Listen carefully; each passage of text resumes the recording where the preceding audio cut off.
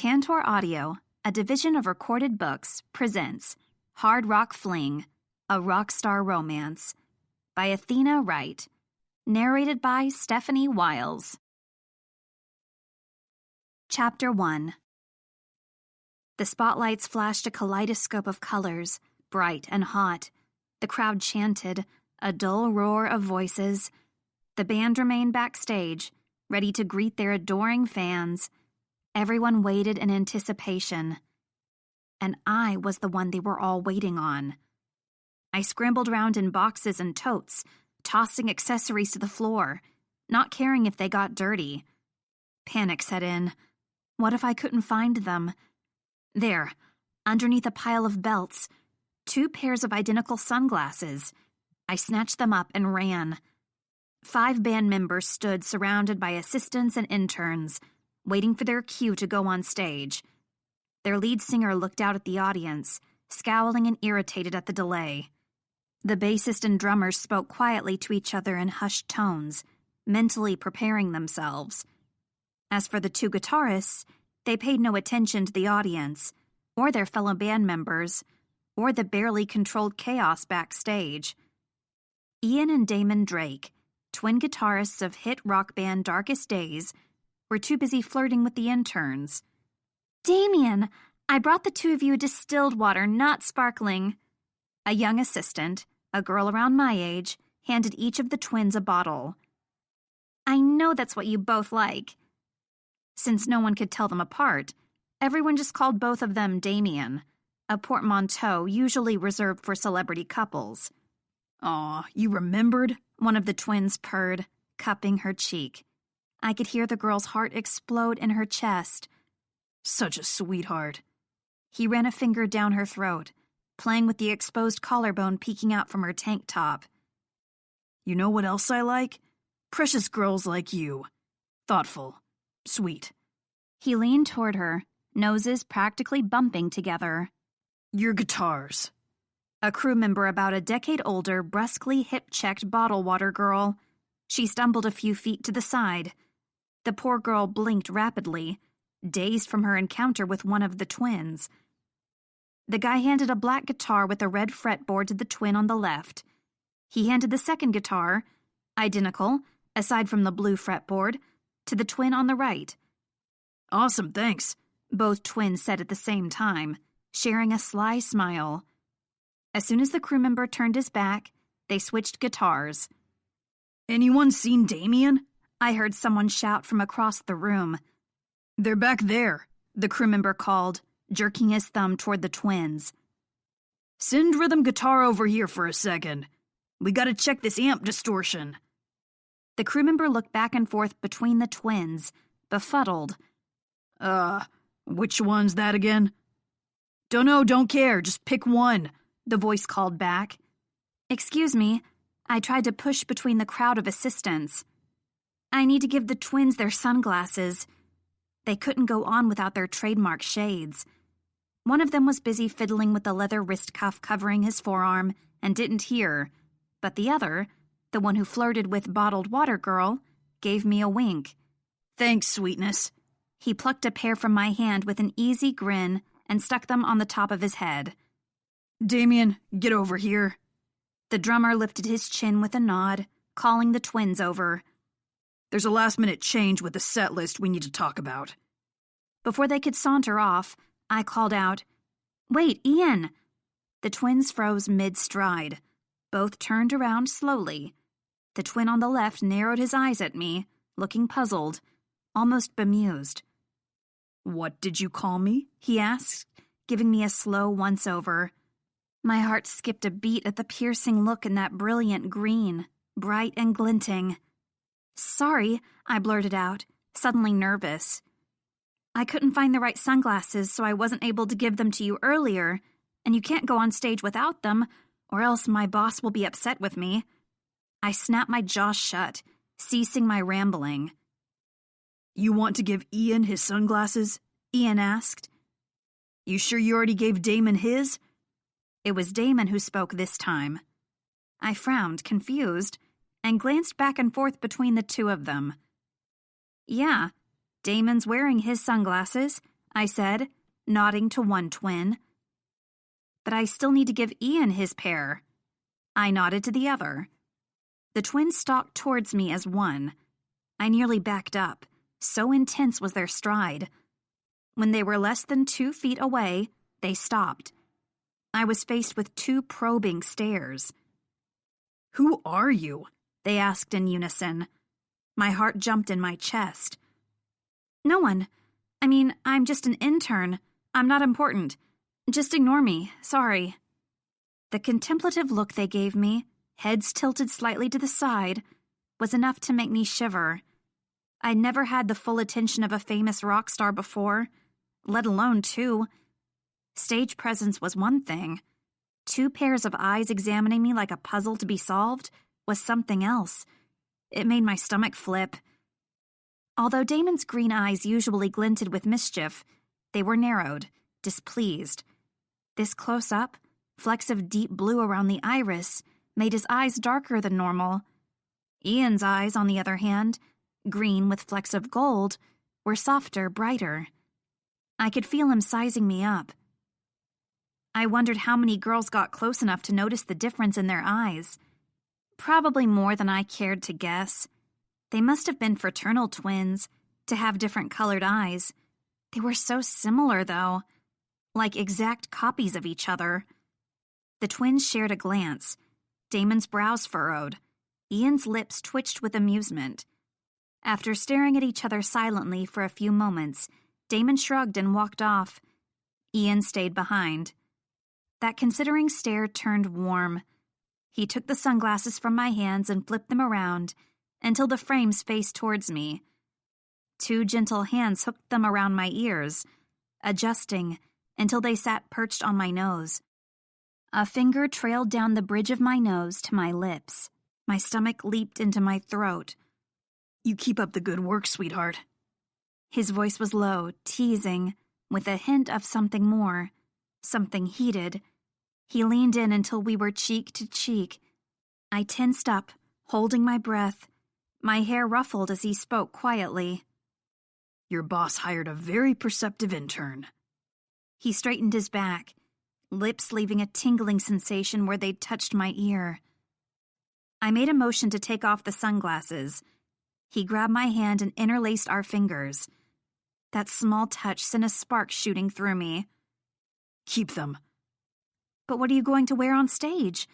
He still held my hand. "My boss will be angry with me if you go on without them." He smirked and pulled an identical pair from his back pocket. "I've always got a spare. Don't worry. I'd hate to see your boss fire you."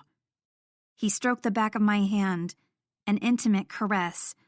My legs went shaky for a brief moment. Ian smirked. Despite the fluttering in my stomach, a contrary feeling came over me. He knew exactly the effect he was having on me, that playboy jerk. I forced myself to stand up straight, locking my knees. "I'm surprised you care about some random intern." He met my gaze for a brief moment. In those few seconds, his eyes glimmered with something I almost couldn't identify. Curiosity? "I wouldn't want a pretty girl like you getting away." "I'm sure if I got fired, you'd find another pretty girl within seconds." He grinned and flipped the sunglasses between his fingers. "Seconds? Damn. I know I've got good game. But seconds? I'm flattered." It wasn't meant to be flattering. His mouth popped open, astonished, before laughing. "Should I be offended then?" "Just making an observation." Ian eyed me up and down. "I did say you were perceptive." "I don't need any special insight to know you're a man." I bit my tongue before the words could come out. "What was that?" Ian teased. "Were you just about to slut-shame me?" "No." "I think you were." He shook his head and made a tisk sound. "You shouldn't listen to tabloid gossip, you know." He cut my cheek, just like his brother had with the bottled water girl. Maybe it was their signature move. His thumb brushed my lower lip. A jolt of electricity ran up my spine. My body warmed to the core. I tried to think through the haze taking over my brain. Then again, he said, they do say there's a grain of truth to every rumor. Hey, Damien, the bassist called out. Quit flirting. We're going on soon. He pulled back. My lungs began working again. Your adoring fans await, I said, trying not to sound breathless despite my rapidly beating heart. You better get going, Ian. He tilted his head, giving me one more look, bemused, but with a heavy weight behind it. Take good care of those shades, sweetheart. They're my favorite pair. I watched through tinted lenses as he strolled off and joined his band members. The twins shared a quick look and turned their eyes to the stage. When my stomach stopped tumbling over, I took the sunglasses off and clutched them in my shaking hand. I could still feel the touch of his lips on my skin, the brush of his thumb against my mouth. The audience burst into cheers. The concert had started. I let out a slow breath. No need to freak out. I'd found the sunglasses. I'd delivered them to the twins in time. No reason to panic. No reason, aside from the look in Ian's eyes whenever I said his name. Chapter 2.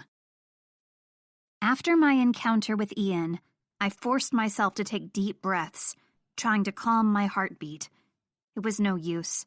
My pulse points were throbbing, not to mention the throbbing in the other, more intimate parts of me. I glanced around to see if anyone noticed my reaction to Ian. Thankfully, the staff and crew members were absorbed in their own work. Besides, they were no doubt all used to the twins flirting. It meant nothing.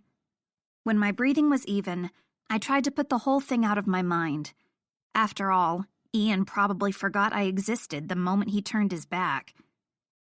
I wandered around backstage to find my boss, wanting to see if there was anything else for me to do.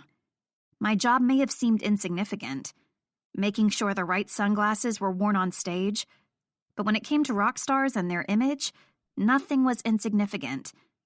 Working with celebrities meant every move, every act had to be planned out perfectly.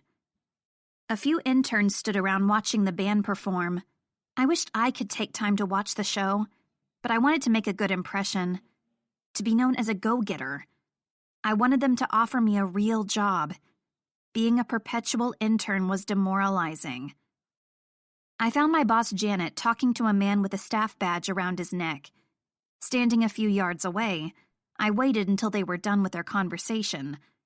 I wanted to pull out my phone and text my sister about my encounter with Ian, but that would have been unprofessional. It was loud backstage. The music assaulted my ears. It reverberated in my bones. I glanced to the side. If I stood a few more feet to the left, I would have a perfect view of the stage. I debated for long moments. Janet was still busy. I shuffled over, feeling guilty. Not guilty enough to stop myself. The drummer was positioned near the back, working the drums at a furious pace. Platinum blonde hair, natural not dyed, flew everywhere with the force of his drumming. His arms were nearly a blur as he pounded away. "August, marry me!" one loud fan screamed out during a lull in the music. His crystal blue eyes were like chips of ice, narrowed in concentration, oblivious to the hollering crowd, paying no attention to the fan calling his name.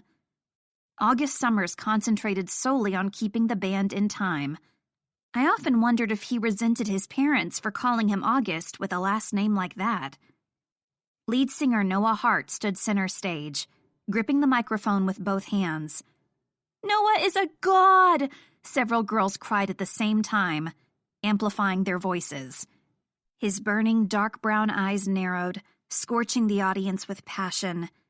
He sang with an impressive range, from erotic purrs to rough growling, as if each word were being ripped from his lips, as if his throat was raw and bloody from the pure emotion being wrung out of him. The crowd was already at a fever pitch, but that didn't stop the bassist from gesturing at the audience to start a mosh pit with a swirl of his hand. "Come on, you guys!" Cameron shouted out with a manic grin. "It's not a proper show if at least one person doesn't leave with a broken nose." His bright, fire engine red hair glimmered under the spotlights. as if he'd sprinkled glitter over his head. Long strands fell over his face, half covering his heavily kohl-rimmed eyes. The dyed hair should have been damaged and destroyed from all the abuse he put it through, but groupie rumors said it was as soft as a baby's.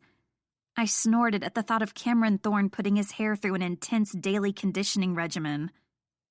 "Cameron, take off your shirt!" one girl yelled. "Yeah, take it off!" A coordinated chanting started up. "Take it off! Take it off!" Cameron laughed. "If you insist," he yelled back. He peeled off his t-shirt to display an exquisitely toned torso. Squeals and swoons could be heard over the music. I would have been drooling along with the other fangirls, but I'd watched Darkest Days in concert so many times I was immune. Cameron spent most concerts half naked to begin with. Besides, there was someone else I was more interested in. Ian. Jumping on amps, dropping to his knees, flying across the stage with all the force of a raging inferno. Endless, unstoppable energy. I was in the wrong spot to get a good look at him, but I could pinpoint the exact moment when two guitars went soaring through the air. The crowd went wild, calling out a single name. "Damien! Damien!" Two cheeky grins flashed across identical faces. Two pairs of green eyes glinted with mirth, as Ian caught Damon's guitar, and Damon caught Ian's. The twins had just performed their favorite move, switching guitars in mid-song to play each other's parts. "Hope, what are you doing standing there?" Janet spoke to me with an annoyed snap. I cringed. I'd been caught standing around watching the band like the shiftless interns I was trying to one-up. "I was wondering if you had anything else for me to do." I tried to sound eager and attentive. "Just keep an eye on all the extra accessories," she said. "We don't want people trying to steal them as souvenirs." "I'm on it." I lugged all the boxes to a corner, found a particularly sturdy one, and sat. No one was going to steal anything on my watch. Although the concert venue was vast, holding thousands, the backstage was small and cramped. Most of the space was taken up by a row of chairs seated in front of mirrors outlined by light bulbs. All the acts performing that night had their turn in the chairs on the receiving end of hair and makeup. On the far side, a small living room area had been set up, with sofas, armchairs, and coffee tables. This venue didn't have a proper dressing room. That setup would have to do. The lack of dressing rooms meant a large portion of the backstage was curtained off to give the artists privacy when they changed. A few staff members were hovering nearby, in case any of the artists had requests before they went on. Most of the crew rushed around with headsets, carrying out their tasks with haste. The band members never knew how much work went on behind the scenes. They never thought about the personal assistant who handed them their towels. They never thought about the errand boy who had to run out at the last minute to replace bottles of expensive sparkling water. They never thought about the intern who made sure they had the right sunglasses to wear on stage. Except one rock star had. I squirmed, remembering the way Ian had looked at me. Concentrating on my job was difficult, with the phantom touch of his thumb brushing my lips. I closed my eyes and took a slow breath in. I had to cool it, or I'd end up a sexually frustrated mess before the night was over. The concert was over 6 hours long, a collection of artists performing for charity. Darkest Days performed second to last. I resisted the urge to play with my phone. I was paranoid that would be the moment Janet came to give me more work. That didn't mean I didn't have something else to occupy my time. Even though I knew I shouldn't have, even though I told myself to put it out of my mind, I'd strategically place the boxes so I'd have a good view of the stage from the side. A perfect view of Ian. Chapter 3. Ian and his brother stood face to face, hips and guitars canted towards each other. 4 deft hands maneuvered wildly across strings for a mid-song guitar duel. The fans screamed until their lungs gave out. The twins pulled on their whammy bars at the same time and jumped away to opposite sides of the stage with matching smug looks. Their expressions weren't the only thing that matched. Both heads of light brown hair stood up in soft spikes. Identical leather wrist cuffs covered the backs of their hands and half their forearms. They wore the same band t-shirt, ever-changing depending on their current favorite. The twins would wear an Iron Maiden shirt one week and a boy band shirt the next. Whether they were serious or not was up in the air, as always. Their performance was something to behold. The frantic energy they exuded was both exhilarating and exhausting. By the time their set wound down, I felt like I'd been the one jumping and running around on stage. "Hope," my manager called. I swung my head forward, pretending I hadn't been watching the concert. Pretending I hadn't been watching Ian. "Don't let Damien wander off with those sunglasses, or we'll never see them again," Janet said. "We didn't get one of the pairs back last time." The encore concluded. The band members said their final thanks and farewells. Tomorrow morning, Darkest Days would be back in the studio to continue working on their next album. I stood ready to intercept. I needed to get those sunglasses back. August left first, not hanging around to bask in fan adoration. His thin white t-shirt stuck to his chest with sweat, clinging to every peak and valley. Tempting enough for fangirls to swoon over. Not that he ever noticed. He took a towel from the outstretched hands of an assistant and handed over his drumsticks without glancing at her, an absent-minded look on his face. Cameron must have run out of souvenirs to throw to the crowd, because he was already tugging Noah off stage with an arm hooked around his neck. "Would you shove off?" The lead singer gave the bassist a withering glare. His ever-present leather jacket fit his upper body like a glove. Messy black hair fell over his eyes, his brow furrowed in annoyance. Noah shoved an elbow in Cameron's ribs and tried to duck out from under him. Cameron was having none of it. "Stop your scowling." Cameron tussled with him until Noah gave in. "You were awesome out there tonight. Let me shower you with praise." Assistants followed behind them like ducklings. Cameron was too busy laughing and trying to jump on Noah's back to notice. The twins left the stage last, still pumping their fists to the crowd and raising 2 fingers in a rock-on gesture. Their chests heaved as they panted, out of breath from the intense performance. They buzzed with energy, bodies practically vibrating. When they were out of sight of the audience, Ian leaned over and braced himself on his knees, limbs trembling. Although their eyes were unreadable, hidden behind the sunglasses, I saw concern on Damon's face. He placed a firm hand on the back of his brother's neck, bringing their foreheads together. His lips moved, murmuring. Ian shook his head, murmuring back, and got a satisfied nod in return. The 2 of them looked back to the audience, still cheering and chanting. The sly expression that crossed both faces was unmistakable. They switched guitars, taking back the instruments they'd each started the concert with. "I've got your towels, Damien." The assistant who'd previously given them their bottled water was immediately at their sides. Damon tugged on one of the towels, using it to pull her close. She squeaked as he wrapped an arm around her waist. "You're doing a great job, sweetheart. So attentive to our needs."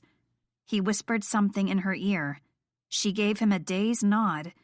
He kept the arm around her waist as he led her further backstage. I intercepted, making them halt in front of me.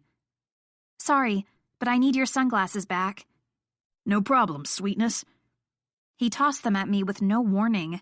I fumbled to catch them before they fell. He sidestepped around me, giving me no further thought, all his attention on bottled water girl. She looked to be in a Damien-induced stupor. Ian was still at the edge of the stage, busy toweling off the sweat from his hair. He didn't see me approach. I took a steadying breath. I wasn't going to let him throw me off balance like before. "Can I have your sunglasses, Ian?" He looked up briefly. I could feel him staring at me even through the shades. One pair wasn't good enough for you? My stomach did flips at his teasing smile, but I forced myself not to show it. My boss wants me to get all the accessories back. He took off his shades and held them out for me to take. Our hands brushed. It sent a shock from my fingertips, up my arm and through my spine. Every nerve tingled. I yanked my hand back and stuck the shades in my bag for safekeeping. Anything else I can give you? Ian asked. My shirt? My pants? I'll gladly hand them over. All you have to do is ask. I swallowed hard. The sunglasses are fine. The softly tufted spikes were now a tangled mess falling over his face. I unconsciously reached out and pushed the hair away from his forehead until his green eyes were visible again. He paused with the towel still in his hand and gave me a puzzled look. I backed away, appalled at myself. That look turned into a smirk. Just can't wait to get your hands on me, can you? Of course he thought every girl was going to fall for him. It no doubt happened all the time. He probably expected it. In your dreams, I shot back. Sweetness, you wouldn't be saying that if you knew what kind of dreams I have. I'm sure I know exactly what kind of dreams you have, Ian. That puzzled look was back on his face. He tipped my face up with a finger on my chin, making me look him in the eyes. My insides turned to jelly. Heat radiated from that single point of contact and flowed through my body, centering between my legs. Why do you always do that? He asked. Do what? I said, trying not to let my voice shake at his touch. Call me Ian. I stared at him, confused and aroused at the same time. Because that's your name? He tilted his head, contemplating. You're not like the others, are you? He murmured. I opened my mouth to respond, but didn't know what to say. You should come to our after party, he said, changing the subject. An after party with rock stars. Ian invited me to party with him. I was almost giddy at the thought, my mind clouding over. What sort of things did one do at a rock star party? I remembered Bottled Water Girl and the way she'd succumb to Damon's attention so easily. I remembered the trail of his fingers along her waist, almost brushing against her ass. I knew exactly what happened at rock star parties. My heart sped up, but it wasn't only excitement I felt. My body was flooding with nerves. I told myself to get a grip and took a few steps away. I couldn't think when I was so close to him. Sorry, I can't. I've still got work to do. My boss is kind of a hard ass. Ian blinked at me, taken aback. He started to say something, but before he could speak, the band's manager, Naomi, called to him. August, Damien. She motioned to them with a jerk of her chin. Ian stared at me for a few long moments, then cracked a grin. All right, I'll let you get back to work, sweetheart. Wouldn't want your boss to fire you. I watched his retreating back for a few moments, then ran my hands over my face, breathing deeply. I needed to get myself under control.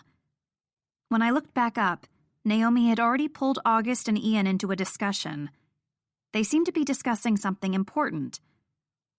We heard back from the music execs, she said. They want to have another meeting to talk about the concept album. The drummer nodded, but his gaze drifted back to the stage. Where are the others? Naomi asked, looking around. Darkest Day's lead singer and bassist were talking with a crew member. Noah frowned and gestured to something behind the stage. Cameron, Noah! Naomi called them over. Cameron grabbed Noah's arm and hauled him away. Noah tugged his arm back, scowl firmly in place. Damon was still off somewhere with Bottled Water Girl. The group put their heads together in a tight circle, conversation inaudible. I turned my attention away from the band and went back to the boxes. I was supposed to be watching the accessories. Instead, I'd let Ian distract me. I did a quick inventory. Everything was where it was supposed to be. When I was sure the boxes were untouched, I looked around for a crew member to help me carry them to the car. I turned to find Ian's eyes on me. He appeared startled for a brief moment, as if he hadn't thought he'd get caught watching me. Long, dark eyelashes swept up and down as he scanned me from hair to toes. Our eyes locked. He winked, and the tumbling in my stomach started up again. Even from this distance, I could make out the radiant green color, could see the amusement shining in his eyes. When he finally glanced away, I inhaled deeply and closed my eyes, trying to ignore the shiver running up my spine. I went back to the boxes, distracting myself with work. But as much as I tried to put it out of my mind, I knew I would never forget the moments when his skin touched mine. God, I needed to get laid. Chapter 4. Back at the office the next morning, I made sure all accessories were put back in their places, sunglasses, belts, and all. I took another inventory. Everything matched up with my checklist from the night before. No one stole from darkest days with me on the job. When it was all put away, I tried to sneak out for a break without anyone seeing me. My sister Faith was waiting for me on the first floor near the entrance so we could get lunch together. She called out when she saw me. "Hey, Hope, you ready?" "Shh." I waved my hands and looked around surreptitiously. "Come on, let's go before anyone notices." I pulled her onto the street. "What's with the sneaking?" she asked. "Even interns are allowed a lunch break." I made a face. The moment I sit down is always when my boss Janet comes looking for me. I've taken to chugging a coffee and cramming a sandwich into my mouth in the women's washroom. "Let's go to that cafe a few blocks away. It's kind of sketchy. No one ever goes there, so your boss won't catch you sitting down." Faith was right. The place was kind of sketchy, with rickety tables and mismatched chairs. But that just meant the line to order wasn't long. We had our coffee and sandwiches within minutes. I was surprised my sister would set foot into a place like that, but I took one sip of my coffee and understood. "This coffee is amazing," I said. "It's pretty good. Better than you can get at most cafes. Still not as good as a traditional French press espresso, though." "Coffee snob." "It's called having refined tastes." Faith sipped at her drink, looking at me intently. "I don't want to sound like a bitch, but you look utterly destroyed." I ran a hand through my hair, smoothing down the flyaway strands.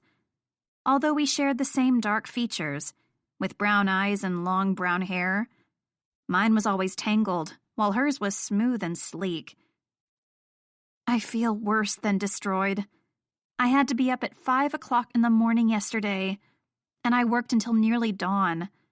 I'm running on empty.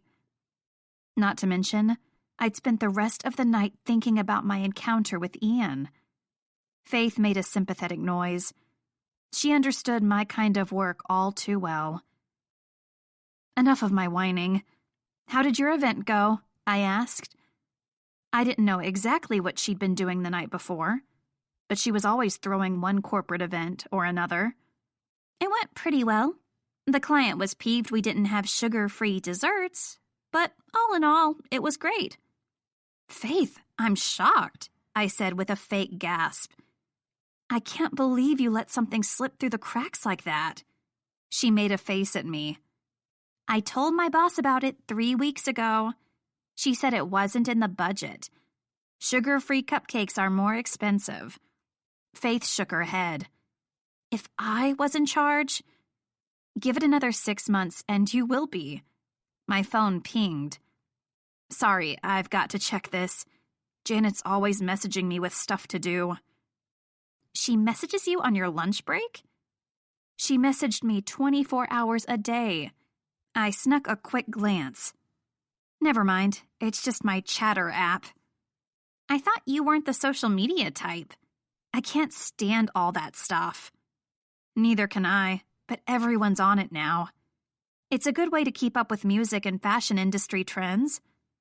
Faith laughed at me. Keeping up to date with industry trends? Really? That's why you're on it? Why else would I be? She grabbed at my phone and read aloud. Hot new pictures of Damien with up-and-coming runway model. Will the twins ever settle down? I reached for my phone to grab it back, but she held it out of my reach. She continued reading. Video of Wild Darkest Days Bash proves rock stars really know how to party. Faith stared at me. I squirmed. Those sure seem like important industry trends, she drawled. I gave up. All right, fine. I set up notifications whenever anyone mentions Darkest Days. Of course you did. I need to keep tabs on the guys and their music. For my job, you know. Right, for your job. Faith poked me in the ribs. It's not like I follow their every move or anything. Of course not. I'm a fan, but it's not like I'm obsessed. Mm-hmm. She sipped her coffee, staring at me over the rim. I kept digging myself deeper and deeper into the hole. I just want to know when they release a new song or music video, or when they announce a new tour or media appearance, or when one of them changes their hairstyle, or has half-naked selfies leaked online. Faith raised a single eyebrow. I conceded. Okay, so maybe I'm a little obsessed. Well, you wouldn't be the only one. Half the girls on the planet are in love with Darkest Days. With good reason. They're rock star gods. She shrugged. They've got good songs, I guess. You guess? You know rock music isn't really my thing. Faith handed me my phone back. Do you really like getting notifications every time one of those guys trashes a hotel room or bangs another girl? I looked down at my coffee, not answering. There was definitely some news I didn't like to get. I hated the idea of Ian sleeping with a bunch of girls. I couldn't pretend it didn't happen, though. The twins were notorious flirts. They could get any girl they wanted into bed with just a few words. Faith got tired of teasing me and let me finish my lunch in peace. When we were done, she stood up and grabbed her purse. I've got to get back to work. Thanks for lunch, Hope. We should do this more often. Even though we live together, I feel like I never get to see you anymore. I know. It's not like when we were in school. Having adult careers sucks, doesn't it? Faith gave me a squeeze and left. I still had a bit more coffee to finish, so I stayed behind. The cafe was empty, leaving me to my thoughts. Ian's words came back to me. You're not like the others, are you? I took a sip of my coffee, resisting the urge to flush. I hadn't known what to make of it last night. I still didn't. Ian didn't think I was like the others. Other what? Other girls? I shook my head and scoffed inwardly. I shouldn't read anything into it. It was probably a line he said to all his female fans. A jingle announced the cafe door opening. I looked up. My lungs stopped working. A tall, gorgeous man with messy brown hair walked in. His eyes were hidden behind sunglasses, but I knew exactly who it was. I sat, frozen, my hands clutching my coffee cup. Ian didn't see me at first. He ordered a coffee and leaned against the counter, flirting with the barista. Think you could give me an extra shot of espresso, sweetness? She blushed and ducked her head. He tilted her chin up and whispered something in her ear. I couldn't hear what he said, but she squeaked and rushed away. She would no doubt give him exactly what he wanted. That sounded a lot dirtier in my head than it was meant to. He scanned the room, waiting. His gaze fell on me. A sly grin crossed his face. The barista came back moments later. He took his coffee without looking at her. He made his way over to my table. I forced myself to breathe. He would probably walk on by. Of course he wasn't going to remember me. He'd probably flirted with dozens of girls after the concert last night. Ian stopped in front of my table. Mind if I join you? Chapter 5. Ian's low, teasing voice did something to my insides. I swallowed hard and couldn't answer. I just stared at him, trying not to melt. He smirked and pulled out the chair. "What are you doing here, Ian?" The words blurted out without any input from my brain. He stopped in the middle of sitting down. He tilted his sunglasses down an inch, staring at me over the rim. Those green eyes were penetrating. Every time he looked at me, it turned my insides to mush. This time I felt a spark of something else. It wasn't a flirtatious look. It went deeper, like he was peeling back my layers and examining my insides. I felt oddly exposed. "What?" I asked. "Why are you staring at me?" "How'd you know I wasn't Damon?" I shrugged. "I can just tell." "You'd be the first," he murmured. He pulled the chair over until he was sitting next to me, our knees almost touching. "What's a pretty girl like you doing here? This place is such a dive." I couldn't think with him that close. I tried to shift away subtly, but he kept on inching forward. "I'm hiding?" "Yeah, me too. No one ever comes here, fans or media." He stopped following me and leaned back in his chair, eyeing me up and down. "Who you hiding from?" It was such a normal question, the kind a fellow intern would ask. Why would a rock star care about the boring details of my day? "I'm trying to avoid my boss." "Skipping out on work?" He made a tisk-tisk sound. "Naughty girl." I needed a break. I've been awake for almost 24 hours straight. "Had a wild and crazy night, did you? And they say rock stars party hard." I wasn't partying, I was working, I stressed. "That's no fun. Sounds like you need to let loose a little." "I'm plenty loose." Ian laughed. I flushed. "Shut up, that's not what I meant." I took a flustered sip of my coffee, taking a moment to regain my balance. "And what about you? It's barely past noon. Shouldn't rock stars be nursing their hangovers this early in the day?" He stretched out his legs, bumping his toe against mine. "Can't get a hangover if you're still drunk." I debated whether I should shift my foot away or not. Was Ian trying to play footsie with me under the table? "I thought with your album release date getting closer, Darkest Days would put aside the crazy parties for now." "You kidding? The closer we get to finishing, the crazier it gets. Gotta work off the steam somehow." "So you had a fun night partying after the concert, I assume?" "I would have had a lot more fun if you were there." I paused with my drink halfway to my mouth. I didn't know if he was being serious or not. I thought back to the notification about Damien and a model. It hadn't said which twin they were talking about. It could have been Ian, or it could have been his brother Damon. In either case, it didn't matter. Everyone knew the twins could get any girl they wanted. I wasn't anyone special. "I'm sure you managed to have all sorts of fun without me." "Sweetness, you have no idea what kind of fun I can get up to." He pushed his sunglasses to the top of his head and gave me a wicked grin. "Maybe next time I can show you. Would you like that?"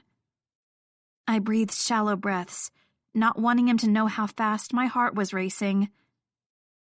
"If you're going to make innuendos at me, you could at least call me by my name." "Which is?" "Hope." He snickered and leaned forward in his chair, eyes sparkling. "That's adorable." I wrinkled my nose in distaste. I hate it. It sounds all virtuous and pure. "Nothing wrong with virtuous." "That's rich, coming from a guy like you." "I don't mind the innocent type. Makes it so much more fun to corrupt them." I couldn't stop the flush of heat that rushed through my body, heading straight between my legs. I knew exactly how he corrupted the innocent. My phone pinged. Ian raised an eyebrow as I reached for it. "Sorry, I know this is rude, but I have to check it." My boss is always giving me more stuff to do. I pulled out my phone. One text from my sister. Thanks for the lunch. Hope your boss isn't too much of a dick today. Your boss? Ian asked. No, it's my sister, Faith. Hope and Faith? Really? So original, I know. She's always asking how my internship is going. I put my phone back in my pocket. And how is it going? It's great. I lug boxes and guard accessories. So rockstar life is treating you well then? Ian teased. I guess. It's just... What? I hesitated before answering. Did Ian actually care about my answer? Or was he just looking for another way to needle me? I'm a box carrier, sunglasses fetcher. I'd wanted an internship where I'd be more than coffee maker and errand girl. I'd thought this would be it. Ian nodded in understanding. The entertainment industry isn't all glamour and glory like everyone thinks. It was eye-opening to see all the grunt work that goes on behind the scenes. I eyed him, surprised at the comment. It always kind of annoyed me, actually, that you guys never seem to realize how many people wait on you hand and foot. The corner of Ian's lips tilted up. You believe that old stereotype about celebrities ignoring the little people once we get famous? No. I mean, I understand. You have your own jobs to do. Important jobs. You can't be thinking about every menial staff member who helps your careers run like well-oiled machines. I'm sure what you do isn't menial. Box carrier and sunglasses fetcher, remember? It certainly isn't as important as your job. I leaned back into my chair with a groan. I know I shouldn't complain. I'm lucky to have an internship at all, let alone one at Etude Entertainment, considering how much competition is out there. So modest, he smirked. I'm sure it wasn't just luck. It's not modesty. I know I got lucky. I have friends who also applied, people much more competent than me. I would have been happy for them if they'd been chosen instead.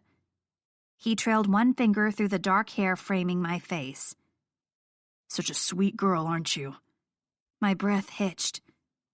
Are you just as sweet everywhere else? He murmured, low enough so only I could hear. A flood of warmth hit my gut like a tsunami, then continued downward, centering between my legs. I swallowed hard and took deep breaths. I needed to get myself under control. Ian gave me a teasing grin and continued talking, as if he hadn't just nearly made me orgasm through words alone. I know the feeling. Before August found me and my brother, we were playing. He stopped sharply. I blinked at the sudden pause, but he continued speaking seconds later. In this shitty little garage band, going absolutely nowhere. Then here comes August Summers, saying he wants us in his band. I thought I'd fucking died on the spot. You've certainly come a long way from a shitty garage band. You sound jealous.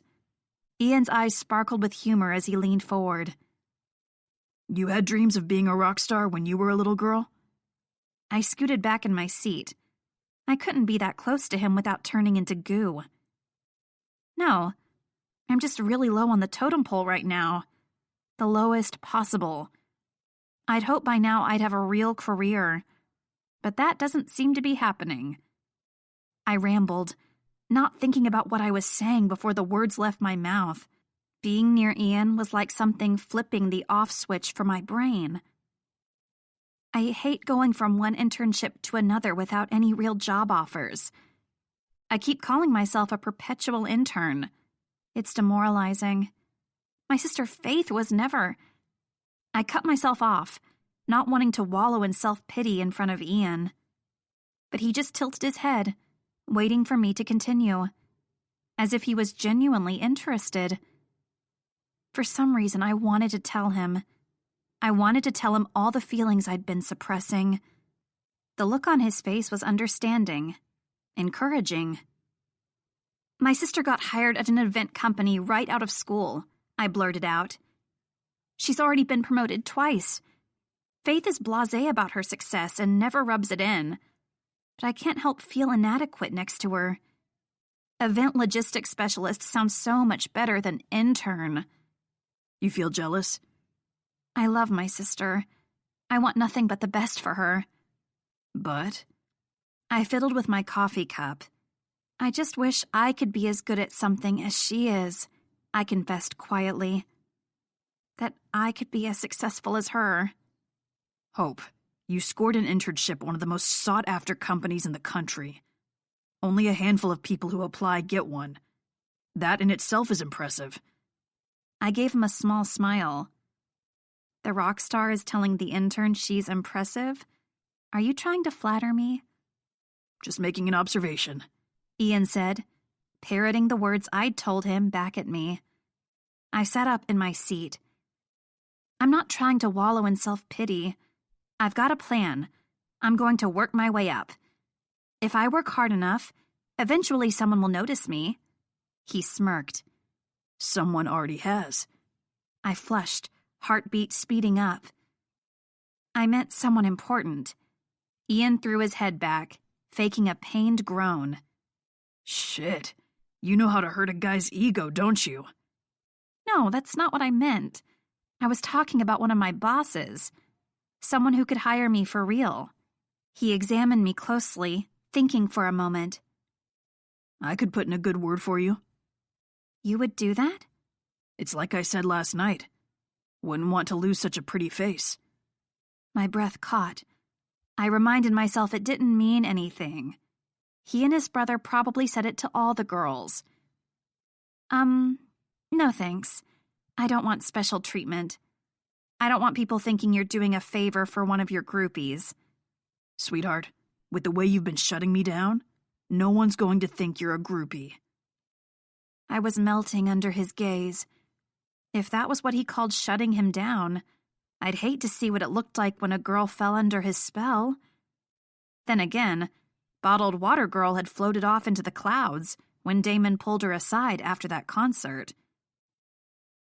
Ian, with the twins' reputation, anyone who sees me talking to you is going to think I'm just another groupie. He looked away. Can't argue with that, he murmured. His expression turned dark for a brief moment, lips turning down into a frown. I wondered why. Surely he knew better than anyone the rumors about Damien and their behavior towards women. Not that I don't appreciate the offer, I continued. I just don't want any favoritism. I get it. You want to prove you can do it on your own. Very noble. He grinned, all signs of his earlier frown having disappeared. It's almost virtuous. Funny. Just saying. Everybody uses their connections to get ahead in this industry. It's nothing to be ashamed of. Yes, it is. Can't you understand how mortifying it would be if a famous rock star told my boss to give me a job? Everyone would think... I cut myself off, flushing. Ian smirked. Go on. What would people think? I stared into my coffee, avoiding his gaze. You know exactly what they'd think. Maybe I don't. Tell me. They'd think that I trailed off, squirming. Ian leaned forward until our thighs pressed together. He trailed his finger along my jaw. I looked up with a start. That we what? My inner muscles clenched from that touch. The urge to lean into it was as strong as the urge to run away. You already know. Maybe I just want to hear you say it. My stomach leaped into my throat. I could barely think through the haze of desire clouding my mind.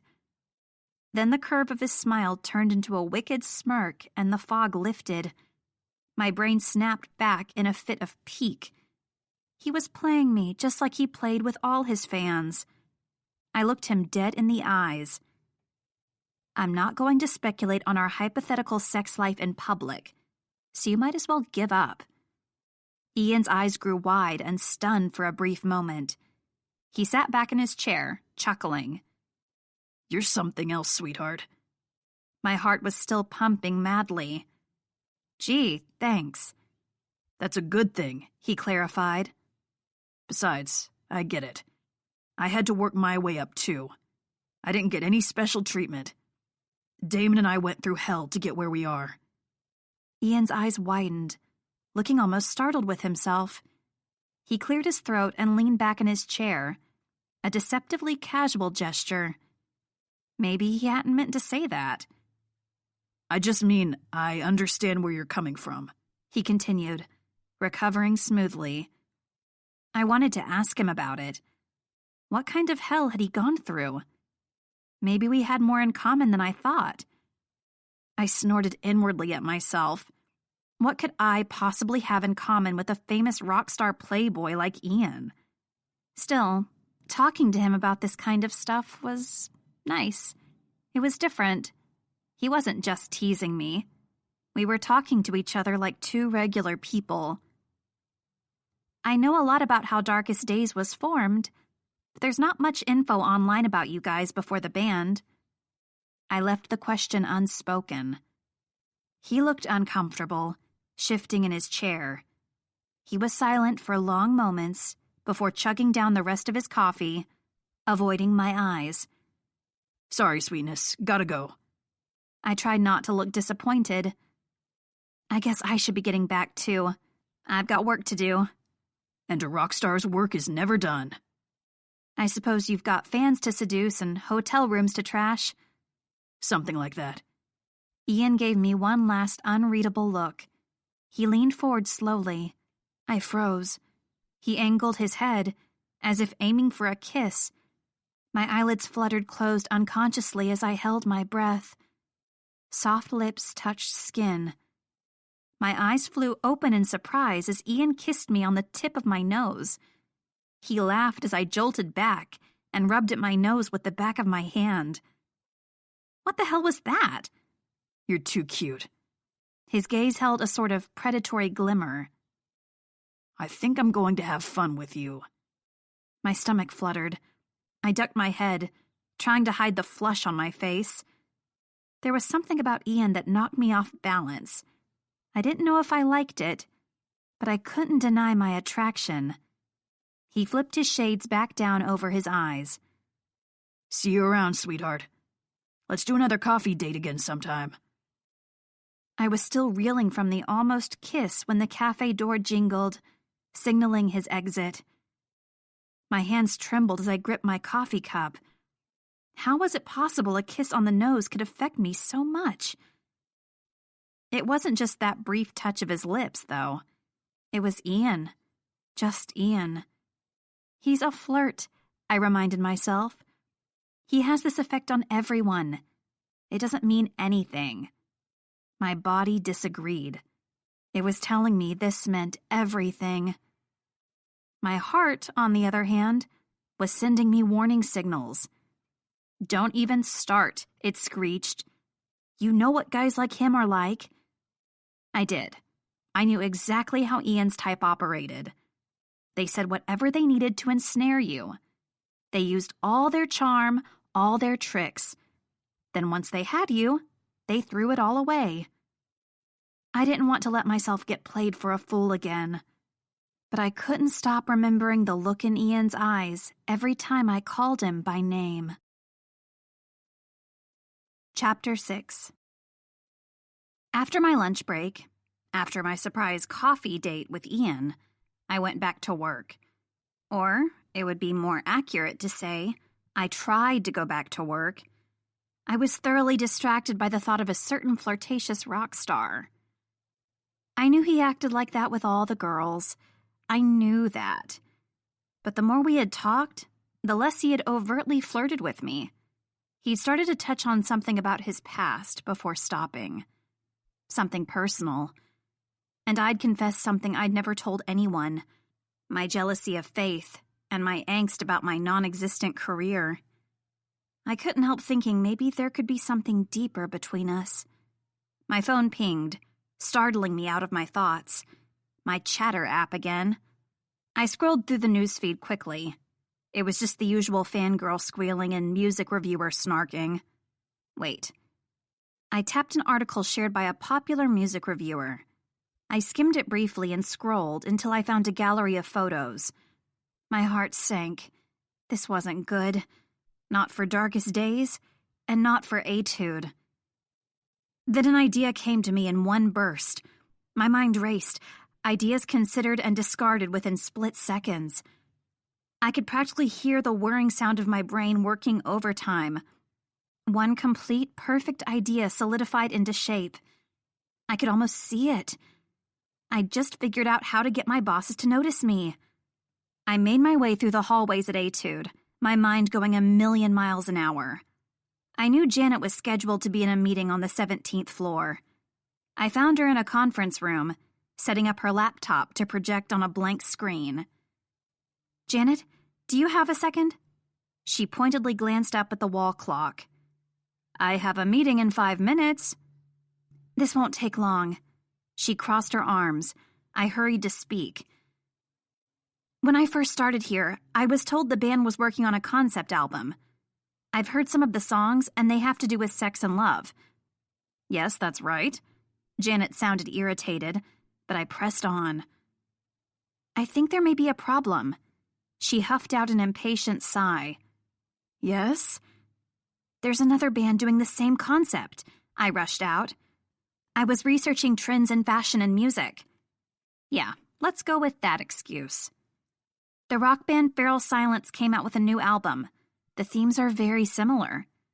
Her expression turned no nonsense. "Explain." "Their album has to do with types of relationships. First love, casual sex, soulmates, that kind of thing." A crease appeared between her brows. "That is similar." "Everyone knows Darkest Days and Feral Silence are rivals. If they put out an album with the same theme, people will think they're copying." The worried look on Janet's face told me she thought the same.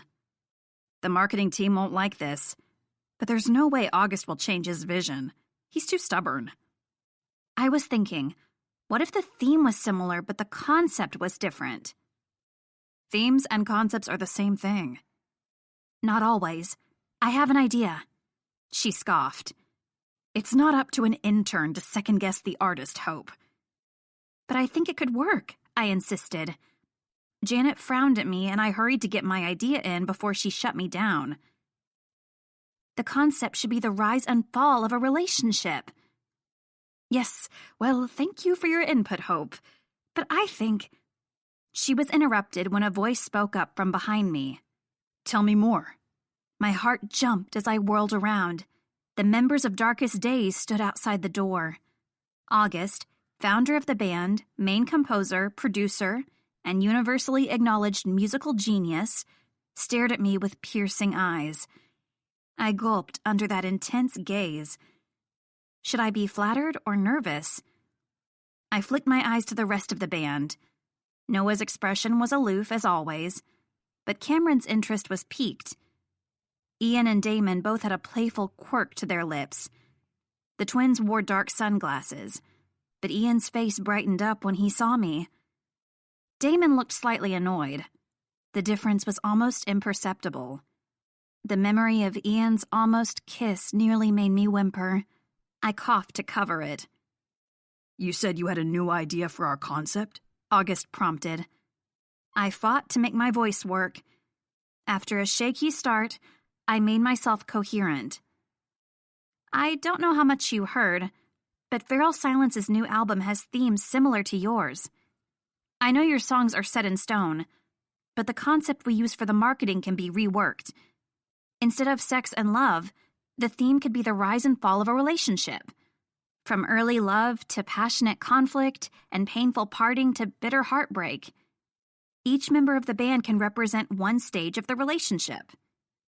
"How'd you come up with that?" Cameron's eyes sparkled with enthusiasm. At least one member of the band liked my idea. "I thought about the meaning of the album and the feelings you were trying to put into the songs. When I tried to come up with how each band member might fit into that, it came to me all at once." "You only gave 4 stages," Ian and Damon said at the same time. "There's 5 of us." They tilted their heads in unison. "You two are both the conflict stage. One is passionate fighting, one is the—" I cleared my throat and tried not to stutter. The passionate makeup sex. Like a yin-yang sort of thing. And which one is which? They both said. I nearly blushed at Ian's seductive smirk. Before I could answer, Janet interrupted. Thank you very much for your input, Hope, but that's enough wasting time. We have a meeting in a few minutes. They weren't going to listen to my idea. I wanted to melt into an embarrassed puddle on the floor. I also wanted to throw my hands up in frustration. I like it. I blinked at August in surprise. Do you always keep this up to date on industry trends? He asked. I try to. Hope is an intern in the product development department, Janet said dismissively. I've got a degree in fine arts, I blurted out. I regretted it the moment the words left my lips. They wouldn't care what I went to school for. An artist, huh? Ian said. You the creative type? Damon continued. Spend your days painting masterpieces? Gonna be the next Picasso? Should we be getting your autograph? No. I just make sure your clothes aren't wrinkled before you go on stage. They both snickered. Damien, what do you think? August asked, inclining his head towards me. The twins gave me considering looks. They both shared a quick glance at each other, communicating without words. We say yes. They both spoke at the same time. Cameron? Noah? Why the hell not? Cameron grinned. Whatever, Noah muttered. All right, I think we're done here, August said. Yes, let's move on and get the meeting started, Janet said briskly. My insides went cold. They were going to just dismiss me. August shook his head. I meant I'm calling off the meeting. There's nothing to discuss anymore.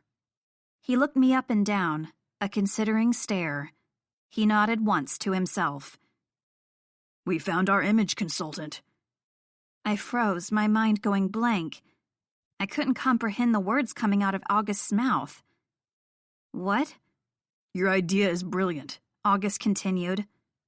The exact kind of thinking we need. Janet opened her mouth to speak as if to interrupt, but August spoke right over her. This new album is going to be a great undertaking. Every ad, every photo shoot, every music video needs to convey the right feeling, the right image. We need someone to work on our promotional campaign to make sure everything is consistent, to make sure our concept is conveyed in everything we do. Like a continuity editor, Ian said. I don't know what that means, I confessed. It's like when you're producing a TV show, he explained. Or movie. If the actor is wearing blue jeans and white sneakers when the director calls cut for the day, the continuity editor makes sure they're wearing the same thing when they pick up filming 3 days later. That's only half of it, August said. We don't just need someone to oversee everything. We need someone creative. We need someone who can take the feelings and meanings of our songs and bring them to life. Someone who can bring our metaphorical ideals into the physical world. Someone who can reduce a concept to visual icons. We need an image consultant. We need a miracle worker, Noah interjected, with a mutter and a snort. They needed a miracle worker, all right. Taking metaphors and making them physical? My mouth went dry. There was no way I could do something like that.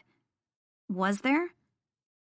Shouldn't the marketing department have people who do all that? I asked. Wardrobe stylists and branding specialists or whatever? They're overworked dealing with all of Etude's other artists, Cameron replied. We can rely on them to help, but we need one person concentrating solely on our album release. And I want that person to be you, August added. Image consultant. Me. Darkest Days, one of the hottest rock bands to debut in years. Wanted some nobody intern to work with them to develop their image and brand for their new album. It was too overwhelming. Some part of me wanted to object and turn them down on the spot. But another part of me started to buzz with excitement. Taking the thoughts and feelings of rock stars and making them real? I would have to use all my artistic skills. It would force me to stretch my abilities to the breaking point. If I pulled it off, I could say I helped create one of the most successful, most creative album releases in years. Ian pushed his sunglasses up until they rested on the top of his head. He scanned me up and down slowly, undressing me with his eyes. That carnal stare, that wicked grin, told me his mind was filling with dirty thoughts. The lump of fear and worry in my gut melted away, something else taking its place. Something hot, something hungry. The look in Ian's eyes was unlocking something deep inside me. I wanted to know exactly what sort of dirty things he was thinking. I wanted him to tell me, to show me. As long as I kept my heart guarded against his charm, surely there was no harm in letting him flirt with me. And perhaps more. It sounds like a challenge. If I took this job, maybe I'd get the chance. I'm in. Chapter 7. As a Darkest Days fan, sitting in on a jam session was a dream come true. I was allowed to watch the band practice their songs a few more times before recording a final version. For inspiration, August had said. It was infinitely better than seeing them perform on stage. During a concert, you were stuck behind a barrier lined with bodyguards. You were lucky if you got close enough to see their faces, and were forced to listen through booming, staticky speakers. Watching the guys sing and play in person was breathtaking. It was so raw, so real. They didn't need to put on their rock star personas to win over fans. They could be themselves. I quickly learned what being themselves actually meant. They didn't have to act like badass sex gods. They were a bunch of rowdy 20-something boys playing around and making music with their friends. Ian and Damon were nearly uncontrollable. They wouldn't sit still, dashing from one corner of the room to the other, jumping up on tables and kicking over chairs with bursts of laughter. They finished one particularly intense and awe-inspiring dueling guitar solo, then lifted their instruments high above their heads, as if prepared to swing them down. "No, wait," one of the assistants cried, not wanting the twins to smash up another pair of guitars. They snickered and lowered the instruments, giving each other a fist bump. "Damien, chill the fuck out and play your goddamn instruments."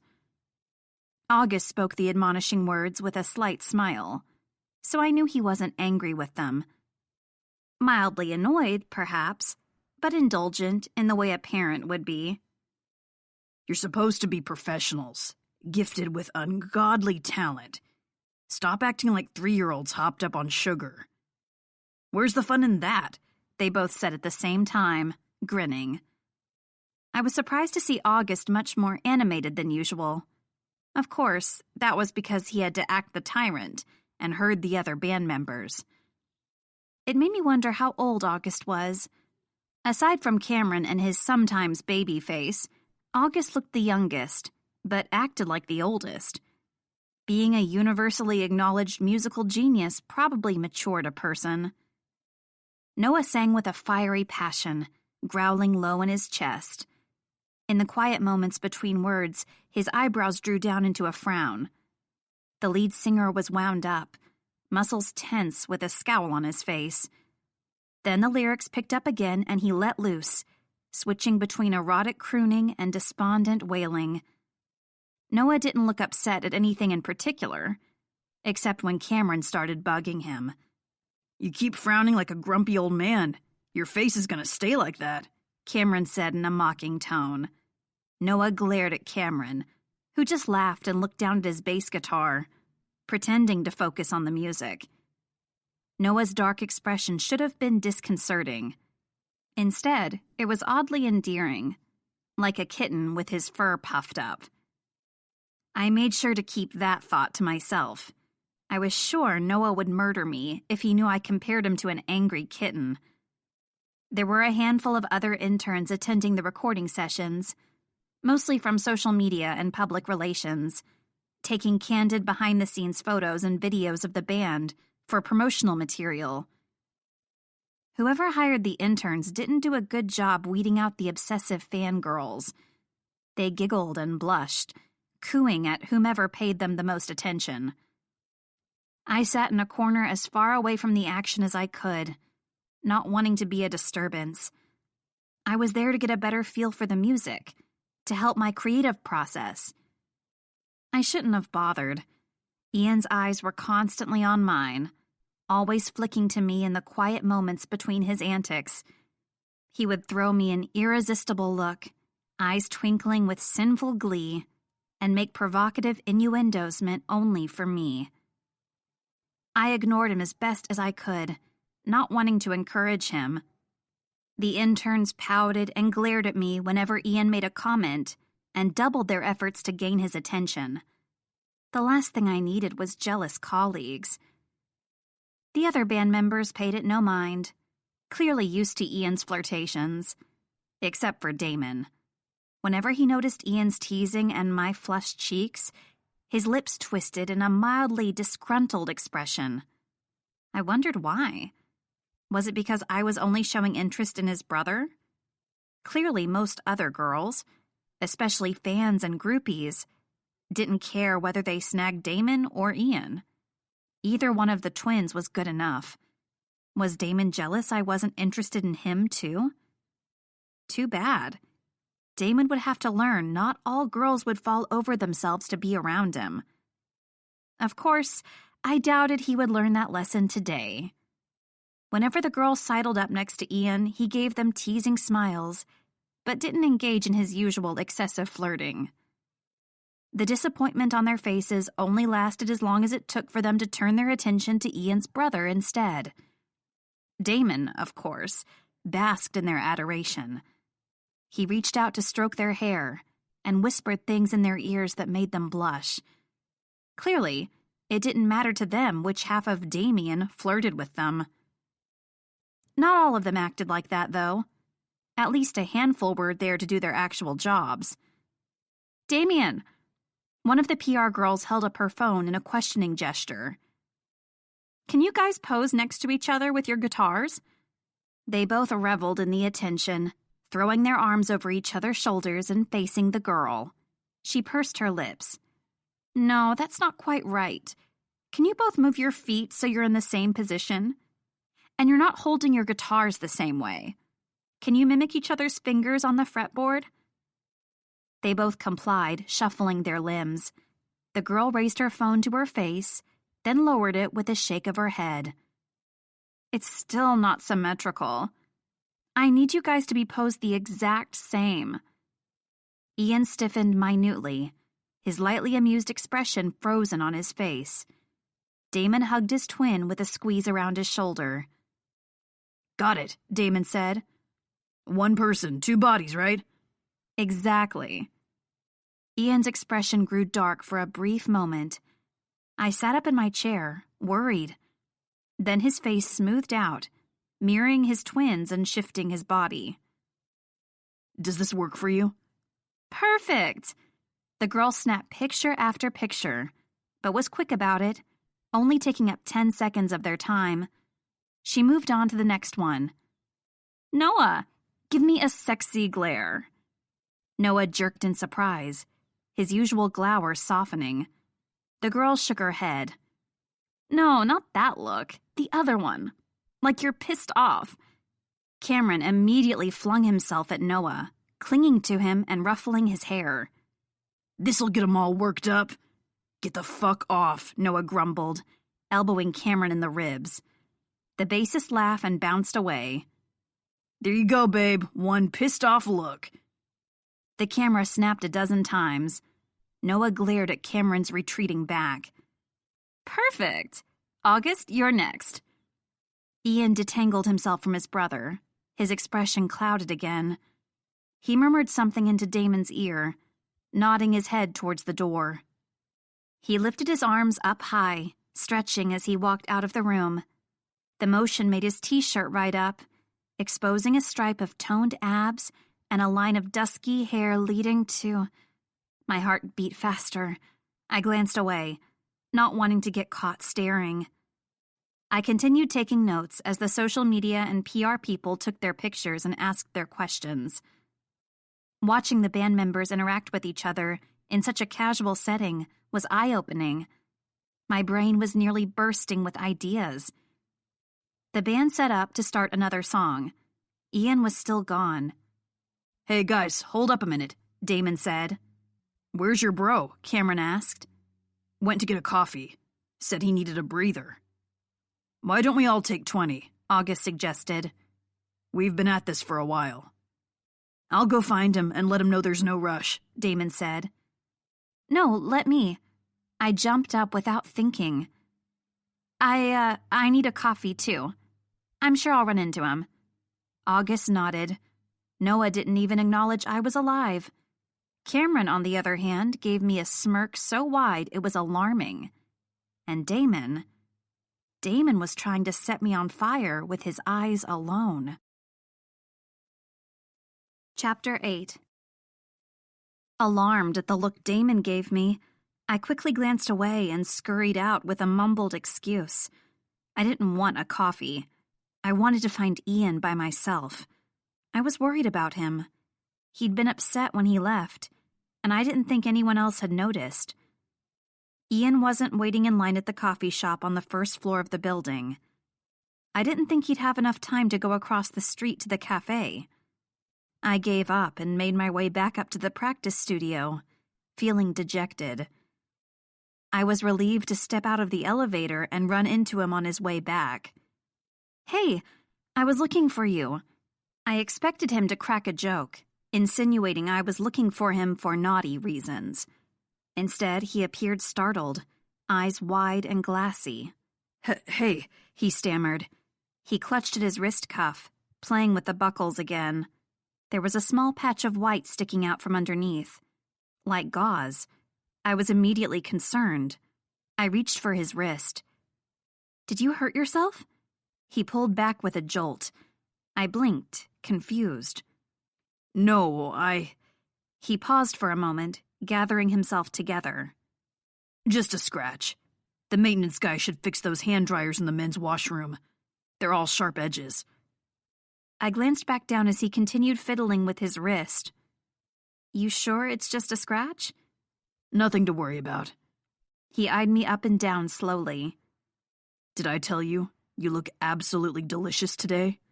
My heart sped up at the hunger in his eyes, all thoughts of injuries forgotten. "You might have mentioned it once or twice in front of everyone." "Only once or twice? I'll have to do better next time." "I'm sure your horde of fangirls will just love that." "You seem to have a problem with jealousy." "No, I don't." "You do. It's cute." "Whatever. It's not like I care. Go ahead and flirt with whomever you like." He gave me a teasing smile. "Maybe I'll leave the flirting up to Damon from now on, if it makes you so jealous." "And let down all your fans? You would never." "It's not like girls care which twin is doing the flirting." "Why do you think that?" He gave a rueful laugh. "Didn't you hear? One person, two bodies. We're the exact same. No difference between us." "There is, though. I know everyone thinks you and Damon are identical, but you're not." "And what exactly makes me different from my brother?" He leaned into me, encroaching on my personal space, inches away from me. I think I could smell him, something strong and hot, like smoke and spice. It sent my head spinning. That was the only reason I answered the way I did.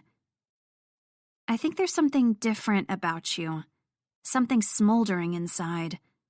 Damon is ferocious like a wildfire, out of control. You're different from your brother. You're more of a slow burn. You scorch people from the inside out, turn people to ash before they notice you've burned them. And when they do, they don't care. Your fans love it.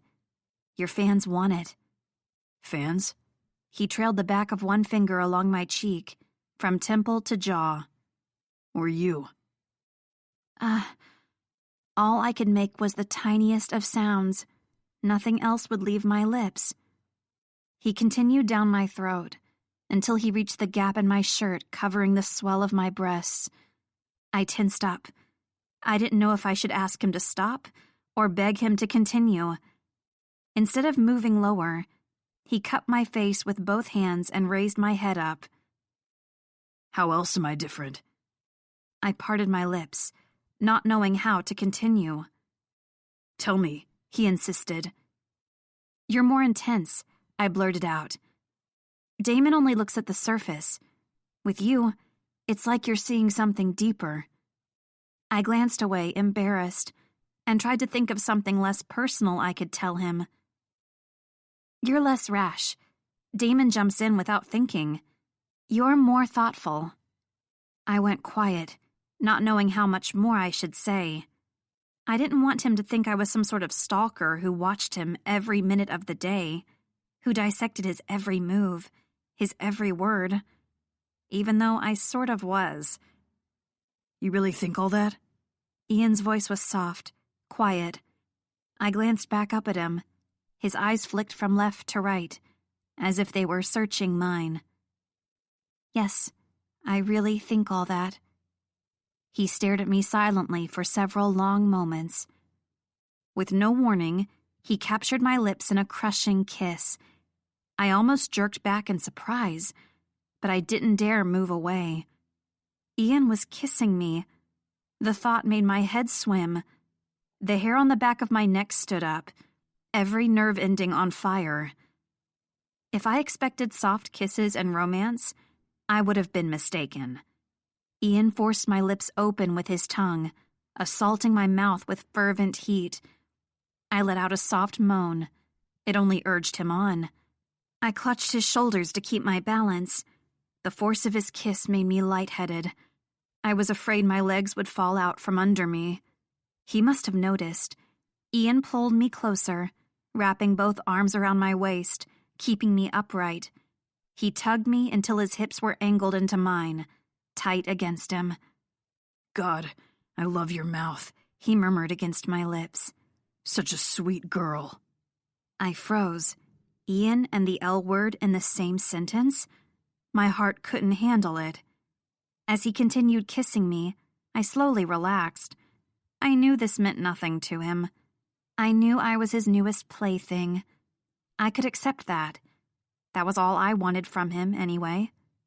The kiss slowed. He stroked his tongue against mine. They slid together softly.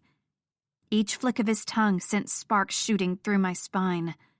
He bit lightly on my lower lip. I let out a soft sound in the back of my throat. The taste of him, the smell of him, was driving me crazy. Warm and spicy. It was innately masculine. After several long minutes, I finally had to break away for air. He continued the kisses, sliding his lips to my neck, leaving a blazing hot trail. He applied a soft suction, and I nearly whimpered out loud.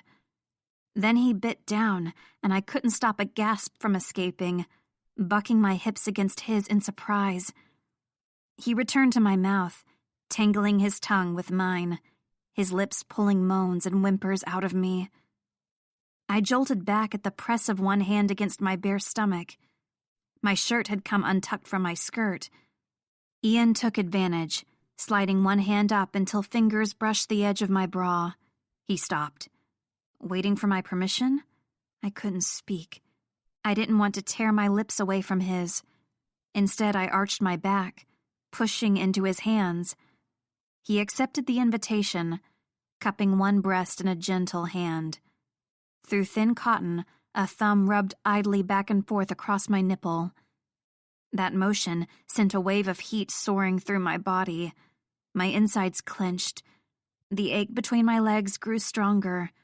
My panties were getting damp. He must have felt the shudder running through me. One knee found its way between my legs, hiking my skirt around my waist. The press of his thigh against my very center caused my brain to fizzle out. My hips rocked unconsciously, trying to get more friction. Heavy footsteps echoed down the hallway. I pulled away with a gasp, pushing at Ian's chest. He barely moved an inch. What? I cut him off with a sharp hiss. Someone's coming. I quickly pulled my skirt into place, attempting to tuck in my shirt with one hand while smoothing my hair with the other. "What are you doing here?" Damon popped around the corner a few seconds later. "August wants us all together. Right now. Be there in a minute." Ian didn't take his eyes off me. I flushed and took a few more steps back. "Whatever, man." Damon snorted and left. Ian and I stood in silence for a few moments. I was still catching my breath, but he was unruffled.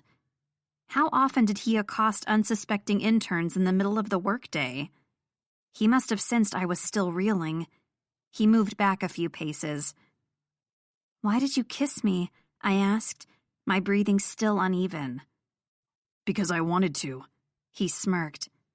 "Are you telling me you didn't like it? Because I'd like to do a whole lot more than kissing." I bit my lip and forced myself to answer truthfully. "No, I liked it." His lips quirked up as a smug look spread across his face.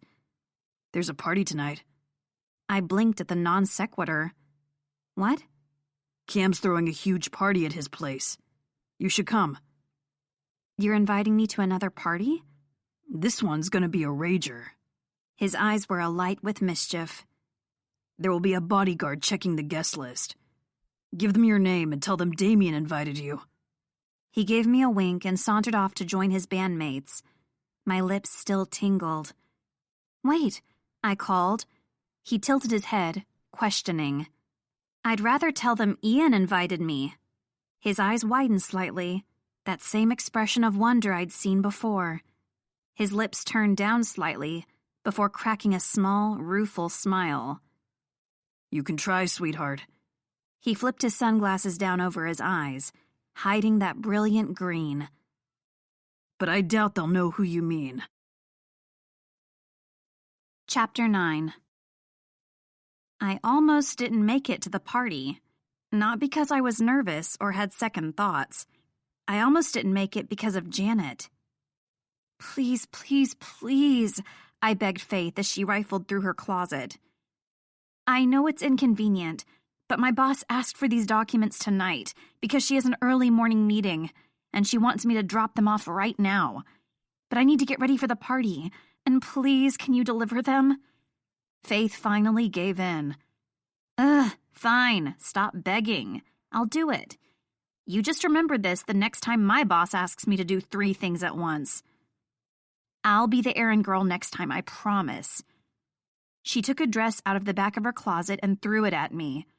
"Here, try this on. There's no way I'm letting you leave the house in your usual leggings and baggy sweaters." Interesting choice. The high neckline and long sleeves surprised me. She never wore anything scandalous, but Faith's style was less stuffy than the outfit suggested. "It's called 7 dresses in 1.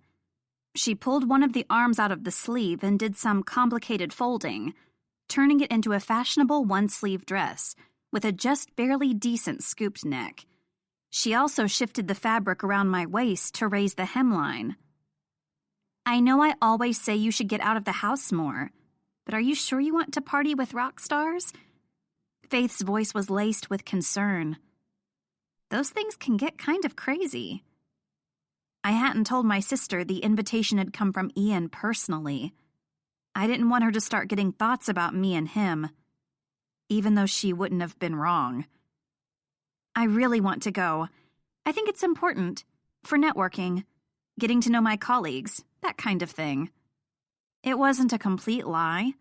I would be getting to know my colleagues, just not the way Faith imagined. Ian had kissed me. He'd more than kissed me. We made out at work where anyone could have caught us.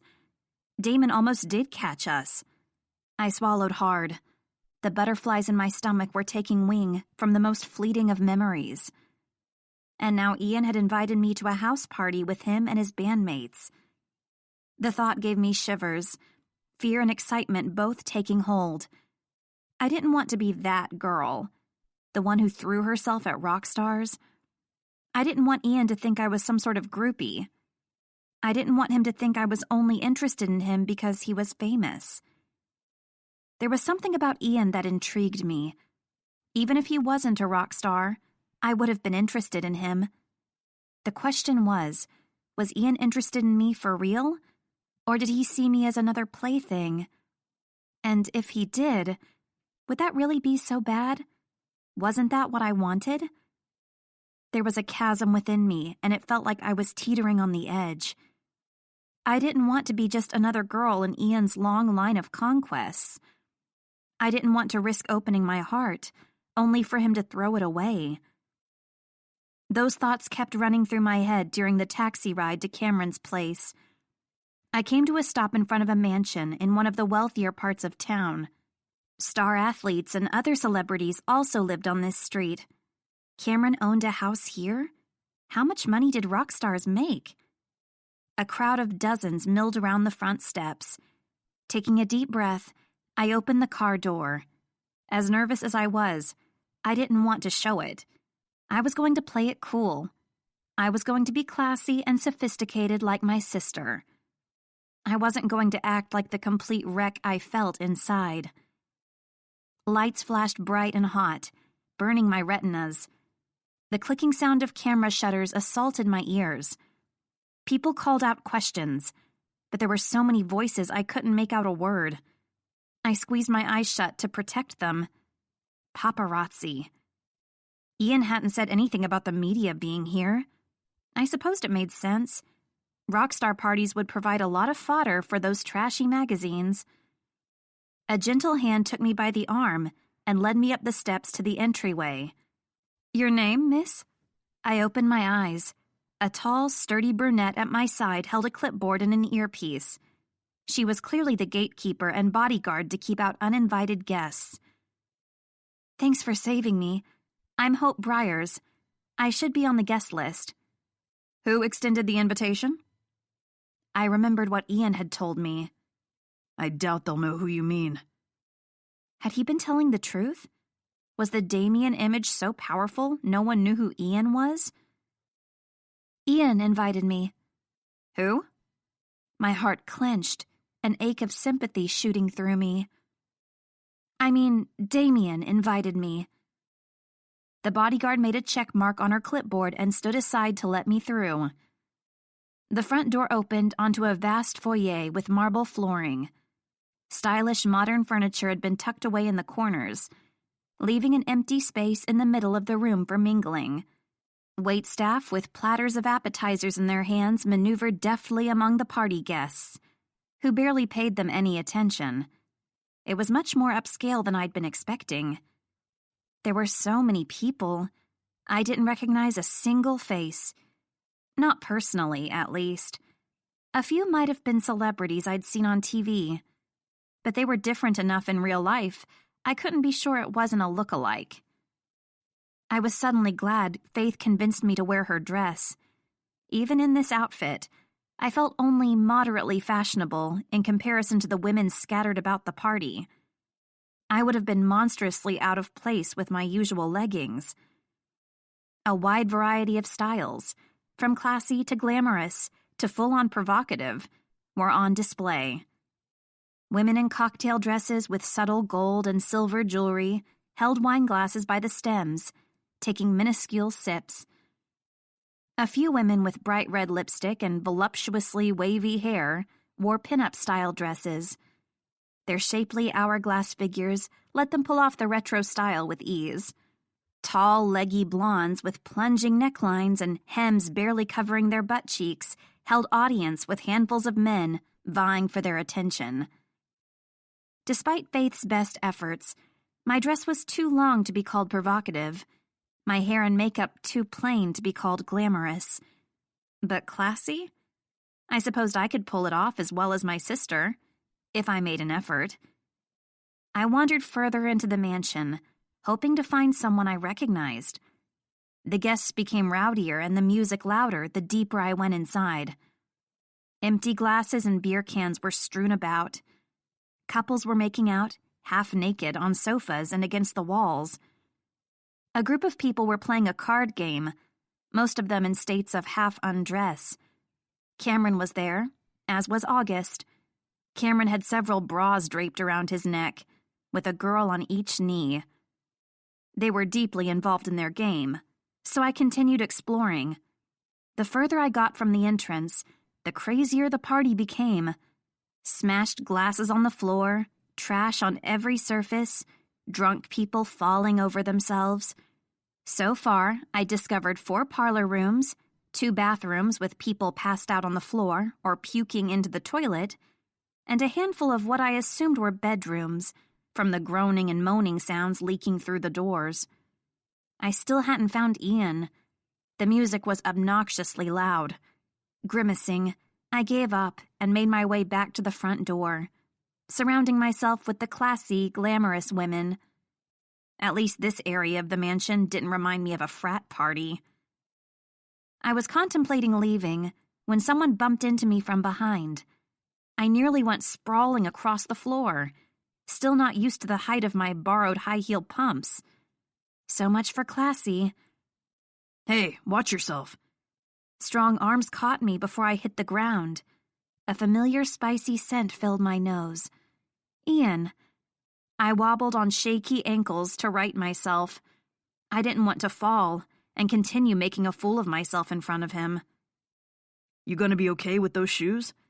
His tone was teasing, but there was a note of concern underneath. It's fine. I pretended I wasn't dying of embarrassment. Someone just bumped into me. I turned around in his arms. He kept them wrapped around me, gripping my waist with both hands. His hair wasn't styled for the stage.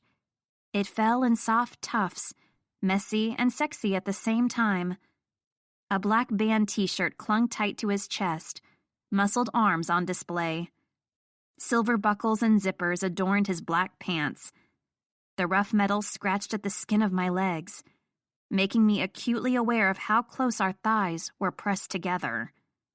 I tried to take a step back, but there was another party-goer directly behind me. Ian pulled me closer before I could get jabbed with an elbow. His body heat sent a flush to my cheeks. "Damien," a voice whined. "You said you were going to get us drinks." I glanced behind him. 2 gorgeous women, one on each side, both with fluffy blonde hair surrounding their cherub faces. Each had a pout on her lips, one sour and the other sorrowful. Sorry, babes. He didn't look at them, keeping his gaze trained on me. You'll have to get those drinks yourselves. Both made sounds of disappointment. One tried to reach out to him, but the other pulled her back. "Let's just go find his brother instead," one said with a hushed voice. I only made out the words because I was staring at her plump, glossy lips in envy. Ian didn't seem to hear, his full attention focused on me. 2 thumbs rubbed slow circles in the hollow of my hips. My throat closed up as I met his vibrant green eyes. No sunglasses tonight. He was studying me carefully, a sly grin on his face. I'm glad you came. You just get here? Yeah, the paparazzi was a surprise. Sorry, I should have warned you. The bodyguard give you any trouble? No, but you were right about... I cut myself off. He tilted his head. Right about what? I didn't want to tell him about the bodyguard not knowing who Ian was. You were right, this party is a rager. He didn't notice my slip-up. These parties aren't always this crazy. He raised his voice to be heard over the din of music and laughter. But Cam got a little overzealous with invitations, and, well, you see what happens. Do you know everyone here? Most of them. There had to be hundreds of people at the party, the majority of them women. Exactly how had he come to know them? He was a rock star after all. I knew what that meant. If I was going to let Ian flirt with me, if I was going to let him do other things with me, I had to accept Ian had a past, the same as anyone else. His was simply more colorful than most. It's pretty crowded here. Come on. Letting go of my hips, Ian draped an arm around my shoulders to guide me through the crowd. I didn't know where he was taking me. I honestly didn't care. With a touch of his black lacquered fingertips burning into the bare skin of my collarbone, I would have let him lead me straight into hell. Chapter 10. As Ian led me through the mansion, I began to get nervous, wondering if maybe he was taking me to a bedroom where we could be alone. Rock stars probably moved fast. Instead, to my relief, he took me to a kitchen. There were fewer people there. A handful of waitstaff were putting together trays of finger food, and a few groups of 2s and 3s were pouring each other drinks before leaving to rejoin the party. Less than a dozen people. Compared to the rest of the party, we were practically alone. The kitchen was spacious, full of shiny chrome appliances and a marble-topped island table, just as fancy as the rest of the place. Rock stars must make a lot of money. Damn it, I hadn't meant to say that out loud. Ian chuckled, not taking offense. Cam didn't buy the place. It's his parents. He's the only one who lives here now, though. So Cameron is basically a teenager who throws parties while his parents are away. You called it. I can't imagine living in this place all by myself. It's so huge. I'd get lonely. You live with your sister, right? Yes. Do you live with Damon? Ian laughed incredulously. Hell no. You think I want to walk in on him with a different girl every night? No, thank you. Ian grabbed a few bottles and a plastic cup. Come on, let's get you a drink. I watched as he put together a concoction, keeping track of the labels, trying to figure out what I would end up with. I didn't recognize most of the brands. Here you go. He presented the cup with a flourish. I took it from his hand and sniffed. Smells sweet. Try it, he urged. I took a small sip. It's delicious. I can't taste the alcohol. There isn't any. I paused in the middle of taking another drink, staring at him over the rim. How young do you think I am? It's got nothing to do with your age. He stepped closer. I took a few steps back unconsciously. I bumped into the island counter. He didn't stop, just continued crowding me until our bodies pressed together. One of his knees nudged between my legs. My fingers gripped tightly around the cup, my toes curling inside my high heels.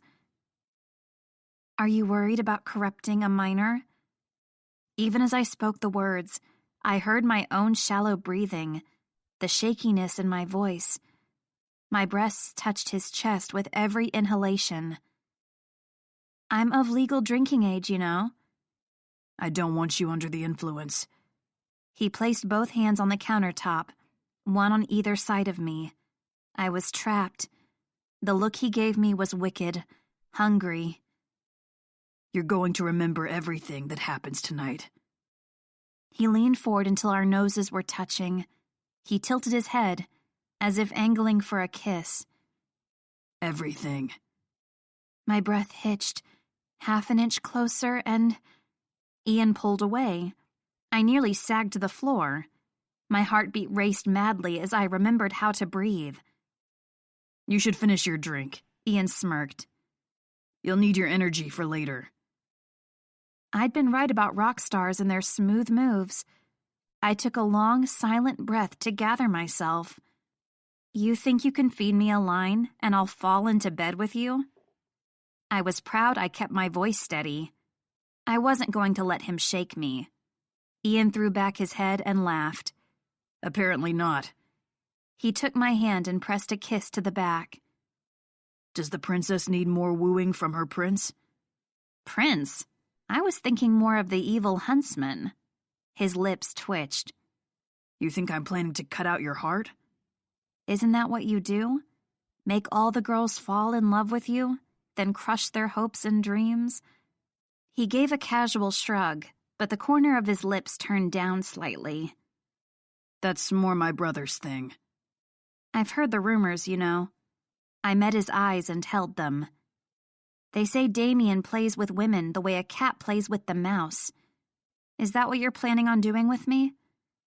I expected him to retort with a joke about eating me, but he pulled back. Right. Damien.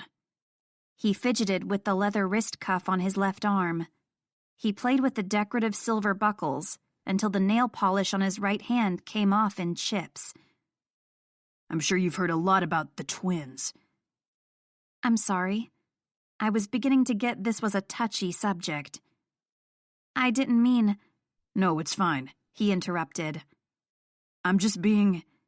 He cut himself off with a wry grin. Never mind. Let's go back to the party. I'll introduce you to some cool people. I chided myself for touching on a sore spot, but I wanted to know. Sometimes, with the way he looked at me, I wondered if maybe Ian felt something more than passing lust. But I knew that was exactly what every other girl Ian had gotten into bed probably thought about themselves. Besides, it didn't matter. If his interest was fleeting, it was all the better. No risk of getting attached. I allowed Ian to drag me around the party. I thought his cool people would be an endless parade of movie stars, musicians, and other celebrities. To my surprise, Ian took me around to meet sound engineers, publicity coordinators, and other behind-the-scenes people. They all gave him high fives and slaps on the back. He was genuinely friendly with these people. Maybe I had been wrong. Ian did pay attention to all the little cogs in his entertainment machine. Maybe that's why a lowly intern wasn't too far beneath his notice. They all like you, I said as we moved from group to group. I'm a likable guy. No, but I wanted to put it the right way. I didn't expect you to introduce me to ordinary people. I thought you'd be hanging around your famous friends. You're not... Not a stuck-up asshole celebrity? I was going to say untouchable. Ian let out a chuckle. You sure that's the word you want to use around me? He murmured in my ear. My heart fluttered again. I hadn't had a steady heartbeat since stepping out of that taxi. Yo, Damien! Stop monopolizing the fresh meat! Cameron came up from behind and threw his arms around us, sticking his head between ours. He still had 3 bras hanging around his neck.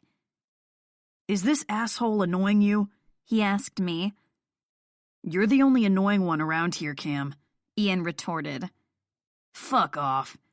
Cameron's grin was still firmly in place. He grabbed my cup and downed the rest of it. Your girl needs another drink. He gave Ian a pointed stare. Is that your subtle way of telling me to get lost? Nothing subtle about it. Get lost. Ian shook his head, but removed his arm from around my waist. I'll be right back. No, wait. My eyes practically begged. Don't leave me alone with him. Ian tossed me a wave. He's gonna get you sooner or later. Might as well be sooner. I looked on in dismay as Ian retreated. So, Cameron drawled out the word, getting in my face. I could smell the alcohol on his breath. Ms. Image Consultant. His expression was like a shark scenting blood. He wore his usual dark denim jeans low on his hips and a white t-shirt so tight and thin it was barely there.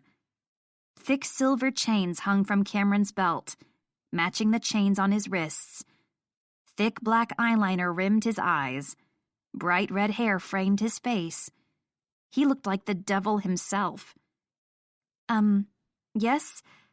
I tried to hide my nervousness. You and Damien fucking? My eyes bugged out as I let out a violent series of coughs. He slapped me on the back with enough force to send me toppling over. No, we're just... I stammered once I could breathe. Not yet, hmm? Cameron gave me a smug tilt of his chin. Too bad Damien called dibs on you. Otherwise... He tilted my face up with a finger on my chin. You'd already be flat on your back screaming my name. I don't think I would, actually. No? He twisted his fingers in my hair and tugged until our lips were nearly touching. You sure about that? I let out a small whimper. Just fucking with you. He laughed, releasing me. You don't have to worry about me. Why? Because Damien called dibs? That's part of it. What am I, a piece of candy? Nah. Cameron grinned. As much as I like to flirt, I only fuck groupies, not colleagues. Colleague? I snorted.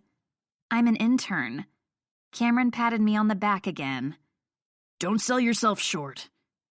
I'm an intern, I repeated. I'm not even getting paid.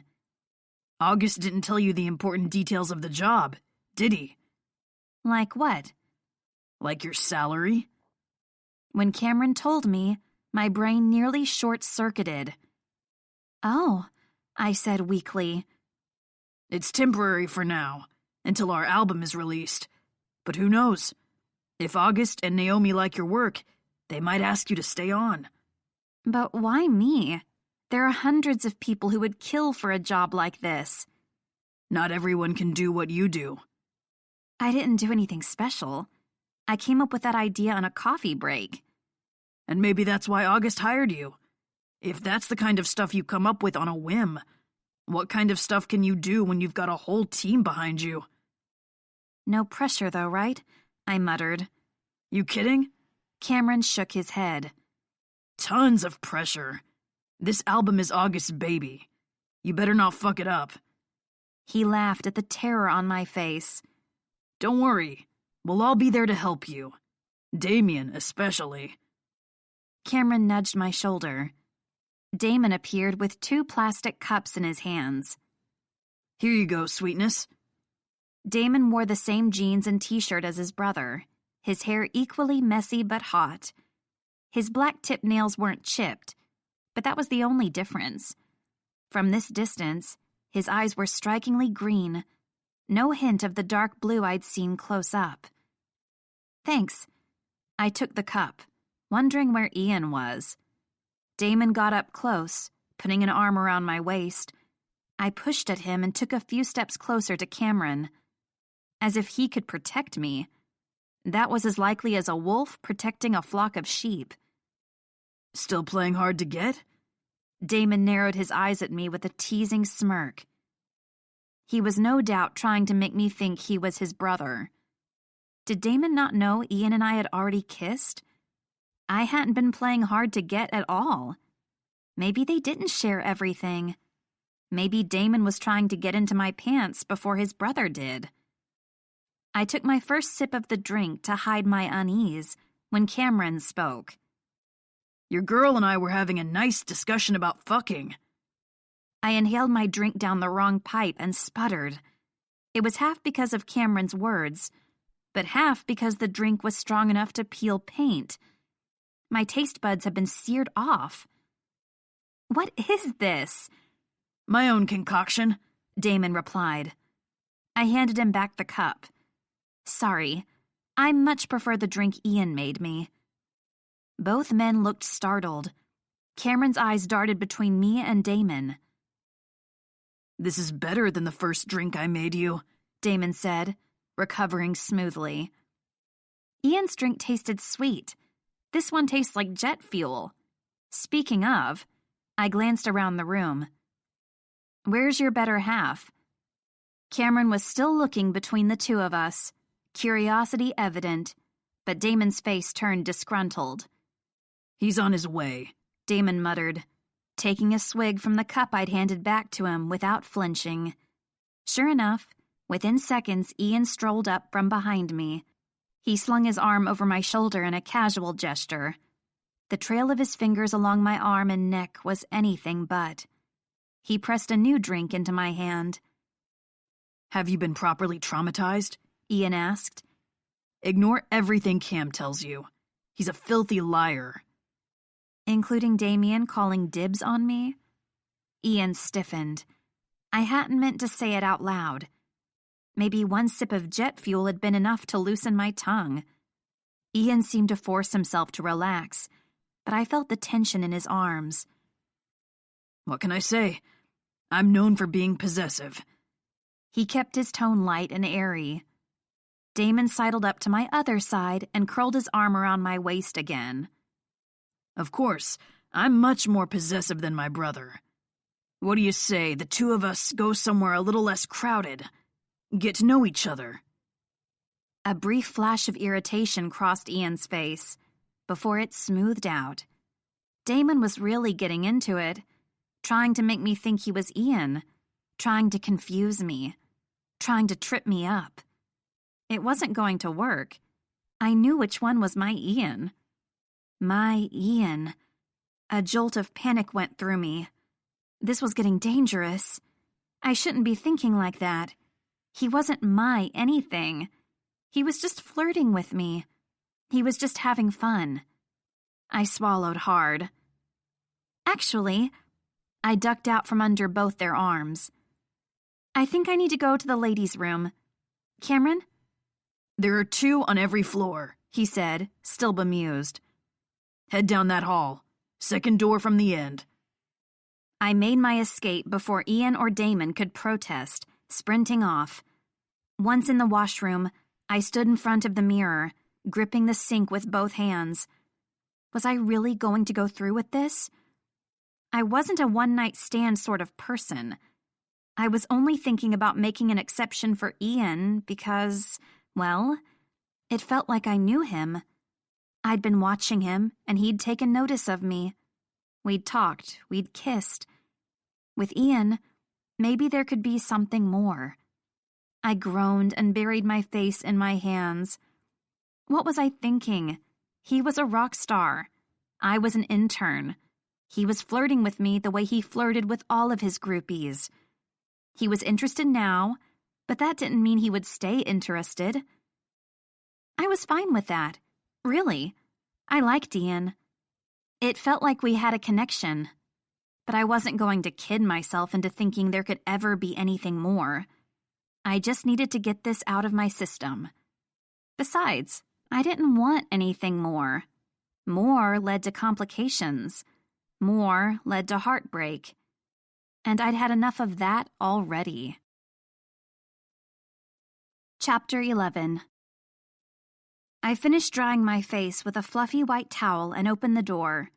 Ian and Damon ambushed me the second I stepped out of the ladies' room. I flailed, nearly shutting the door in their faces.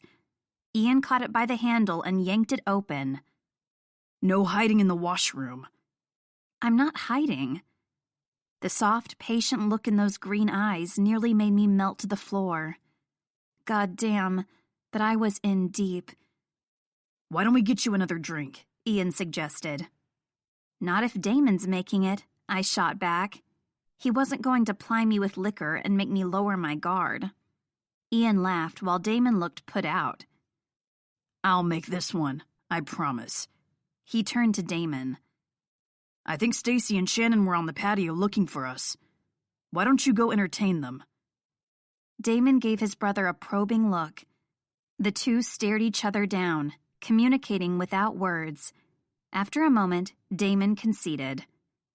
Sure, I'll go handle Tracy and whoever. Stacy and Shannon, Ian repeated. Right. Damon gave me one last unreadable look before taking off. When Damon was out of sight, Ian draped an arm across my shoulder again. He gave me a possessive squeeze as he led me away. Just for the record, I want you to know I'm not interested in Damien, I said. Ian quirked a smile, his chipped nails drawing absent-minded circles around my collarbone. No? Then what are you doing here? I dug my heels into the floor, making him stop and look at me. I'm interested in Ian. His lips parted slightly in surprise, seemingly at a loss for words. His eyes searched mine. In case you thought I want to sleep with your brother, I continued. Because I don't. I can tell the difference between the two of you. I don't want you thinking I'll take whichever one of you I can get. There was only one twin I wanted to sleep with. As if he'd heard my thoughts, Ian's expression changed. The softness in his eyes became heated. The arm around my shoulder pulled me in close, until we were nose to nose, like in the kitchen. Cam says you practically choked when he asked if we were fucking. I fought back a blush. I just told the truth. Ian tangled his fingers in my hair, pulling my head back. His eyes glinted with evil humor. Maybe I should make a liar out of you. He leaned in, angling for a kiss. I ducked my head, avoiding his lips. Cameron was asking about the twins when he made that joke. Ian growled and tugged until our bodies pressed together. I felt every muscled line of his body through my thin dress. It was getting harder to think, but I needed to make something clear. I don't know if there's some weird thing between you and your brother when it comes to girls and sex, but Ian brought his lips crashing down, silencing me with a kiss. I whimpered into his mouth, letting his tongue play with mine. I'm not letting my brother anywhere near you, he growled into my mouth. You're mine. A shudder went through me at the possessiveness in his voice. It was a lie. I knew it was. No girl could ever truly belong to him. Ian had his fun, and when he was done, he left a trail of broken hearts in his wake. But I was willing to go along with it, willing to pretend I'd fallen for his lies, as long as he never stopped kissing me. Ian pressed forward, backing me up until I was against the wall. He didn't let go of my lips once. One hand cradled my head, protecting it.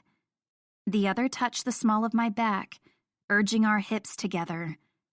I felt the heat of him, already hardening, and let out a small moan into his mouth. Handfuls of drunk partygoers passed us in the hallway. None of them paid attention to the rock star making out with a random girl. The wall behind me disappeared, interrupting a battle of tongues and lips. I yelped, nearly toppling backward. The door we were making out against opened. Ian's arm around my waist kept me from falling on my ass. A giggling couple snickered an apology as they walked out, straightening their clothes and smoothing their hair. Ian took advantage. He stepped into the now empty room and pulled me in. The door slammed shut behind us. He drew me into the circle of his arms, kissing me desperately. Tell me you want this, he whispered against my lips.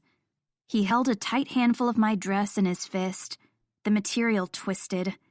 I could feel his restraint, could feel him fighting with himself to not tear it off. He pulled back, eyes blazing, hungry and intense. Tell me you want me. I heard his unspoken words. Tell me you want only me. I want you, Ian. Only you. He growled and ravaged my lips, kissing me for long minutes. Our mouths moved together perfectly. He tangled his free hand in my hair, pulling me closer, kissing me deeper. I pressed my hands against his chest, feeling the taut muscles shifting under his shirt. I clawed into the thin material, tugging at it. He broke our kiss for the one brief second it took to pull it off. I nearly whimpered at the sight in front of me. Firm, smooth skin, hard as a rock. I ran my hands up his chest, my eyes following the path. He was beyond gorgeous. Ian grew impatient. He lifted the hem of my dress up to my waist. One hand cupped the back of my thigh, bringing my leg up around his hips. The hard length of him pulsed against the thin cotton of my panties. A flood of heat washed over me. An ache made itself known between my legs. His bare chest hadn't been enough. I wanted to feel it. I wanted to feel him. I reached down and explored his thick shaft through his pants. Ian let out a soft sound of pleasure, encouraging me to continue. I grasped his belt and slowly unbuckled the strap. He stopped breathing. The sound of the metal zipper drawing down was loud, the only sound in the room, aside from our heavy breathing. Ian hissed as I reached inside and wrapped my fingers around him. The muscles in his shoulders tensed. He was long and thick, burning hot and rapidly hardening under my touch. I stroked up and down slowly, making sure to use a light touch. He bucked his hips into my hand, trying to get more of that delicious friction. I pulled back, keeping the pace slow and even. I thought of 1,000 different things I could do with that hard shaft. 1,000 things he could do to me. My inner muscles clenched and throbbed. I twisted my wrist as I stroked up the head. Ian's control snapped. He gripped my waist tight and hoisted me up. I wrapped my arms and legs around him instinctively, squeezing with my thighs. Once I was secure, he swung us around. He easily lifted me, striding the 5 steps it took to reach the king-sized bed. Ian threw me down, watching me bounce a few times from the force of it. I raised myself up on my elbows, taking the moment's reprieve to catch my breath. He kicked off his pants and stood there, looming over me. I wet my lips at the sight of him naked, hard and thick in front of me. His eyes glinted, mischievous yet scorching hot. You want me? Yes, I exhaled shakily. Take off your dress. I paused for a moment, meeting his eyes, then pulled it over my head. I was left in my strapless bra and panties. His eyes blazed as they roved over every inch of me, a predatory look crossing his face. Goosebumps rose up on my arms, shivers running through me. Take off your bra. I complied, reaching behind me to undo the hooks. When it was unfastened, I slowly removed it from my chest, taking my time to reveal every inch of skin. Fucking tease, Ian breathed, but the tilt of his lips told me he loved it. When my breasts were free, I threw the bra at him. He caught it out of the air with one hand. A souvenir, I said playfully. What if I want a different souvenir? His eyes flashed. Take off your panties. My breath caught in my throat. The thin cotton was already damp with desire. I lifted my hips and slid my panties down my thighs, past my ankles. I was completely naked, every part of me on display. You want to take these too? I twirled my panties around my finger, trying to hide my sudden nervousness. His wicked smirk made my heart jump. I'm going to take everything. Mere moments later, Ian was kneeling between my legs. My thighs tried to clamp together automatically. Ian wouldn't let them. He spread my thighs with both hands, bearing me to him. Calloused hands ran up and down my inner thighs. Thumbs rubbed circles on my skin, never quite reaching that one spot I wanted him to touch. The throbbing between my legs turned almost painful. I bit my lip as my inner walls clenched and unclenched. I wasn't sure if I should ask for what I wanted or stay quiet and let him take charge. He glanced up from my center, eyes meeting mine.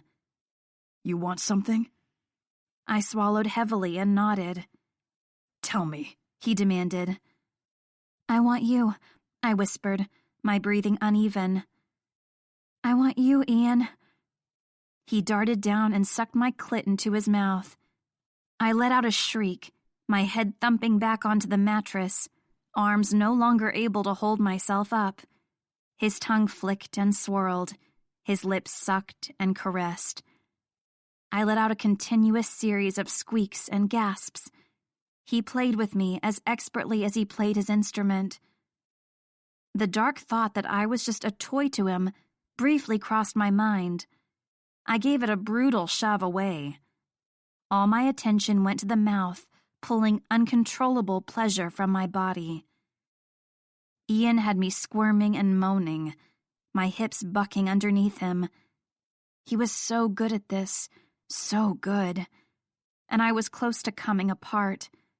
All I needed was a little bit more. 2 fingers thrust inside me, curling up, and I came with a choked cry. My insides throbbed around his fingers, squeezing them tight.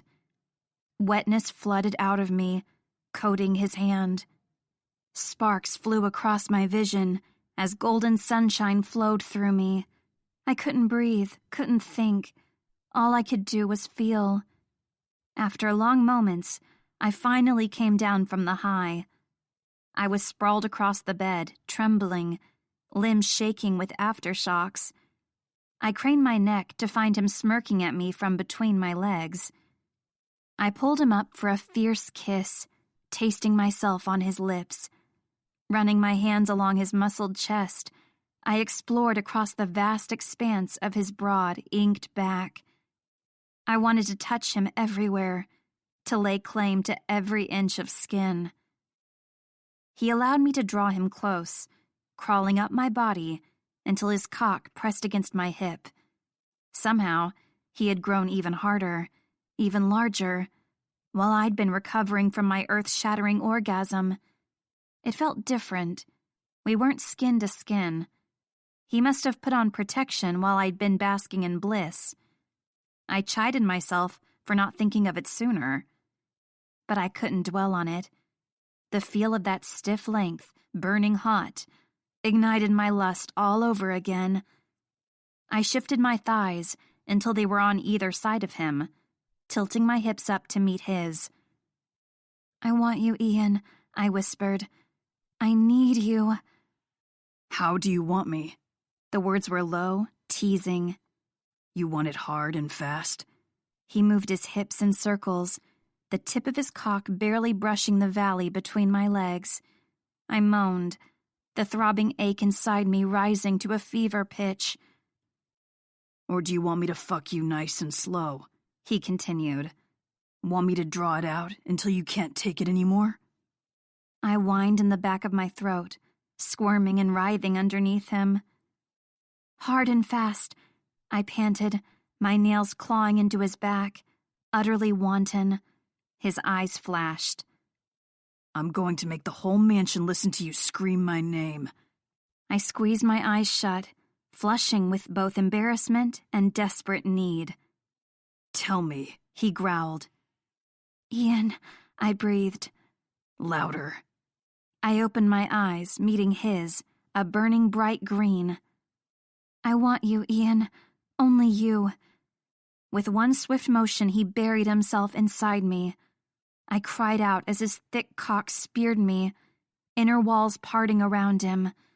I gasped and panted, trying to take in air through shaky lungs. He stayed still for a moment, letting me get used to his size. "Shh, sweetheart. Relax." The soft, cooing words were at odds with the hard thrust he'd given me. I throbbed and fluttered around him, that sweet ache inside me only growing stronger.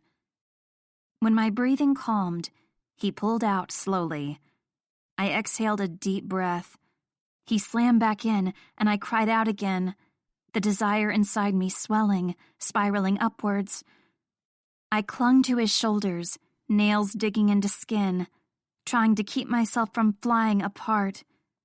On and on he continued thrusting into me, filling me completely, until he couldn't possibly go any deeper.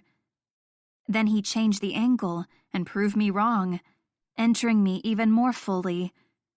I tossed my head back and forth, fingers fisting the bed sheets, trying to contain myself, but it was too late. He snuck one hand between my legs and pressed with his thumb, rubbing in circles. I clenched around him, squeezing tight. "Ian!" I called out his name as my orgasm came crashing over me in one explosive wave, scorching every single nerve in a fiery blaze. He let out a soft groan in my ear, his body quaking with his own release. His fingers found mine, lacing them in an almost painful grip. We shuddered together, breathing heavily into each other's mouths, gazing into each other's eyes as we slowly regained our senses. Bit by bit, our trembling ceased. Ian loosened the painful hold on my hands, but didn't let go. He kept our fingers clasped. I closed my eyes and thumped my head back onto the bed, gasping. I let out a moan as he slipped out of me, feeling every inch of his retreat. Moments later, he was back at my side, one hand brushing through my hair. I sighed and relaxed into the mattress. I don't think you were loud enough. I cracked open my eyes to find him looming over me, that familiar evil look on his face. What do you mean? Did you think we were done? He trailed 2 fingers down my chest, down my stomach, to the apex of my thighs. I inhaled sharply. I don't think the entire mansion heard you scream my name yet. By the time he was done with me, I couldn't remember my own name, let alone his. Chapter 12. What's got you so hot and bothered? I jumped, hiding my phone against my chest. Faith leaned over my shoulder for a peek. Ian had been messaging me constantly since that night of the party, after we'd exchanged cell phone numbers. In case I need to get in contact with you for work, or whatever. His eyes had been full of mischief. That or whatever turned out to be the most explicit dirty talk I'd ever experienced, through text or in person.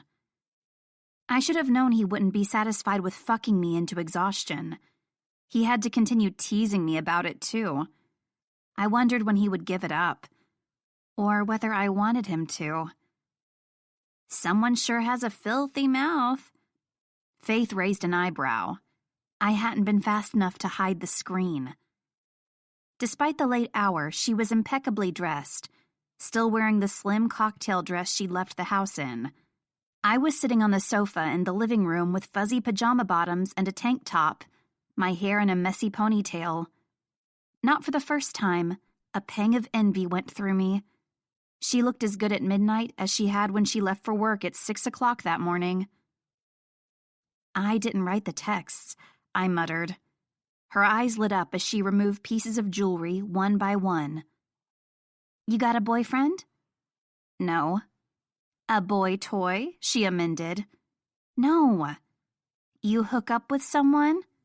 I ducked my head. Tell me everything. She kicked off her high-heeled pumps with a contented groan. Was it good? Was he hot? She shook her head as I stammered. Never mind. I know you're too shy to share the details. I wasn't shy, exactly. If it had been a regular guy, I would have dished everything. But Ian was a rock star, a playboy. He was known for breaking hearts. Faith knew as well as I did what guys were like. She knew how devastated I'd been the last time I'd fallen for some guy's lies. If I told her about Ian, she would only worry.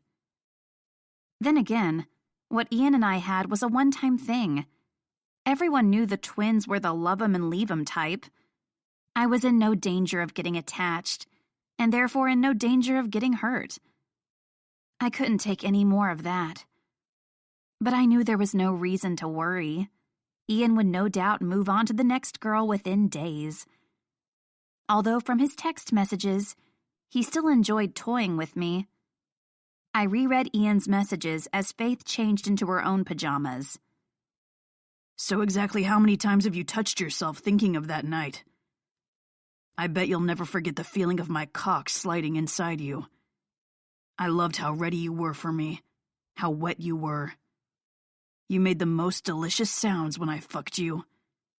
I should have made you wrap those pretty lips around my cock. I let out a shaky breath, trying to calm my rapid heartbeat. Faith came back minutes later. I quickly hid my phone again as she flopped on the sofa next to me. She grabbed for the remote, flipping through channels. I bit my lip, debating. If I tell you something, do you promise not to freak out? She bolted upright and tucked her legs underneath her. I knew it! You banged some guy at that party, didn't you? Her expression turned concerned. It wasn't one of those rock stars you're working with, was it? I knew I shouldn't have told her. Hope, Faith said, worry in her voice. Are you really sure you want to get involved with a guy like that? You know what that type is like? I know exactly what he's like. The kind of guy who can show a girl a wild night. And is that the only thing you're looking for? Yes, I said, exasperated. It's not like I'm going to fall in love with him. It was a one-time thing. As long as you know what you're getting into. I faked a casual expression I didn't quite feel. He's hot. He's into me. I figured, why not go for it? I guess that's fine, as long as he was a gentleman. The memory of Ian asking if he should fuck me hard and fast made me squirm. Okay, fine. As long as he wasn't selfish about it. He definitely was not. That reminds me. I ran into one of those assholes when I dropped off your sketches. You saw someone famous? Who? I don't know. Some arrogant jerk. Probably an actor. He came on strong. Like he expected me to fall over myself to be with him then and there. I snorted. Sounds about right. Most of the guys I work with are like that. Including Mr. Sexting? My phone buzzed again before I could answer. That him? Faith asked. I thought it was a one-time thing. He just likes to tease me, I mumbled. He does it to everyone. As soon as I said it, a lump of something dark and heavy settled into my stomach. Of course he did it to everyone. He would toy with me for a few days, sending me dirty messages to make me blush, and then he'd get bored and move on. But they weren't always dirty. You looked so beautiful lying on that bed, naked and wanting. Your lips were like heaven. I loved the way you whispered my name. I just knew you were something special. Those messages made me lighthearted and dizzy. They made my heart flutter like a 13-year-old girl with her first crush. They were almost sweet. Sweet enough to leave me breathless. But the majority of it was pure and utter filth.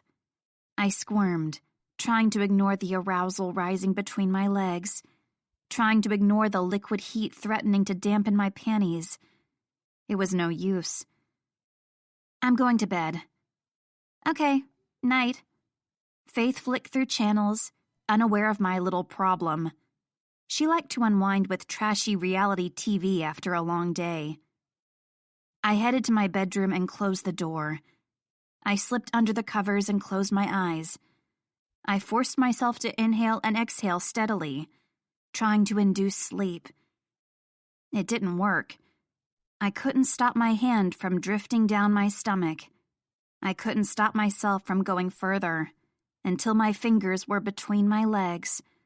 I was already so wet. I let out a soft moan.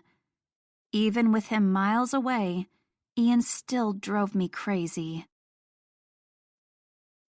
Chapter 13. My body buzzed with nerves, both fear and excitement fighting for control. It was finally time to meet with the band to present my ideas for their new concept. I'd been working on this for weeks, but still stayed up until nearly dawn sketching out last-minute ideas before my meeting with the band. I'd only caught a few hours of sleep. I'd proposed an entirely new image and concept for the album on the spot, but I'd barely fleshed out the details myself. I needed something concrete to show them. How the hell do you represent the rise and fall of a relationship through clothing, photo shoot props, and other material objects? It was one thing to write a song about passionate sex. It was another to have a person embody those emotions physically. I wasn't entirely satisfied with what I put together, but it was a good start. This was an amazing opportunity. I didn't want to screw it up. There was one problem, though. I couldn't suppress the small part of me that quaked inside at the thought of seeing Ian again. I wondered what he would think of my idea for him and his brother. I also hoped he wouldn't act overtly suggestive in the meeting. I didn't want to get distracted, and I knew I wouldn't be able to keep my composure if he toyed with me like he'd been doing. Would he be as flirtatious, or was his attention short-lived? He certainly knew how to throw me off balance. He no doubt thrived on it. I finished my breakfast, then got showered and dressed. A harder task than I anticipated. I didn't know how to dress for the meeting. Should I wear a conservative business suit? complete with white collared shirt and blazer. I wanted them to take me seriously as a professional. Then again, they hired me for a creative job. Should I accentuate my individuality and be avant-garde?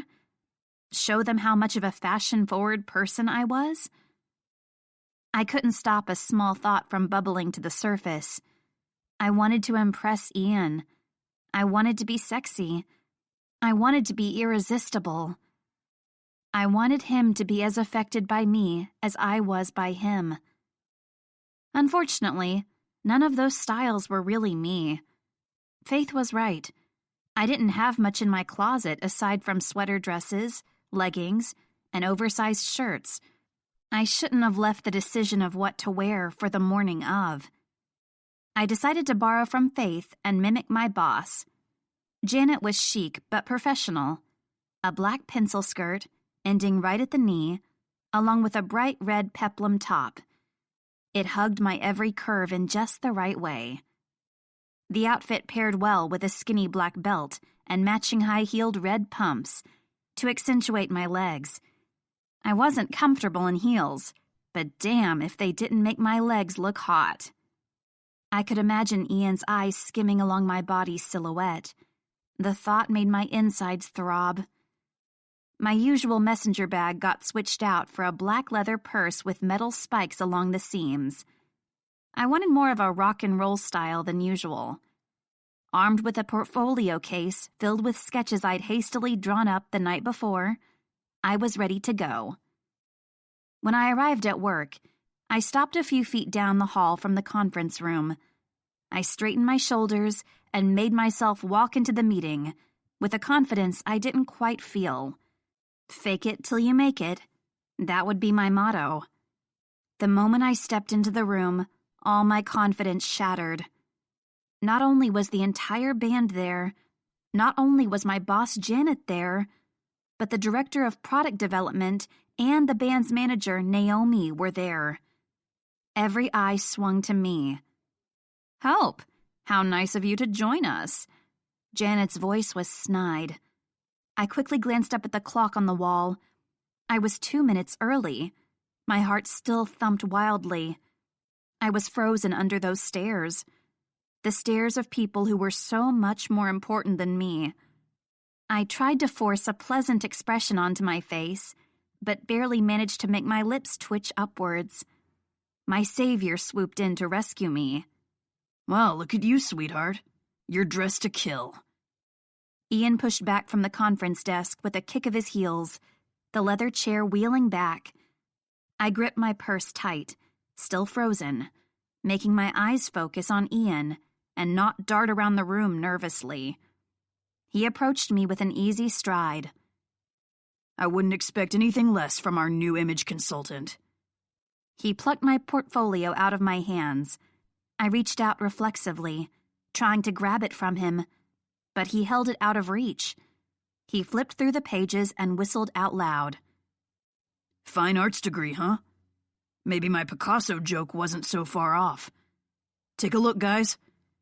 Ian tossed my portfolio on the table, sketches fluttering everywhere. "Be careful with those," I admonished without thinking. "They're the originals, not photocopies." "Protective of your work?" "You ruin one of my sketches and I'll dress you in a paper bag." I bit my tongue the moment the words left my mouth. Ian laughed and guided me to a chair with a hand on my back. That light touch sent sparks up my spine. The heat of his hand was like an iron-hot brand on my skin, even through my blouse. When we reached an empty chair, his hand left my back, fingers trailing along my hip, indecently close to my ass. I willed myself not to blush and sat gingerly, smoothing my skirt. Even behind his sunglasses, I could feel Ian's eyes burning into me. Exactly the response I'd hoped for. I surveyed the table. It was disconcerting being on the receiving end of so many stares. It should have been the director, my boss's boss, who intimidated me. Instead, it was the members of Darkest Days who made my chest clench. I nodded politely to the table, unsure where to begin. Once again, Ian came to my rescue. Janet, Hope used to work for you. Why don't you introduce us? He suggested. Janet's mouth pinched, annoyed at being ordered around. I jumped in. I believe I already know everyone. I turned to the woman sitting at the far end of the table. Christine Watts, Director of Product Development? Of course I knew who she was. She was my boss's boss. I interned in her department. She'd been one of the people interviewing me for the position. Her dark blue eyes glinted behind her glasses. They didn't hold a hint of recognition. Not that I expected it. She didn't have time to memorize the names and faces of all the interns. And Naomi Sarah, Darkest Days manager. Naomi gave me a no-nonsense nod. Not unfriendly, but brisk and businesslike. Her dark hair, cut short in a bob, was almost severe. She must have chosen that cut on purpose, to make up for her baby face. I knew she was at least in her 30s, but didn't look much older than me. With those introductions out of the way, I moved on to the band. Of course, I know the members of Darkest Days already. Noah Hart, Cameron Thorne, August Summers, Ian and Damon Drake. Damon narrowed his eyes at me. I swallowed hard and looked away. And this is Hope, Janet said. She's an intern with product development. Not anymore. All eyes turned to August. He faced me, but it was like he was staring right through me, a look of concentration on his face. Now that we've all been introduced, Naomi said, tell us about the concept you thought up for our promotional photo shoot and first music video. This was what I'd been nervous about. I didn't know if they would like my preliminary ideas. I didn't know if I liked my preliminary ideas. I'd barely had time to think them through. I took a deep breath and dove in. To start off, we need to talk about the stages of a relationship and how to represent them. When it comes to the clothing, we can't be over the top. It's got to be subtle. They still need to have a cool rock star style. Here are my basic ideas. I spread out the sheets of paper where I jotted down some ideas and quick line sketches. First is the courtship stage, right? Everyone nodded, waiting for me to continue. You put your best foot forward, act on your best behavior. You're the gentleman. You're the romantic. At least at first. You need to hide your flaws, your inner demons. You don't want to scare them off too soon. You need to ease them into it. Reveal your dark side slowly. Cameron. I nodded at Darkest Days bassist. That's you. Cameron wore a tight gray t-shirt. It shouldn't have been surprising. This was a business meeting after all. But I rarely saw Cameron without his abs on display. The lack of chiseled muscle transformed him. His sexy bad boy image was softened, his face cute and earnest. He was less like a sex god and more like a member of a boy band. Maybe that was why he often went shirtless. Cameron leaned back in his chair with a pleased expression. Are you saying I'm secretly a demon? In the sack, apparently. I hadn't meant to say that, but Cameron just laughed with a smug tilt of his chin. I was glad he hadn't called me out on the gentleman part. There was something about him off stage, something less wild, something softer. I was positive Cameron would hate being called soft. For Cameron's concept, we're going with a sort of Jekyll and Hyde theme. I'll see if I can come up with something not too cliché. I like it, Cameron said. Can I have clawed nails and glow-in-the-dark eye contacts for the Hyde side? Sure, why not? Sweet. I turned to Ian and Damon. They wore jeans with matching band t-shirts, black with a silver graphic. Their hair stuck up in soft tufts, not coiffed into spikes like they preferred during concerts, but untamed, disheveled. Unlike Cameron, whose off-stage persona had softened into something like boyish charm, the twins looked even more devastating. No one should be that damn sexy so early in the morning. Or maybe it was the heated smirk on Ian's lips making me feel that way. Breathe, I told myself. The next stage is the conflict stage. Passionate fighting, followed by passionate makeup sex. That's you two. I try not to blush at the lascivious quirk of their lips. Damon is the fighting. He'll be wearing ripped clothing, torn and bloodied. Ian is the...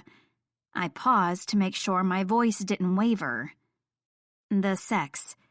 He'll be wearing something less harsh, something romantic but sexy, like silk and leather.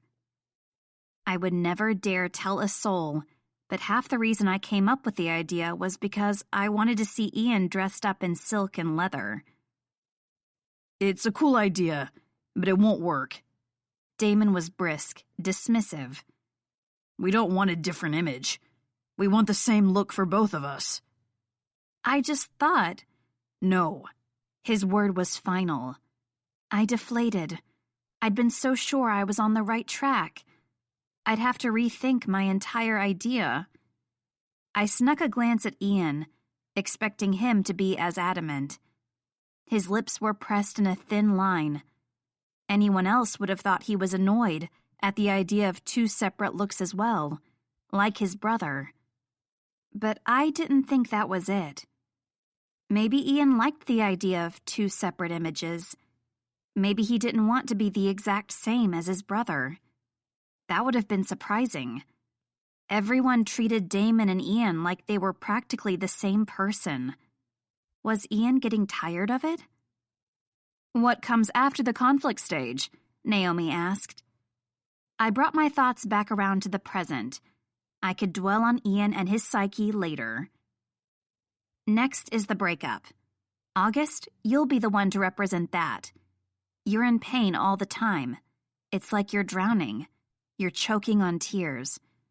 You don't know how you're going to live with the pain, but you don't know how to show it.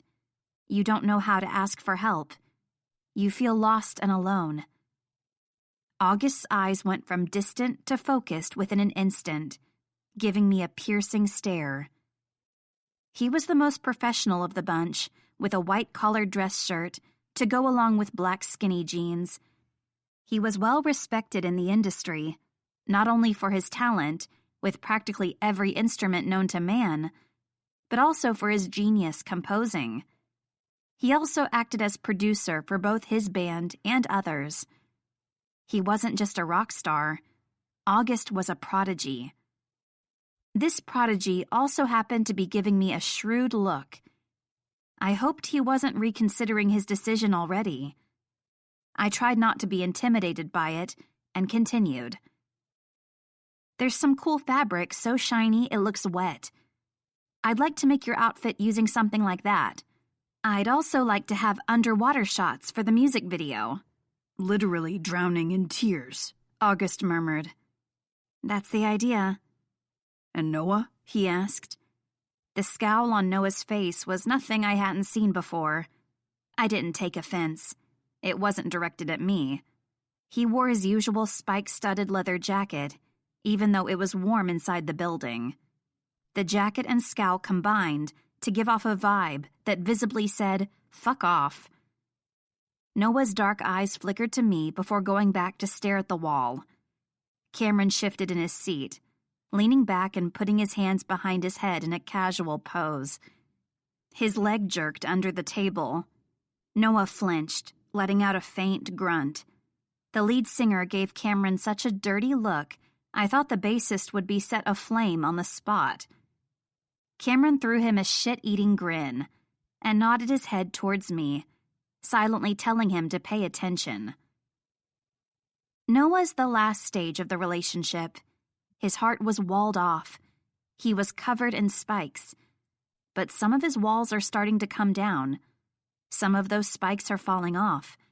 He's starting the healing process. He'll slowly learn to love again. Noah let out a strangled noise. You did say she was perceptive, Damon muttered to Ian under his breath. Maybe I'd touched a nerve. I like it. Christine gave me an approving nod. I wriggled a little in my seat, happy the person in charge of all product development praised my ideas. "It's not bad," Janet said grudgingly. Maybe she hated being one-upped by an intern. At least she wasn't shooting me down. "We can run with that," Naomi agreed. "We'll need much more detail, though." "This was a basic outline of my ideas," I said. "We can continue working on them together." "So what about us?" Ian said. "We want a new look," Damon continued. "Give me a few days," I told them. "I'll come up with something you'll both like." Damon wanted to be the same. Ian wanted to be different. I wondered how the hell I could pull that off. Chapter 14. That had been my last meeting for the day. Even though I wasn't needed at the office, I was going to have to go home and continue working. The twins needed a different concept. Something similar but different. My heart sank the longer I thought about it. I had no idea what I was going to do. I rode the elevator to the first floor, took one step out into the street, and smacked face first into a muscled chest. "Sorry," I apologized quickly, bending to pick up my fallen bag. I wasn't watching where I was going. "I was." I stood up and found myself face to face with Ian. "I was watching you very closely."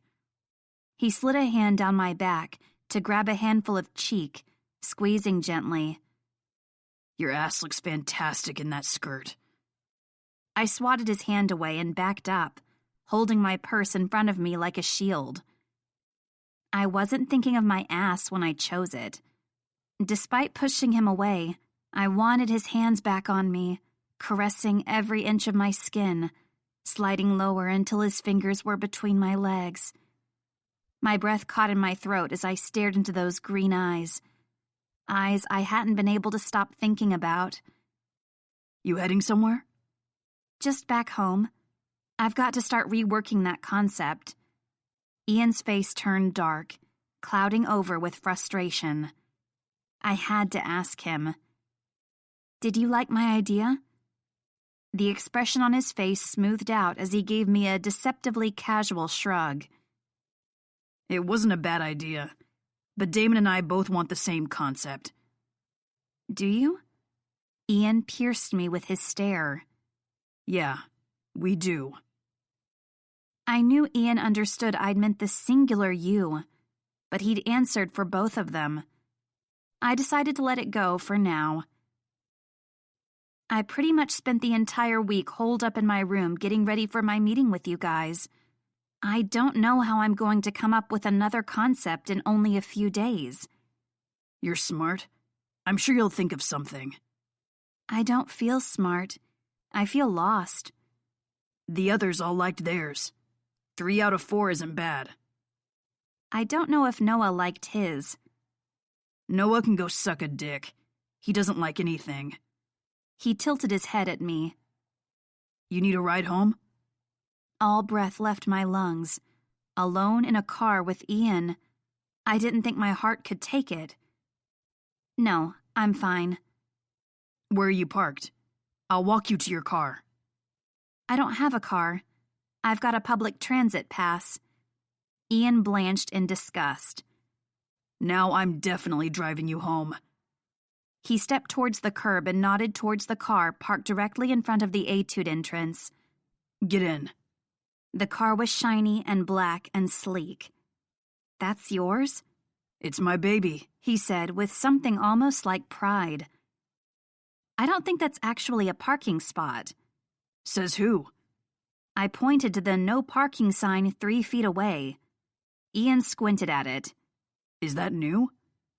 "Pretty sure it's been there for years." Ian hummed, then turned away, ignoring the sign. "You coming?"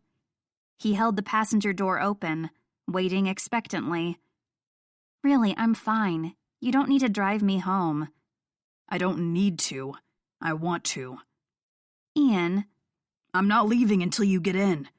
You wouldn't want me to get a ticket, would you?" As if you couldn't just pay for it with the change in your pocket. Still waiting. He looked at his wrist as if he were checking a watch. Women always give you what you want, don't they? Yes. The smug tilt of his lips and glinting green eyes should have annoyed me. The heated expectation I saw in his expression made me dizzy instead. I gave up and slid inside. The interior was pristine, all black leather and sparkling clean. Even though I didn't know anything about cars, I knew this one had to be expensive. I didn't want to touch anything, for fear of leaving smudged fingerprints. I kept my feet tucked together and my hands in my lap. Ian got in on the driver's side and peeled away from the curb with a squeal. You ever been in a Hennessy Venom GT Spider before? He asked. I clung onto the seat, afraid for my life. I assume that's a type of expensive car? Ian laughed. So that's a no. You're not a car person? No. I'm not an obnoxiously rich person either. Does it bother you? That you guys get paid $1 billion while we interns work for free? Gee, of course not. I'm perfectly happy with that level of income disparity. I love living off ramen noodles. Ian gave me a small smile. Sorry. Should have known what the answer would be. It's weird. Living vicariously through you guys, with all your fancy cars and enormous mansions and raging parties. It's almost like I'm a rock star myself. I'm not used to it. I'm still not used to it either. Ian glanced at me. I didn't have this kind of money growing up. No normal person has your kind of money. His mouth downturned at the corner. Point taken. I felt bad for mouthing off when he was clearly trying to share something with me. So you've played guitar for a long time? I asked, bringing us back around to a less sensitive subject. His eyes lit up. Damon and I bought used guitars from this garage sale when we were 12. We practiced every day until we finally sounded halfway decent. Started this stupid garage band with our friends when we were 13. We never looked back. You got any demos from that band I can listen to? I joked. Yeah, but we were shit. He laughed. We recorded ourselves through the crappy speakers on our computers. It was awful. We felt so proud, though. You should feel proud. Starting a band as a teenager, recording songs, that's impressive. We mostly just fooled around. We only played together for 2 years. But it was a hell of a lot of fun. The music helped distract us from the shit show that was... He stopped abruptly, with a snort. Never mind. Let's not even get into that. I waited for a moment, but he didn't continue. How did the music help you? I asked softly. He was silent for a moment, as if contemplating what to say.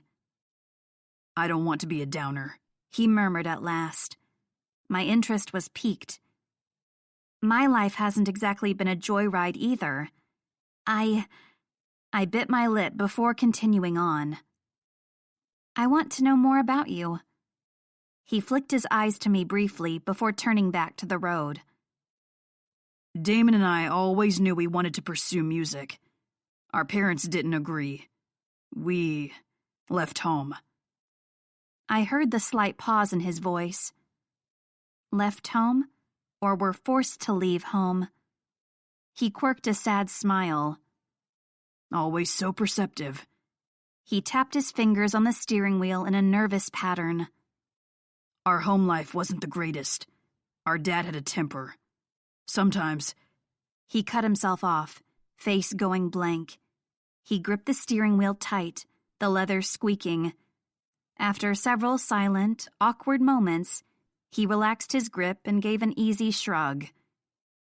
Anyway, we were better on our own. How old were you? 15. Did you have someplace to go? We crashed on friends' sofas sometimes. We busked for money. We made do. That's how August found you, isn't it? Ian frowned at me. What? How did you know that? You told me before that August found you playing in a shitty garage band. But you said you only played together for 2 years. You couldn't have been in a band while you were homeless. You lied. His lips quirked. Yeah, I lied. Sorry. I didn't want to get into my whole sob story. Anyway, he shrugged. The truth is close enough. Damon and I were jamming together on a street corner. August was walking by, on his way to check out some proper bands, scoping out some guitarists. It was like fate. It must have been wild, going from that, I gestured to the street outside the window, to this. I gestured to the interior of his luxury car. Wild doesn't begin to describe it. Homeless at 15. No wonder you're not used to any of this rock star stuff. You have to agree, though. I've adjusted to the lifestyle quickly. He flashed me a forced grin. I sensed the change in our conversation's tone. Perhaps Ian had shared as much as he was going to. It's awesome your hobby became your career. What about you? He nodded his head to the file folder full of sketches in my lap. You always been obsessed with art and stuff? My parents got me this little kid's art kit one year for Christmas. Cheap watercolors, colored pencils, stencil notebooks, things like that. I didn't think much of it at first. It sat on my bedroom shelf for a good 6 months. One day I got bored and pulled it out. The moment I put pencil to paper, I knew I'd found something special. Of course, I added, I wasn't any good in the beginning either. And no, you're not allowed to see any of my childhood artwork. So you've always been an artist, he mused. How'd you come to work at Etude? I just applied for an internship like everyone else. I suppose because of my artistic background, they decided to put me in the product development department.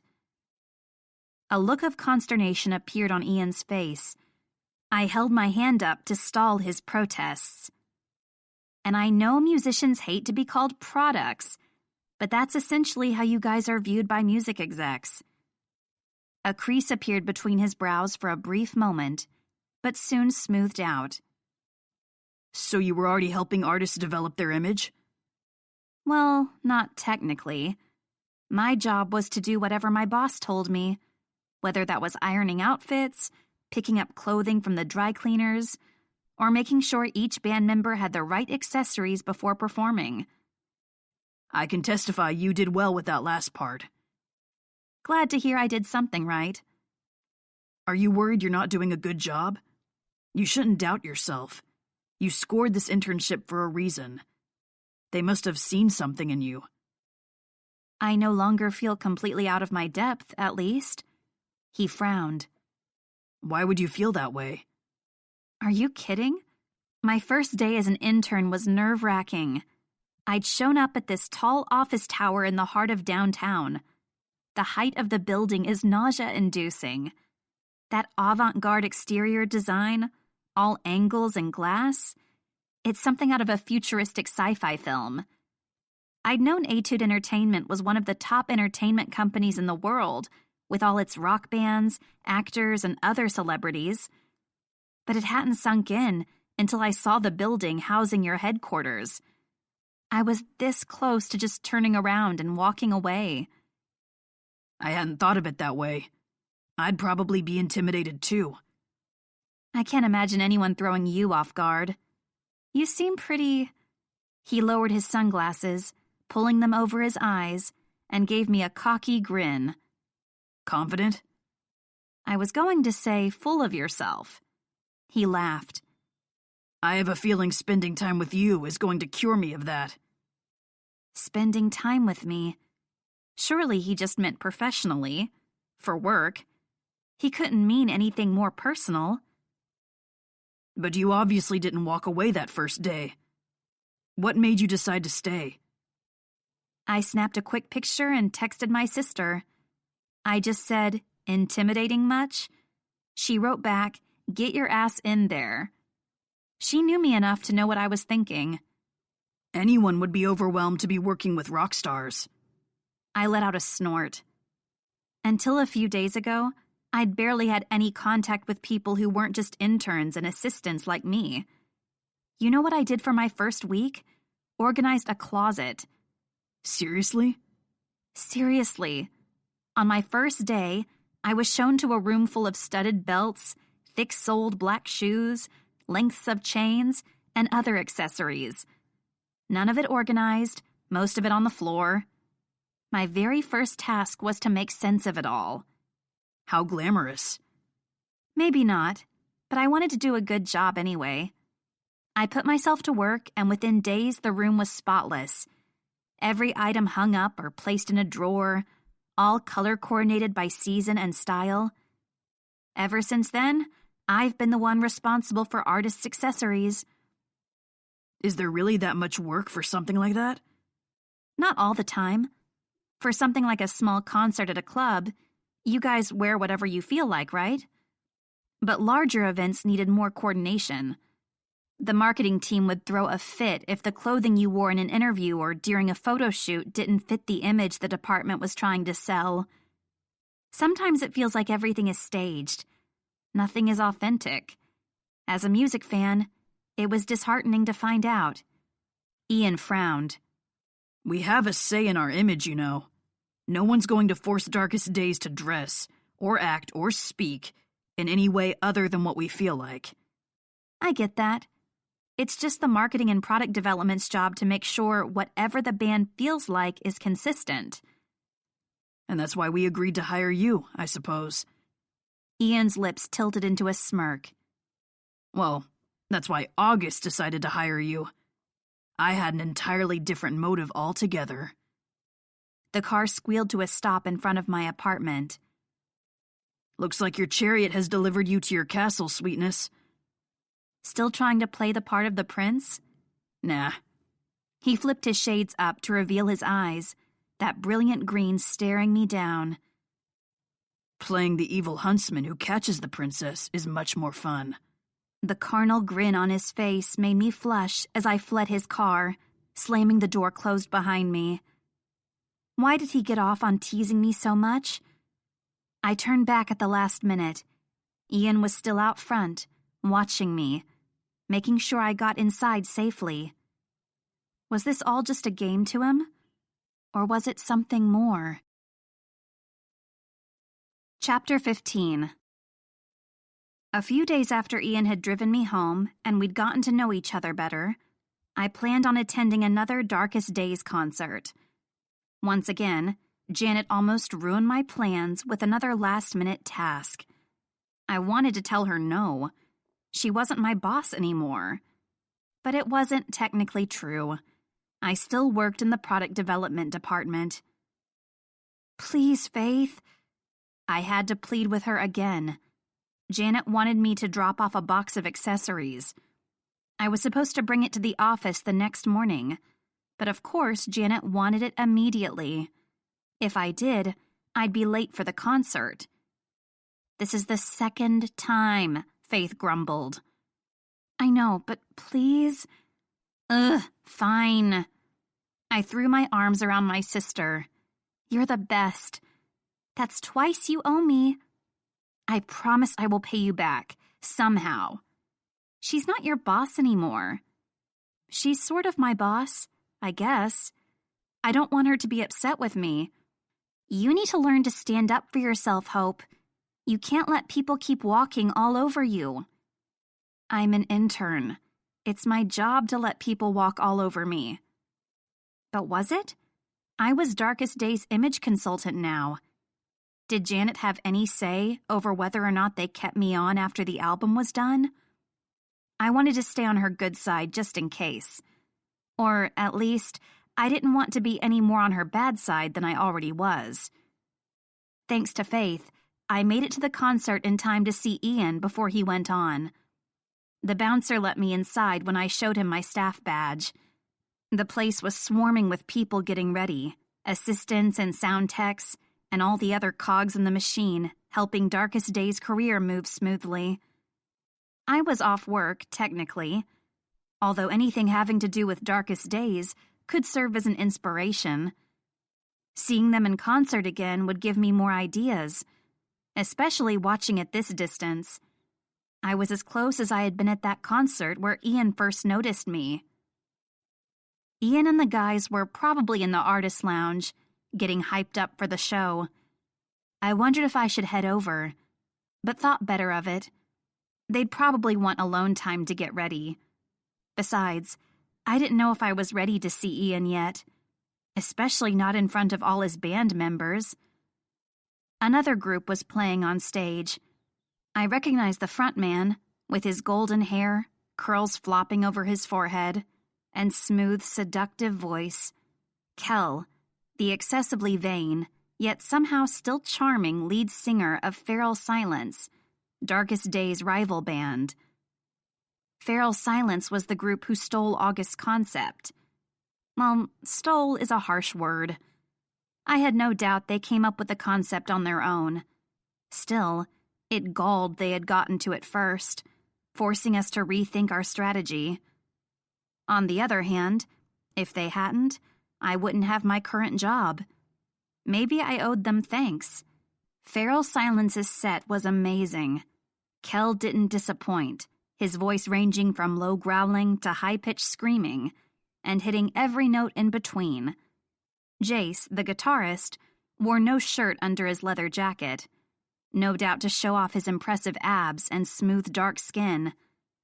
The speed of the song had his fingers flying over the fretboard in a near blur. Their bassist, Ren, had long black hair falling over his shoulders. The glossy strands tossed back and forth as his body surged with the beat. Morris pounded furiously on the drums, keeping the band in perfect time, despite the theatrical way he played with his sticks. They were nearly as good as Darkest Days.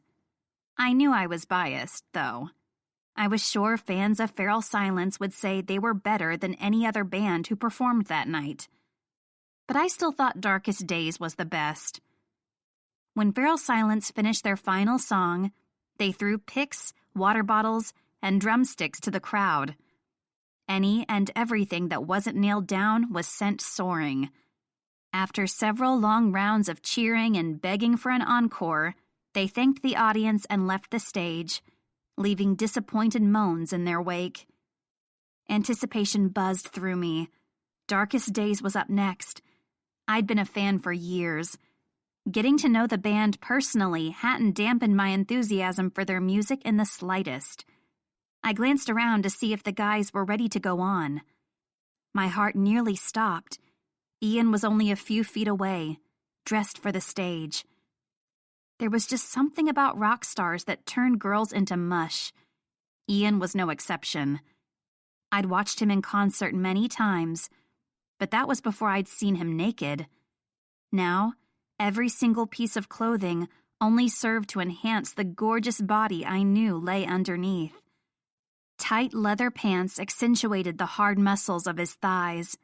They were slung low on his hips, revealing the tantalizing V-shape of his lower abs, leading to... I lifted my eyes before I could be caught staring. It didn't help any. The moment I saw the thin t-shirt stretched tight around his taut chest and muscled upper arms, I was done for. I finally looked up to meet his eyes, the barest hint of coal making them a brilliant green, with a smirk holding a dozen filthy promises. My stomach clenched. My panties were getting damp from the sight, my insides aching. I'd never been able to control my physical reaction to him. Hey there, Ms. Fancy Consultant. Cameron drew my attention away from Ian by throwing an arm around my neck and tugging me close. Better put that tongue back in your mouth before you start drooling. I snapped my mouth shut. Cameron's eyes were dark and smoky, his usual on-stage style, with shimmering bright red hair. You keep on staring at Damien like that, and I'm going to get jealous. You don't sleep with colleagues. I could make an exception. He grinned in my face. Get your hands off my girl. Ian strode over with a grim face, pulling me into his side, Cameron raised an eyebrow.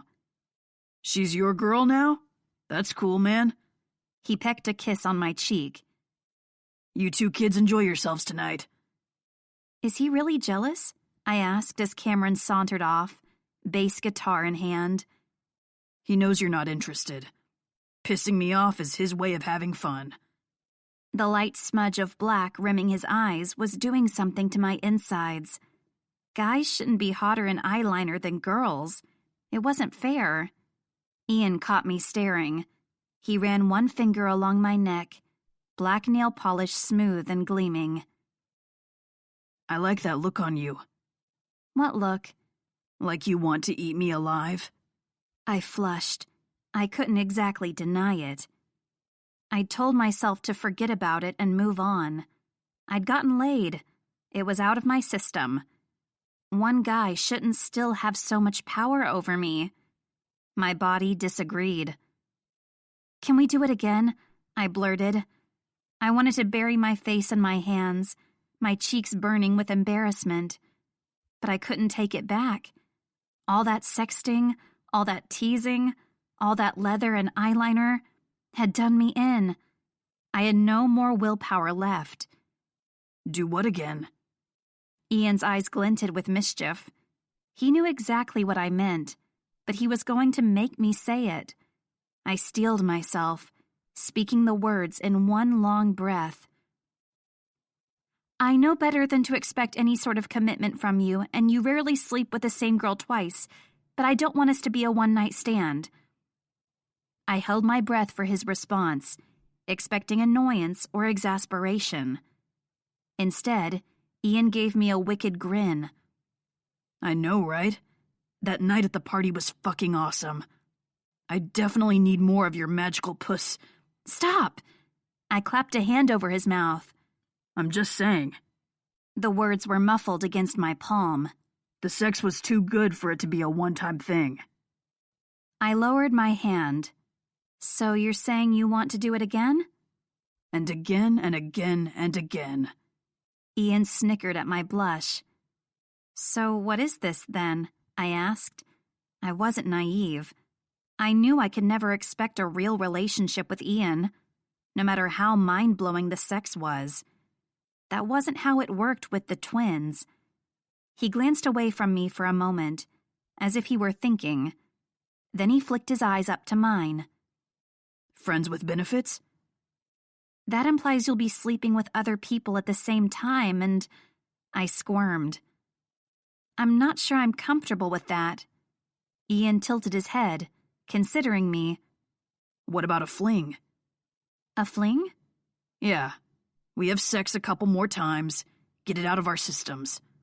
We have our fun like mature adults, then go our separate ways. Call it a brief love affair. My heart nearly jumped out of my chest at his use of the L word. Again. You can make all your friends jealous. Ian's eyes sparkled, like he was getting excited on my behalf.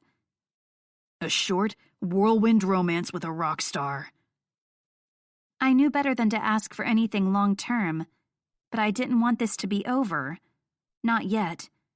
A fling, you said? Nothing wrong with a fling, right? Showtime, guys, August called. He flipped one drumstick between his fingers in an impressive repetitive motion, heading over to the stage. He was usually the first one ready to go, as the others were usually, as he put it, fucking around. In Damon's case, sometimes literally. Ian pressed his lips to my ear. Now, as much as I'd love to have those pretty lips on my cock, I've got a show to do, sweetness. Arousal flooded my entire system. I wanted to drag him into the nearest storage closet and do exactly that. Wrap my mouth around his thick length and consume him whole. He moved from my throat, trailing fingers along my collarbone to the swell of my breasts. Maybe I should wear leather and eyeliner all the time, if it gets you this worked up. I squirmed, unable to look away from those burning eyes. Now you know how I feel when you walk around in those sexy little skirts of yours. Ian's lips curved up at the corners. His eyes narrowed into a seductive gaze. That was when I knew. I knew I was in trouble. This man had the power to break my heart, and I was practically ripping open my chest and offering it to him. I was so going to regret this, but I didn't have it in me to resist. Chapter 16. Shattered glass. What? Shattered glass, I repeated. Ian and Damon had the same look of confusion on their faces. I fumbled with my sketches, switching the papers around to face them, so they could see what I meant. There's a type of material that appears to be shattered glass.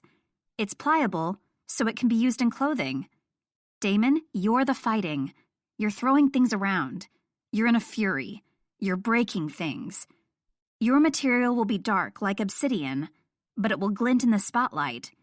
Ian, yours will be reflective, like mirrors. The sex was so passionate. You slammed her up against the door. You broke the mirror on the wall.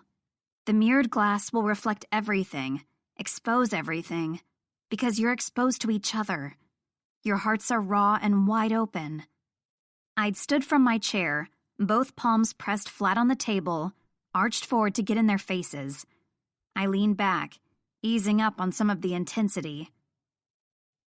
There are a ton of ways we can do this in videos and photo shoots, but the most important part is your physical appearance.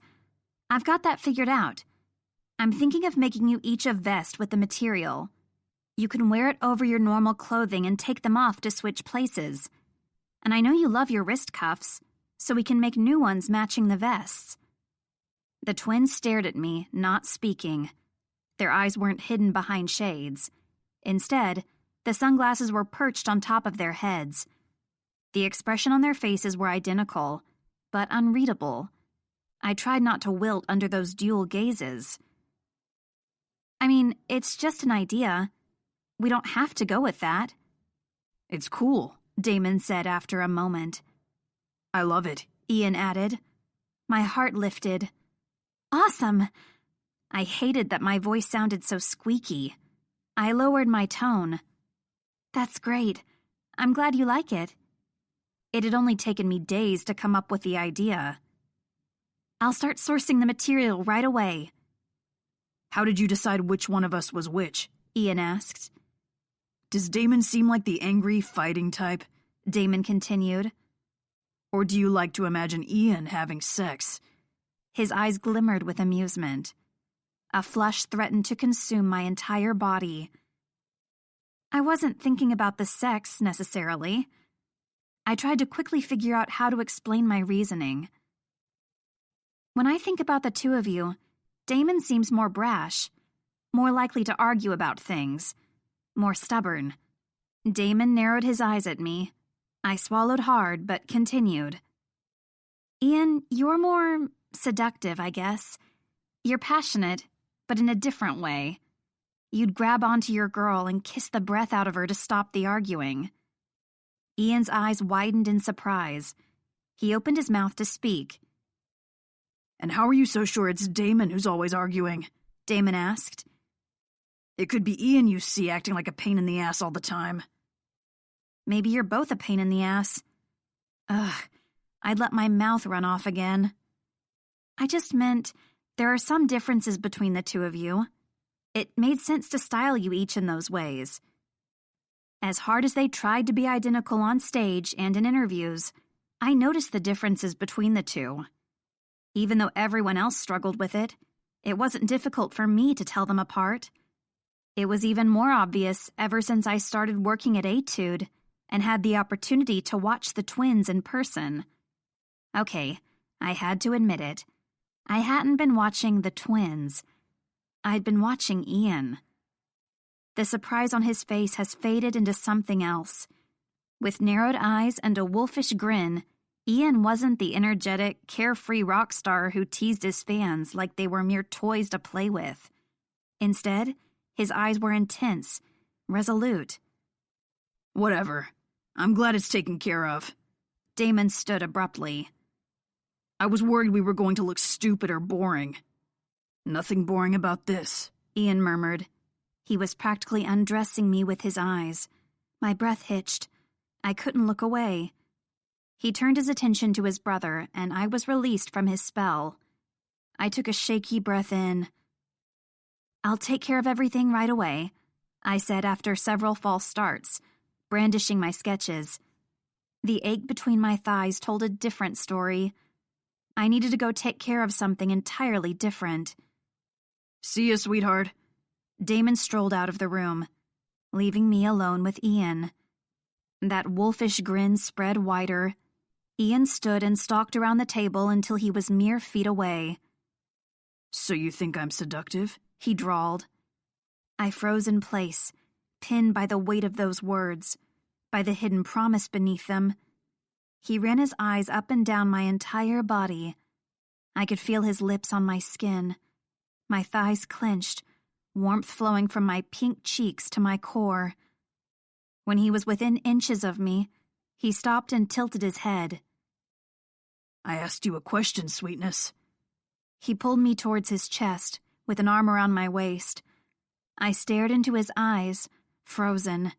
He lowered his head until his lips just barely touched mine. We were too public. Anyone could walk in and see us. I couldn't make myself care. My terror wasn't strong enough to overpower the effect Ian's mouth and hands had on me. One touch was all it took for me to surrender. A wave of heat ran through me, flooding my every nerve, centering between my legs. "I don't have any more meetings for the rest of the day. Maybe we could take a break and—" I left the rest unsaid. His eyes flashed with heat. "At work?" he teased. "Naughty girl. Aren't you scared of getting caught?" I could perhaps be persuaded. "Looks like I managed to snag a girl with an exhibitionist streak." Ian closed the office door and locked it, pushed me up against the wall, pressed his hips to mine. "So tell me," his eyes glinted in the dark, "exactly how dirty do you want to get?" All sorts of naughty thoughts ran through my mind, but there was one in particular that stood out. I pushed myself closer and felt him against my hip. I tiptoed my fingers down his chest, his sides, until I reached the zipper of his jeans. He hissed when I pressed my palm against his length. I unbuckled his belt, pulled the zipper, and gently palmed his rapidly stiffening cock. He let out a strangled grunt. I caressed the shaft gently at first, with short, small strokes. His already large girth was expanding with every second. I rubbed my thumb over the tip. He buried a groan in my neck. As his breathing got heavier, I stroked faster, twisting my wrist and thumbing the head. He bucked into my hand, trying to take control. I pulled back slightly, slowing the pace again, only giving him the barest of touches. He growled in my ear and grabbed both my wrists, pinning them behind my back. My eyes grew wide with surprise. "You like teasing?" His voice was low in his chest. "Not as much as you do." He chuckled darkly. "So you enjoyed all my messages?" I don't know if enjoyed is the word I would use. Reading his words to help bring myself to orgasm multiple times was a bit more intense than just enjoyed.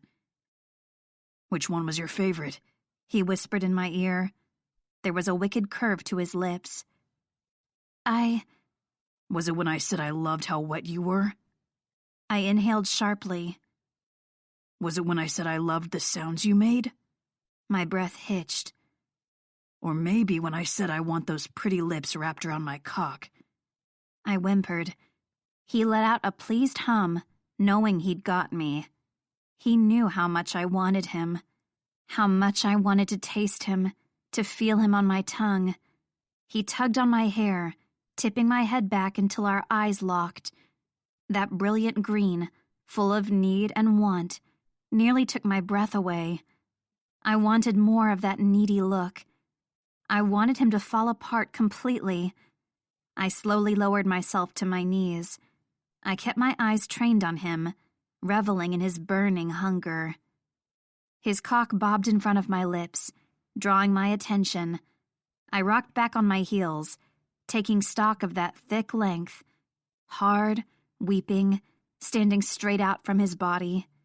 It twitched with every flex of his abs, as if seeking the wet warmth of my mouth. I placed one hand on his thigh to keep myself balanced. With a careful touch, I wrapped my other hand around him, pumping once, slowly. He let out a soft sound from the back of his throat. My tongue darted out, a quick lick, tasting him for the first time. He grunted and tightened his grip on my hair. From the trembling of his hands, I knew he was trying not to push me onto his cock. I leaned up and pressed my pursed lips against the head.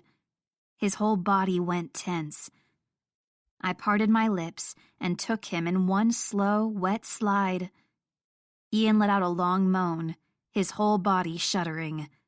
I paused there, more than half his cock fully in my mouth, listening to his strained panting. His thighs trembled under my touch. He swallowed heavily and took a deep, calming breath in. On his exhale, I slowly pulled back, using a tight suction, dragging my tongue along his cock the whole way. He let out a groan and fisted my hair tighter. Sweetheart, you're killing me. A sweet sense of satisfaction pulsed through me. It started in my chest, squeezing my heart, then made its way to my core. I clenched my thighs together as wetness gathered between my legs. This was turning me on as much as it was him. If he was hard before, he was rock solid now. I stopped teasing and began a steady rhythm. I let him slide in and out of my mouth and across my tongue. I didn't go too deep, taking him slightly more than halfway. With every withdrawal, I sucked on the head and swirled with my tongue. Ian couldn't help bucking his hips slightly, wanting that heated suction. I teased, bobbing down a few inches, then pulling back, swirling and kissing and licking. He growled and cupped my face with both hands, one on my cheek, the other stroking the underside of my jaw. I could feel his restraint, could feel how close he was to thrusting in. I finally gave him what he wanted. With one quick movement, I sucked his cock down until the tip hit the back of my throat. Fuck! Ian slammed a hand against the wall, stopping himself from toppling forward. I forced my throat muscles to relax. Like before, I waited until he had his breathing under control, then slid my lips back to the tip. He let out a continuous series of gasps and grunts as I bobbed up and down, back and forth, taking him all the way, then retreating. I knew he was close when he tugged on my hair frantically. Hope, I can't. I gripped his thighs with both hands, keeping his hips still, keeping him in my mouth. I sucked harder, using my lips and my tongue to take him over that edge. With one choked cry, he fell forward, fists clenched in my hair. The warm, slick taste of him coated my tongue in spurts. I kept my mouth clamped and swallowed, wanting to take everything he had to give me. After several long moments, the flood subsided. He let out one long, shuddering moan. I leaned back and let him fall from my lips. I licked every last drop along the way. Stop, he groaned. Too much. I pressed my forehead against his abdomen. The muscles shifted with every heavy rise and fall of his chest. My lips curved into a smile as the grip on my hair eased up and fingers softly sifted through the strands. He pressed a kiss to the top of my head and curled his arms around my shoulders, bending forward to envelop me. I basked in his embrace. Eventually he relaxed and let me go. I stood up on aching knees and tucked him back into his pants. Fuck, sweetheart. That mouth of yours. He tugged me to his chest and plastered his lips to mine. I've never felt anything like it, he murmured. A pang of hurt shot through my chest. Those were the last words I wanted to hear after what we'd done. I pulled back. Don't compare me to other girls. his brow furrowed, distressed.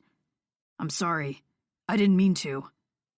I'm not going to be like the others. You can't make me fall for you with pretty words. I wasn't going to let that happen again. That's not... He closed his eyes, frustrated. I swear to you, that's not what I'm doing. Really? So you don't say that to all the girls? Hope, I swear to you, you're not just another notch on my bedpost. Then what am I? This conversation was getting too serious, too close to a topic I didn't want to examine. But I had to know. You're... He stopped, tilting his head and giving me a piercing stare. I don't know what you are. Gee, thanks. No, I mean it. He shook his head, hair falling into his eyes. I resisted the urge to push it back. I don't know what this is, but there's a connection between us. He cupped my face, bringing my head up to meet his eyes. From the moment you called out my name after that concert, I knew you were... He trailed off, glancing away. This sounds so fucking stupid. What? I'm what? Those green-gold eyes flicked to mine. You're different from the others.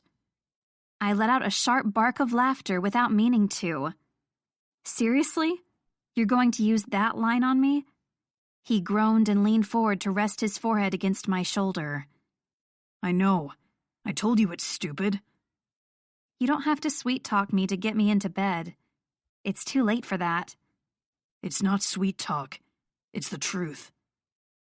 If it was only a line, if it was only something he said to all the girls, I didn't care. I wanted him. I watched him grumble as he struggled to buckle his belt. Sexy, gorgeous, and all mine. I focused on smoothing out my own rumpled dress. I had to remind myself, he was only mine for now. This wasn't permanent.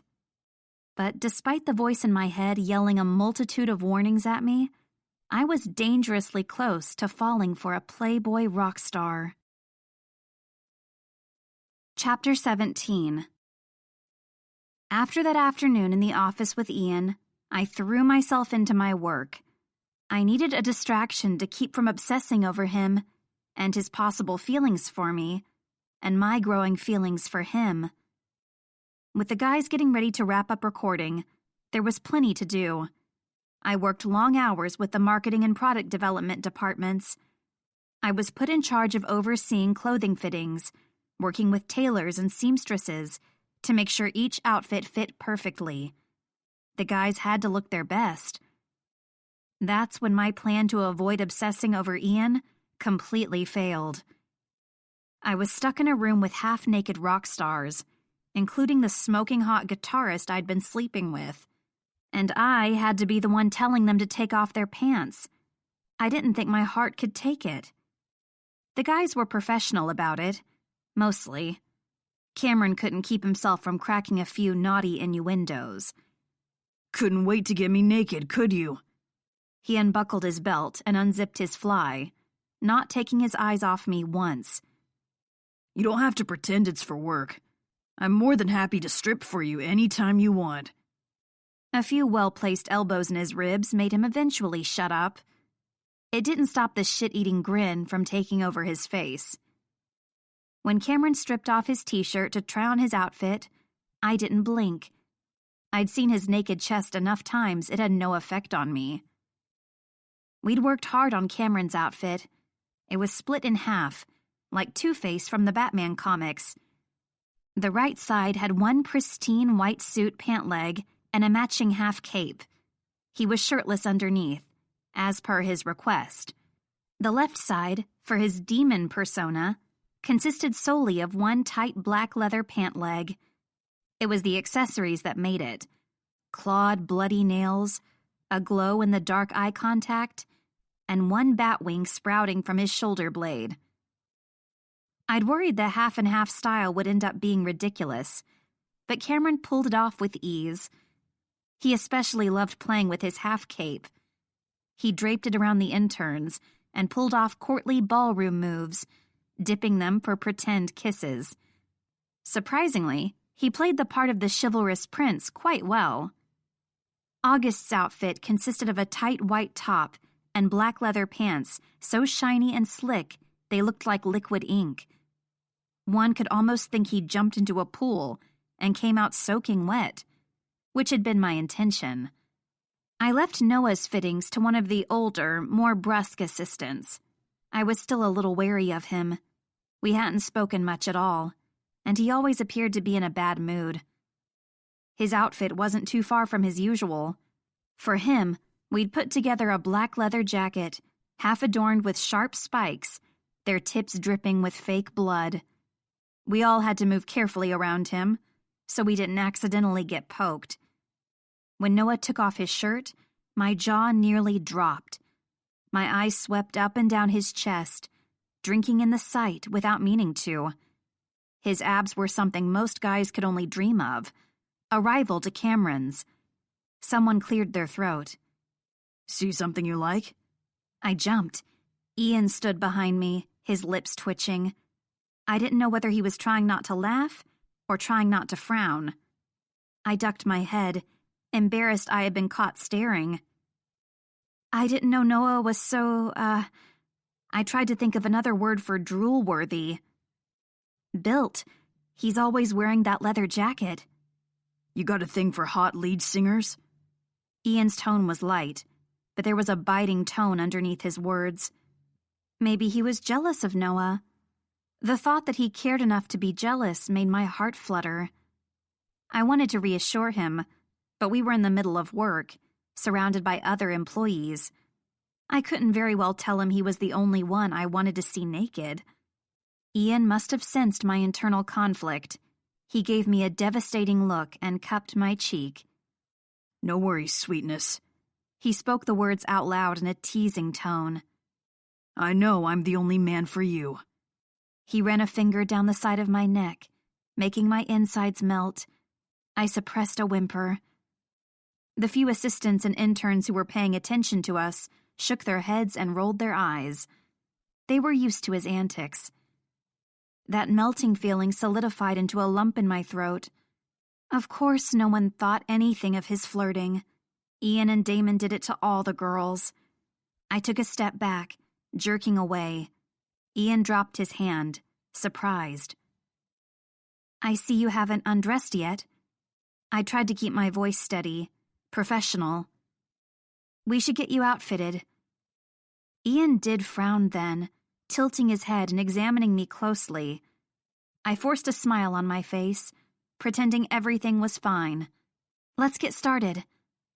I should have left Ian's fitting to someone else, but I knew I wouldn't be able to resist staring at his half-naked body.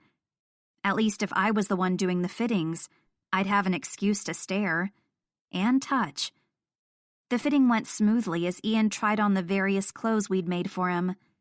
He would need multiple outfits to last him the entire promotion cycle. He was particularly enthusiastic about his and Damon's matching vests. This is fucking awesome. He'd put it on over his shirt and looked this way and that in the mirror, getting every angle. It's like I'm literally covered in shattered glass. He smoothed his hand over the material. It's not sharp, though. It's not real glass, I reminded him. The fabric was just designed to appear that way. Ian poked at one of the shards, stabbing with his finger. Quit it! I swatted his hand away. I've only been able to find enough material for one vest so far. I don't want you poking a hole through it. Instead of replying, Ian took off the vest and threw it over my head, covering my face. I grumbled and tried to fix my messed-up hair. If you're mean to me, I won't give you the best part. What's the best part? I reached into one of the boxes of accessories. Matching wrist cuffs. I knew the twins had some sort of obsession with those things. I'd never seen Ian or Damon without a pair on both arms. I'd used the last bits of material to make the cuffs, using a base of thick black leather. Ian's eyes lit up as he made a grabby motion. Awesome! Gimme. I held the cuff out of range. I don't know. You've been pretty bad today. What with all the teasing. Do you think you deserve a reward? Ian threw me a lascivious smirk. Sweetness, you've got no idea how bad I can be. My breath caught, both at the words and at the tone in which he'd said them. Fine, then. I tried not to sound breathless. Give me your old one. We'll try on this new one to see if it fits. I held up my hand, waiting. I was taken aback when his whole body stiffened. Ian's eyes darted around, as if he were nervous. I had no idea why that might be. I tried to lighten the mood, dangling the bracelet in front of his nose. Don't you want to try it on? He visibly forced his shoulders to relax. I'm sure it fits, sweetheart. I'll try it on later. I paused, looking at him with considering eyes.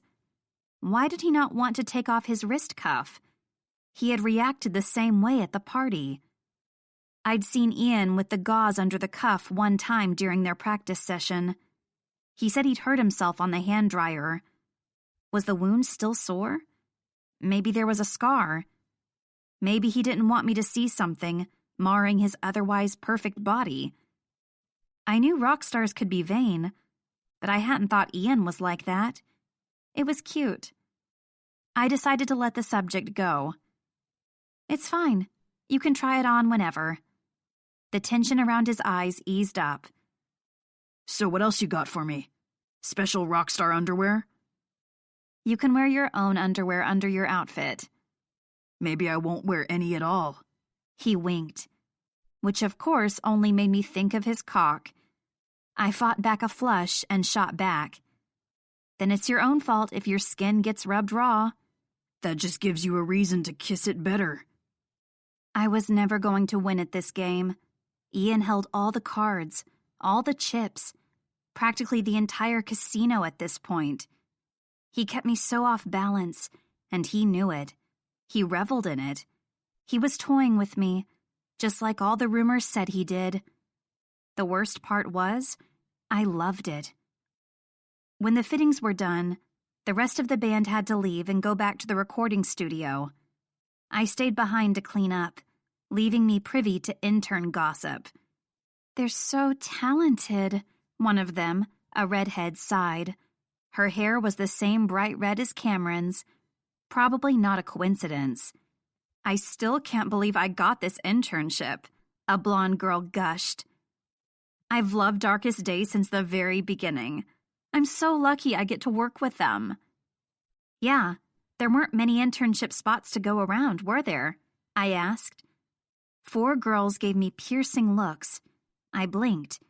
The stares weren't hostile exactly, more calculating. Word is, you got promoted to some sort of position high up, Red Hair asked. I'm just an intern, I insisted, though I still wasn't sure that term applied to me or not. You're working with the directors of marketing and product development. We'll return to the story soon. But for now, let the music help you slow down and feel present. This free audiobook is made with care.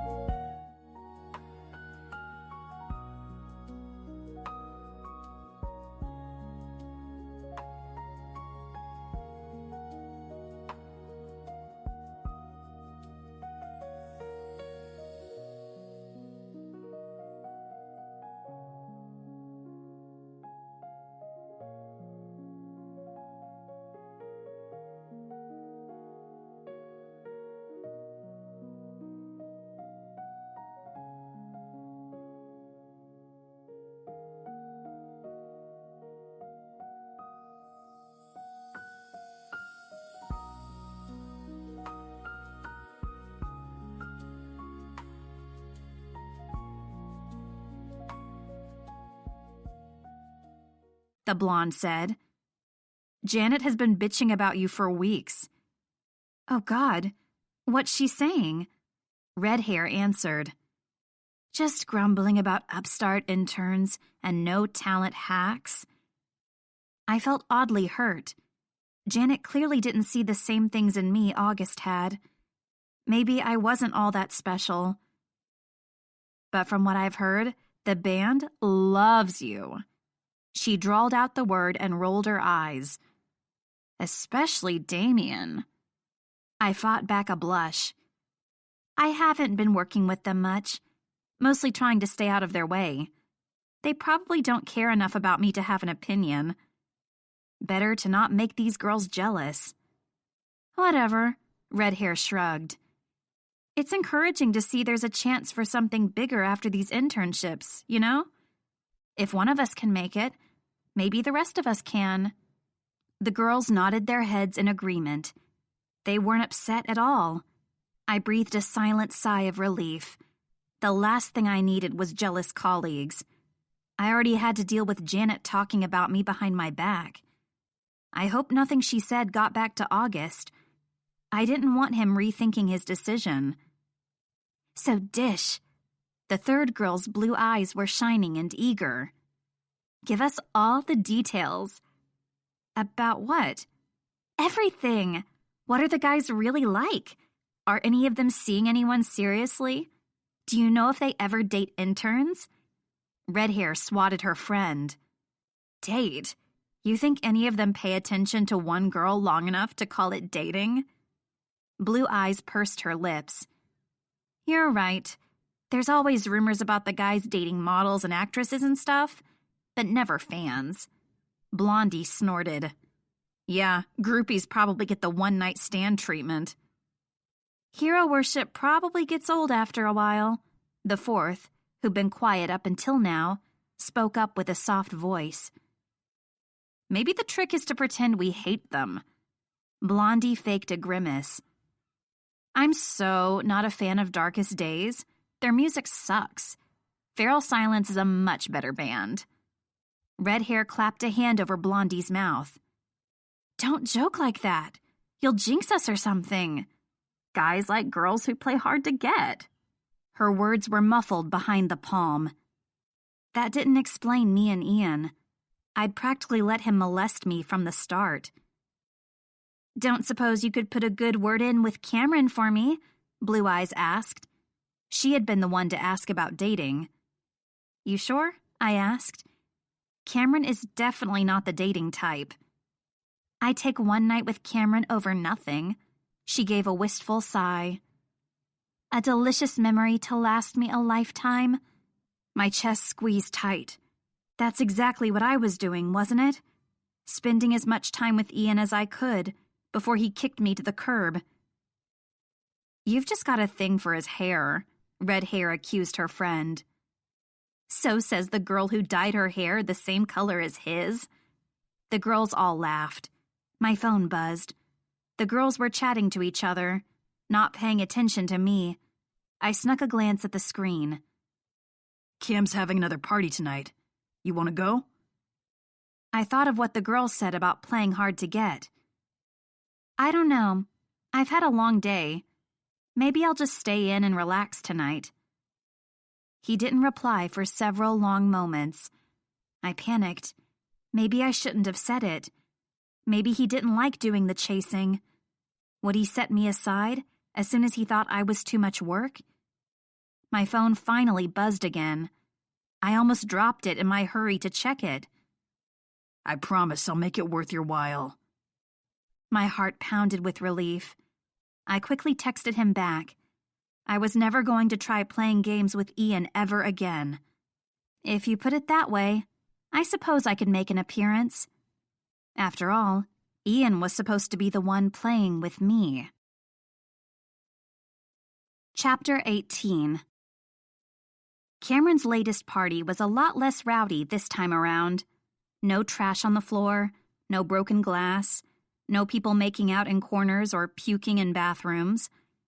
Ian told me Cameron had kept the invitations to a minimum. "Only about 100 people this time," he reassured me. Only. I didn't think I knew 100 people. I certainly didn't know 100 people well enough to invite them to a house party. In fact, I could probably count on 2 hands the number of people I would feel comfortable partying with. But here I was, surrounded by strangers, celebrities and rock stars and groupies. The only people I knew were the members of Darkest Days. I was at least on friendly terms with Ian and Cameron, even if I hadn't gotten to know August and Noah outside of work.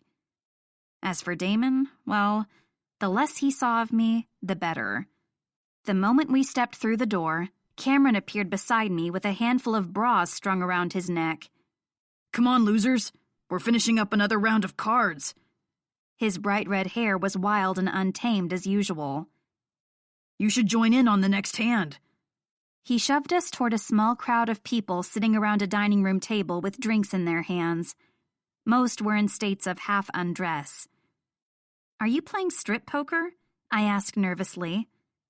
"I don't think—" "Nah." Cameron waved aside my concerns. "We don't play poker anymore." Anymore? It stopped being fun after a while.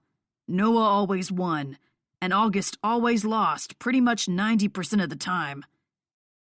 Noah doesn't seem like the type to have a good poker face. "He doesn't," Ian said. "He just always looks pissed off, so we can never tell when he has a bad hand." "And August?" Cameron snorted. "For such a genius, that man is shit with numbers. Idiot savant." Ian smirked. "It's like he has no concept of strategy. He'll have the worst hand and keep on betting and raising the stakes until he loses everything." Cameron shook his head in mock sadness. "Pretty pathetic." "If it's not strip poker, why are all these people half naked?" "We don't play strip poker," Ian stressed. "So what do you play?" Cameron let out an evil cackle. "You ever heard of Go Fish?"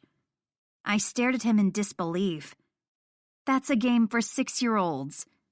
"Perfect for Cameron." Ian gave the bassist a friendly shove. Cameron pretended to throw a punch at him. "Don't get cocky, asshole. Everyone knows how much you suck at this game. You're always the one left bare-ass naked." "It's impossible to be bad at Go Fish," I said, still unbelieving. A group of rock stars playing a children's game. It's literally a game of chance. There's no strategy involved. "Then I guess he just has shit luck," Cameron declared, elbowing Ian in the ribs. We reached the table as the group set up another round. August glanced up briefly from shuffling the cards. "You guys want in?" "I'm not sure." Cameron cut me off again, pushing me into a chair with a firm shove. "Hells yeah, they want in." No one listened to my protests. August dealt me a hand. I slumped in my chair, eyeing Ian. He took a seat beside me, pleased and smug. Was he planning to get us both naked? I was fine with that, in theory, but not in front of a room of people. It's not fair. There were 6 people around the table: Ian, Cameron, August, me, and 2 pretty brunette girls. The girls are at a disadvantage. We wear a lot less clothing. Panties and a dress, maybe a bra, and that's it. "Jewelry and accessories count," one of the girls reassured me. She had an oval face and perfectly plucked eyebrows, giving her a classical look. The kind of look I wished I could pull off. With the amount of bling we wear, sometimes it's the guys who get taken for a ride. "So how's it work?" "You know how to play Go Fish, right?" August's usual distant expression was gone. He shuffled and dealt the cards with a laser focus. "Sure. You ask the person on your left if they have a certain numbered card. If they do, they have to give it to you.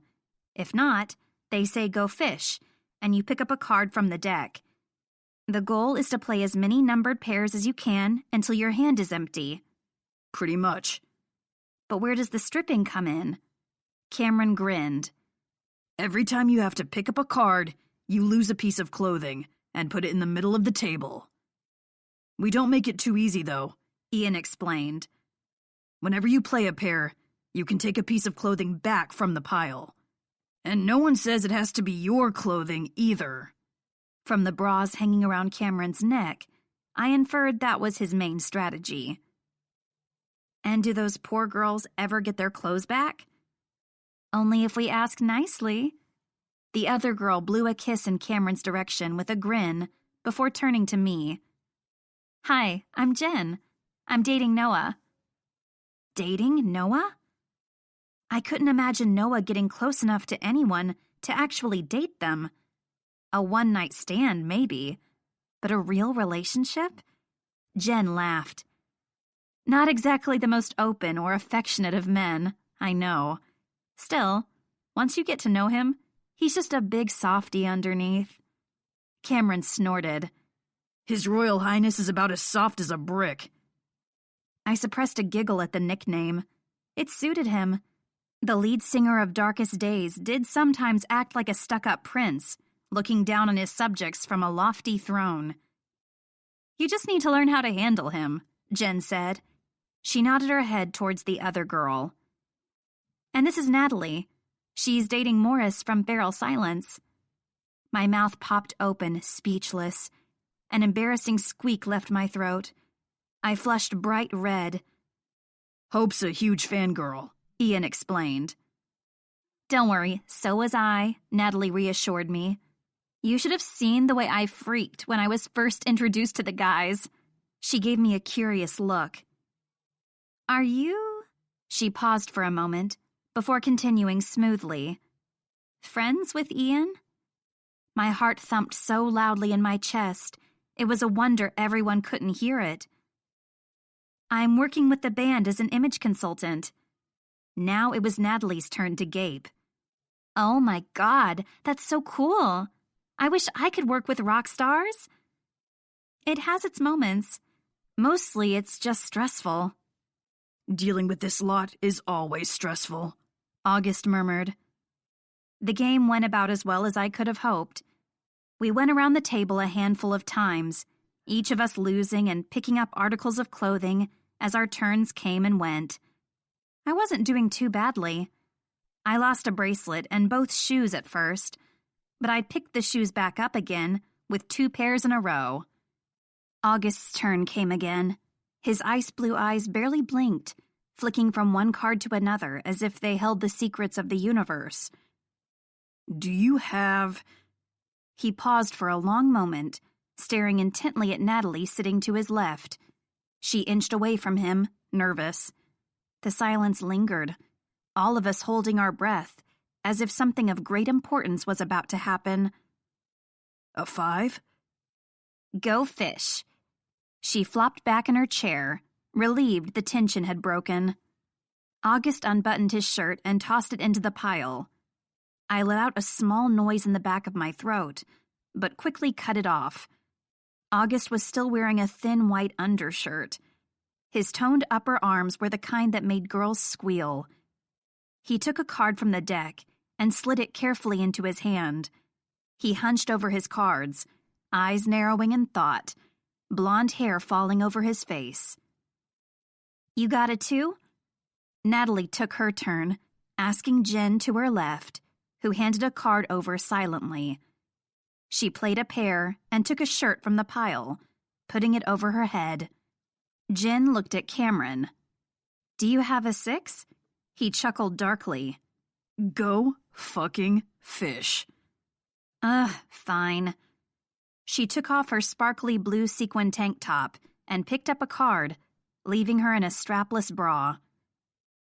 Better stop losing, or your boyfriend's gonna be upset you're flashing everyone, Cameron said. Better stop taking all my clothes, or my boyfriend's going to clock you in the mouth, she said with a sweet smile. Wait, I said. There's a rumor the girl who helped Noah write his song started dating him. Was that you? Jen's smile went soft, almost sappy. Sure was. From her glowing face, it looked like she really was in love.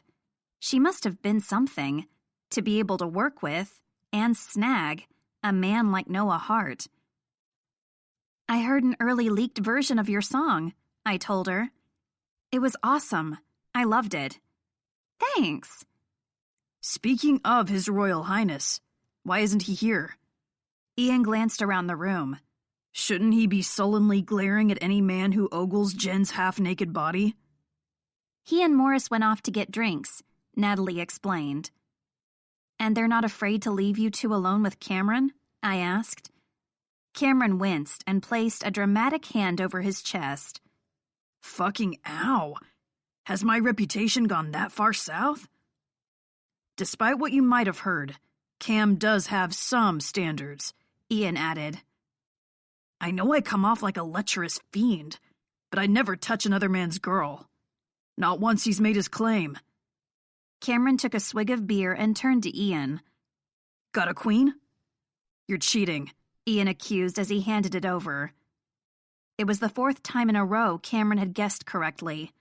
He was going to win at this point. Cameron took Jen's blue top from the pile of clothing.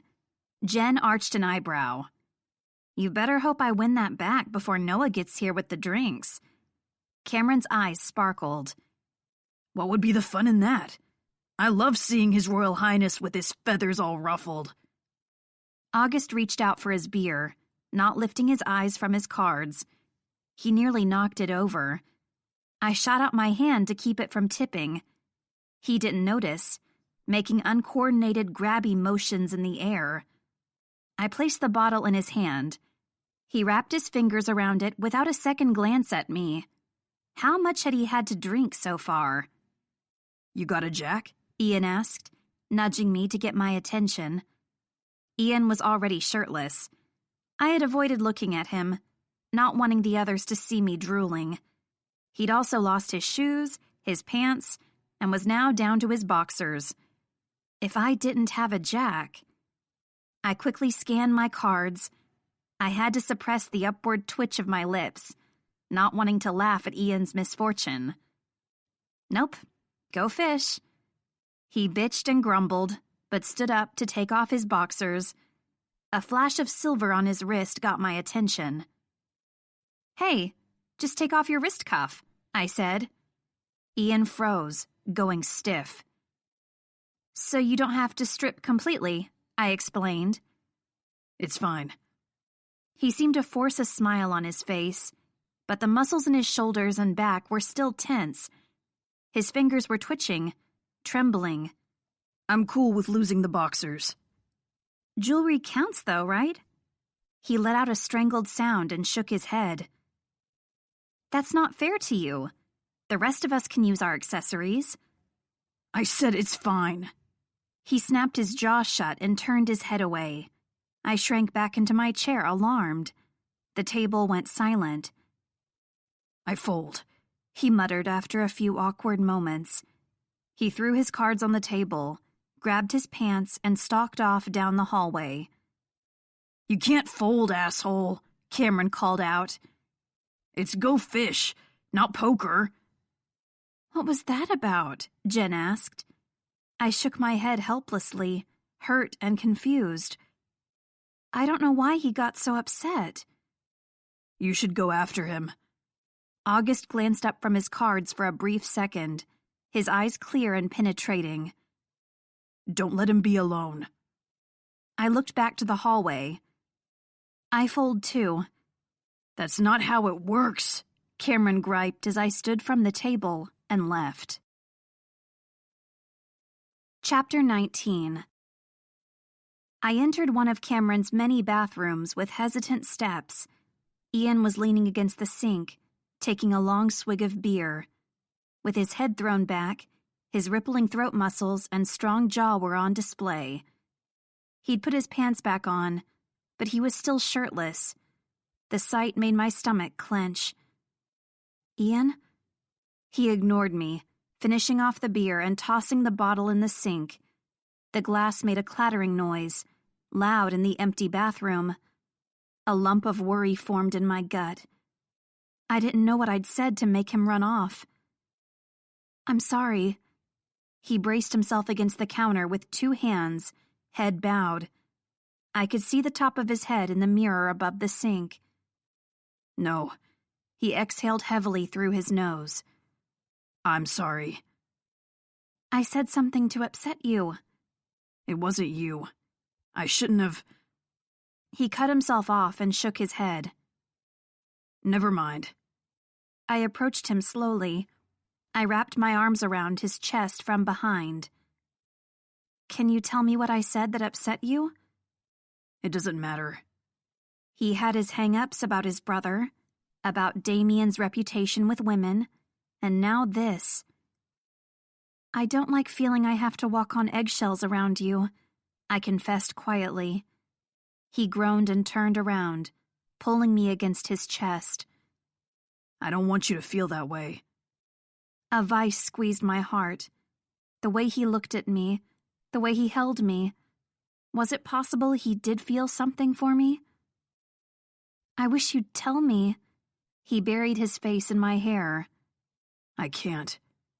My heart sunk. Okay, I get it. It's personal. I shouldn't have gotten my hopes up. I was just a fling to him. There was no reason why he would confide in me. He shook his head. It's just, I've never talked about it with anyone. Whatever it was. Even with Damon? Damon knows. We don't bring it up. I went quiet for a moment, thinking. I'm worried. About what? About you, I wanted to say. About us. But there was no us, not officially. I'm worried I'll say the wrong thing and you'll get upset again. I promise I'm not upset with you. I'm dealing with my own shit. He ducked his head until we were face to face, his hair tickling my forehead. Okay? His bright green eyes glittered with sincerity. Okay. I was about to suggest we return to the game when hands slid down my waist. He grabbed 2 cheekfuls of ass and squeezed. So why'd you come chasing after me? He asked, a playful note in his voice. He rubbed and caressed with magic fingers, causing a warm tingling sensation between my legs. I wanted to make sure you were okay. My breathing was already becoming heavy. Are you sure you didn't want to get me alone in an empty bathroom?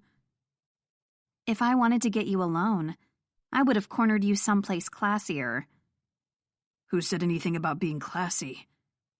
He trailed his lips along my neck, leaving brief, sucking kisses. Sometimes it's more fun to get dirty.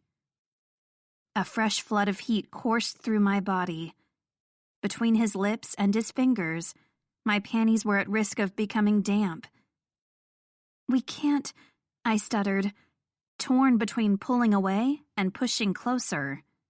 Ian cupped a hand between my thighs. My legs nearly fell out from under me. We can't what? He rubbed his finger back and forth slowly, teasing. He slipped a finger inside the elastic of my panties and pushed inside me. The rough slide of it made me instantly wet. I let out such a pathetic, needy noise, I was almost embarrassed for myself. You were saying? He nibbled on my ear, tracing it with his tongue. I clenched hard, throbbing around him. My hips rocked forward against my will, wanting more of that delicious friction. I moaned, and Ian let out a quiet hum of pleasure. That's it, sweetheart. Let go. He was doing this to distract me, to keep me from prying, from asking more questions. But when he slipped a second finger inside me to join the first, I couldn't bring myself to care. I clutched at his shoulders, keeping myself upright. He slid his fingers in and out, slowly at first, then increasing the pace to match my racing heartbeat, my soft, hitching breaths. With his other hand, he lowered the straps of my dress and bra off my shoulders. His lips followed the path, leaving a trail of kisses. He maneuvered my arms until the straps were loose and dangling. A quick snap of his fingers, and my bra came undone at the back. One sharp tug on the hem of my dress, and my front was bare to him, my breasts on full display. He spun me around, pressing me against the sink, my back to his front. Open your eyes. My eyes kept fluttering closed with pleasure. I fought to obey his command.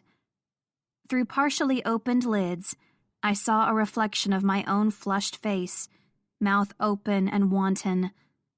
I saw my own bare chest, dress pulled to my waist, nipples hard and cherry red. I ducked my head, embarrassed to see myself like that. I really wish we weren't in a bathroom. What difference does it make? Because then I'd feel less trashy doing this. Ian tweaked one nipple with a sharp pinch. I gasped, head shooting up. I want you to watch, sweetheart. With my eyes fully open, I was met with a stunning sight. Ian's hand on my breast, one black-tipped nail lazily circling a nipple. Ian's deft fingers, plunging into me with long strokes, shining and slick. Our eyes locked through the mirror. It was too much, too intimate. I gasped his name. His eyes were blazing hot, nearly scorching me with their need. I'm going to make you come, Hope, he murmured in my ear. You're going to come on my fingers while I fuck you with them. I whimpered at his words, an orgasm tingling at the edge of my senses. I pressed my ass up against his front, feeling his thick length. The small moan that escaped my lips only made him chuckle darkly. I spread my legs wider apart and tilted my hips. He took the invitation and slid a third finger inside, stretching me, filling me, bringing me that much closer to my release. I bit my lip to keep from crying out. Don't do that. He nipped lightly on the curve of my neck, teeth sinking into the soft flesh. I like it when everyone hears you scream my name. He twisted his wrist in a sharp motion, bringing a fresh flood of pleasure. I'll scream as loud as you want, as long as you never stop doing that. I was nearly breathless with need. He chuckled quietly and complied, continuing to fuck me with the fingers at a relentless pace. I squirmed against him, hips rocking and bucking, wanting it faster, deeper. Then Ian rubbed a thumb against my clit, and I flew over the edge, shrieking his name. My inner muscles clenched and released, squeezing his fingers. Ian cursed in my ear, a low growl. Fuck, sweetness. You're so fucking tight. I slumped forward against the sink, small jolts of pleasure still shooting through me. My limbs trembled, going weak. The only thing keeping me up was his arm around my waist. Ian slowly withdrew his fingers, inch by inch, drawing a moan from my lips. He gathered me up in his arms and tucked my head under his chin. I breathed deeply, calming my racing heartbeat.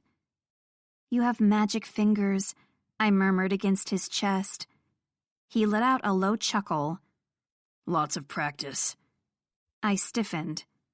He mimed playing a riff, air guitaring in the middle of the bathroom. I laughed, relaxing when I realized what he meant. I didn't want to think about the other meaning. I made a motion to pull my dress back up. Ian's hand on mine stopped me. Did you think we were done? His eyes held a wicked glint. He pulled my hips against his, letting me feel his stiff length. Getting fingered in a bathroom was one thing, but getting fucked in one? Shivers coursed through me at the thought. Despite the orgasm I just experienced at Ian's hand, my hormones were already racing again. Maybe you were right, I said. Ian tilted his head. About what? I gave him a coy smile. Sometimes it's fun to get dirty. His eyes lit on fire. His mouth captured mine. When our lips met, I was set aflame. The force of that kiss overwhelmed me. His touch made me forget all about my worries, all about my hang-ups. In that moment, the only thing that mattered was Ian's skin under my fingers and his firm body against mine. Ian's tongue traced the seam of my lips. I opened my mouth willingly. Our lips locked in a hot, wet kiss. Our tongues tangled together with passion. His hands explored the curves of my body, running up and down my sides, my front, my back. With an easy tug, my dress fell to the floor along with my panties. I explored his body in turn, pressing my palms against the hard muscles of his chest, the peaks and valleys of his abs. I played with the soft trail of hair leading me down that tempting V-shape of his lower abdomen, until my fingers reached the waistband of his pants. I fumbled at his jeans, popping the button open and pulling the zipper down with eager fingers. When his hard cock sprang free, I gently took him in my hands. He let out a sharp hiss as I stroked up and down once, twice. He pulled a foil packet out of his pocket and quickly rolled on protection before putting both hands under my thighs. "Hold on to me," he murmured against my lips. I wrapped my arms around his neck and my legs around his waist, clinging onto him as he lifted me up. He used his body weight to press me against the wall.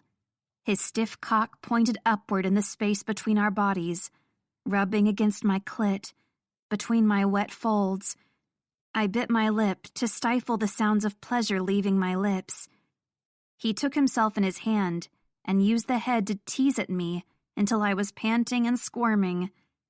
He placed his tip just at my entrance, circling it but not entering.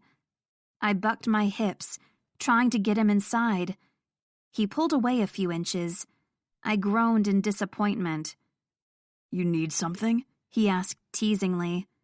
"Yes," I moaned. "Fucking do it." With a sharp jerk of his hips, he slid inside me. I let out a choked sound of pleasure, burying my nails into the skin of his back, clawing at him. I arched my back and tilted my hips, trying to take him deeper.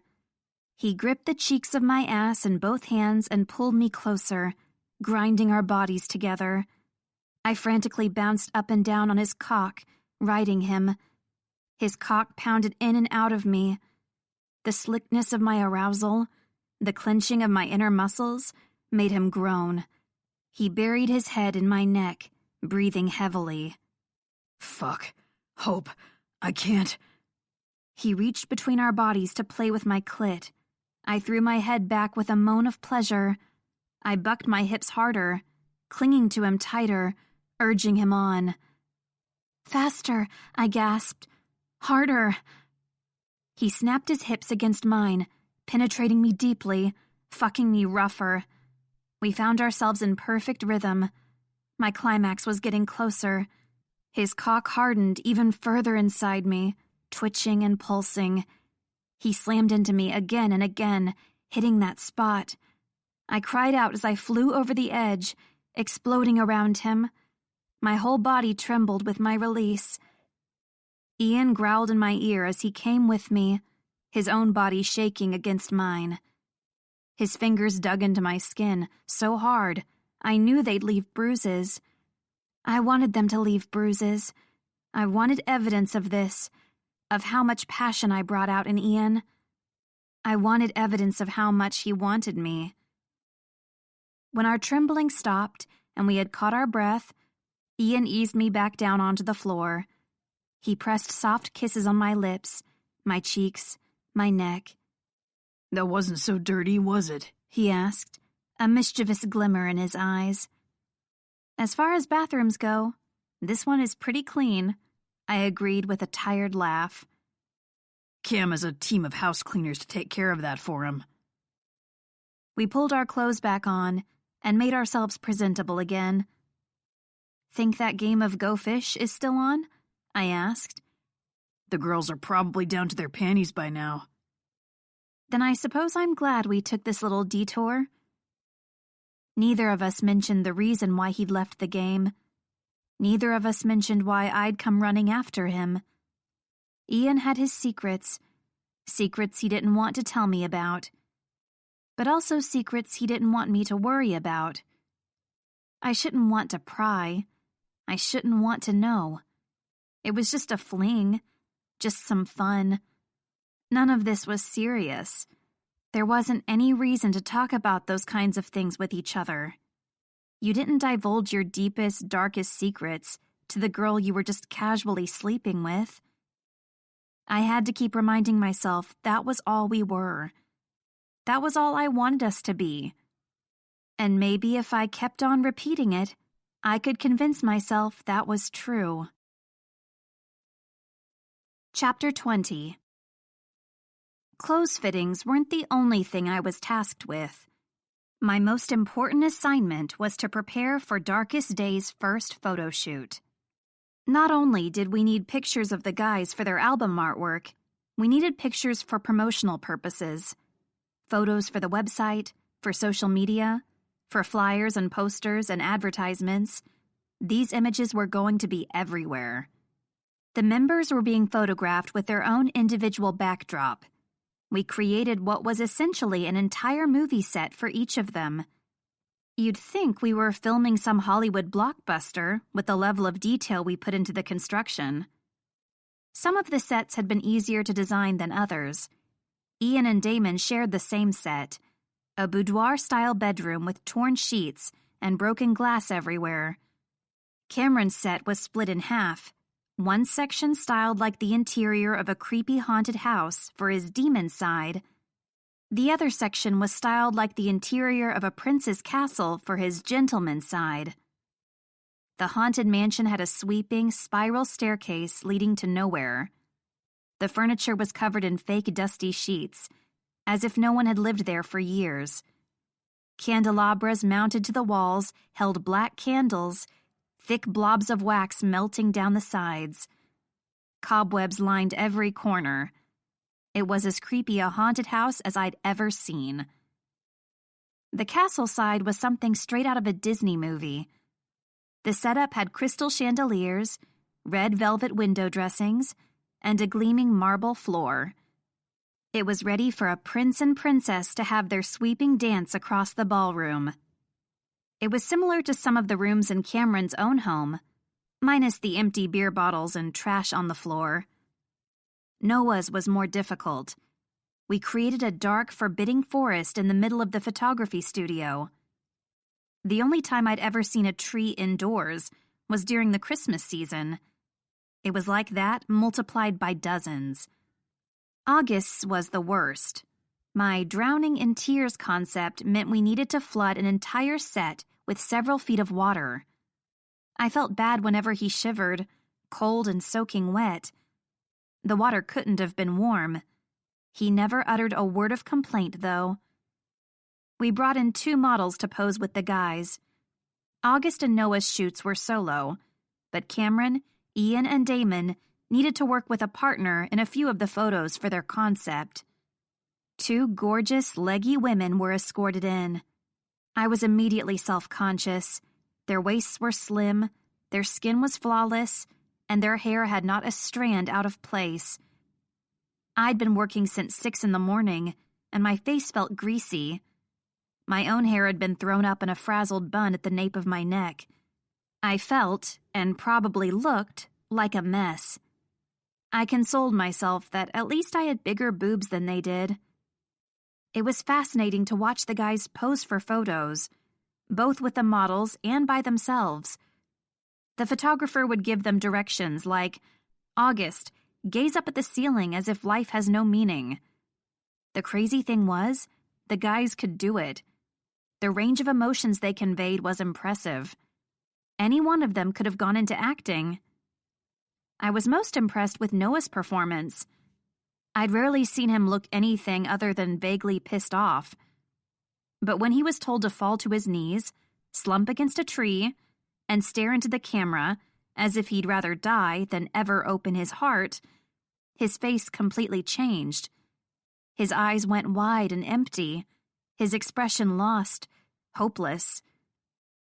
Then the photographer would finish snapping dozens of photos, give him a satisfied nod, and Noah would go back to being disgruntled. The last photo shoot for the day was Ian and Damon's. They were both posing with the same girl, one in front of her, the other behind. Damon was directed to glare at her and pretend he was gripping her arm tight, ready to fling her away. Ian was directed to curl his arm around her waist and place soft kisses to the back of her neck. He was supposed to pretend to kiss her neck, but as I stood behind the photographer and watched the shoot, I saw his lips touch her skin, mouth moving lightly across her jaw, neck, and shoulders. A slow burn of jealous rage ignited inside me at the sight. My fists clenched at my sides, shaking. My lips pressed together in a firm line. The longer the scene went on, the angrier I got. I wanted to look away, but I couldn't tear my eyes off the two of them. It was like watching a train wreck. Finally, the camera shutter stopped clicking. The photo shoot was done. The model shook out her limbs and stretched. All three of them had been stuck in a similar pose for a while. Damon did the same, rubbing at his neck and groaning. Ian immediately zeroed in on me. He must have seen the furrow of my brow, the tightness of my lips, my balled fists. He tilted his head and winked. Jealous? He mouthed. I whirled around with a huff, turning my back to him. I didn't want him to see me like that. I stalked to the table with catered food and drinks. I contemplated stuffing my face with food, but remembered Ian's lips all over the thin, slender model. I decided against it. I wasn't hungry anyway. 2 interns brushed by me and filled up their paper plates, sticking to fruits and vegetables. "Were you watching Noah's photo shoot?" one of them, a blonde girl, asked. Her friend shook her auburn head. "No, I was too busy watching August," she sighed. "He's so gorgeous." "Forget it. August would never pay attention to an intern. We're too below him." "Did you hear that one of those models used to date Damien?" "Not surprising. I heard they have a thing for models."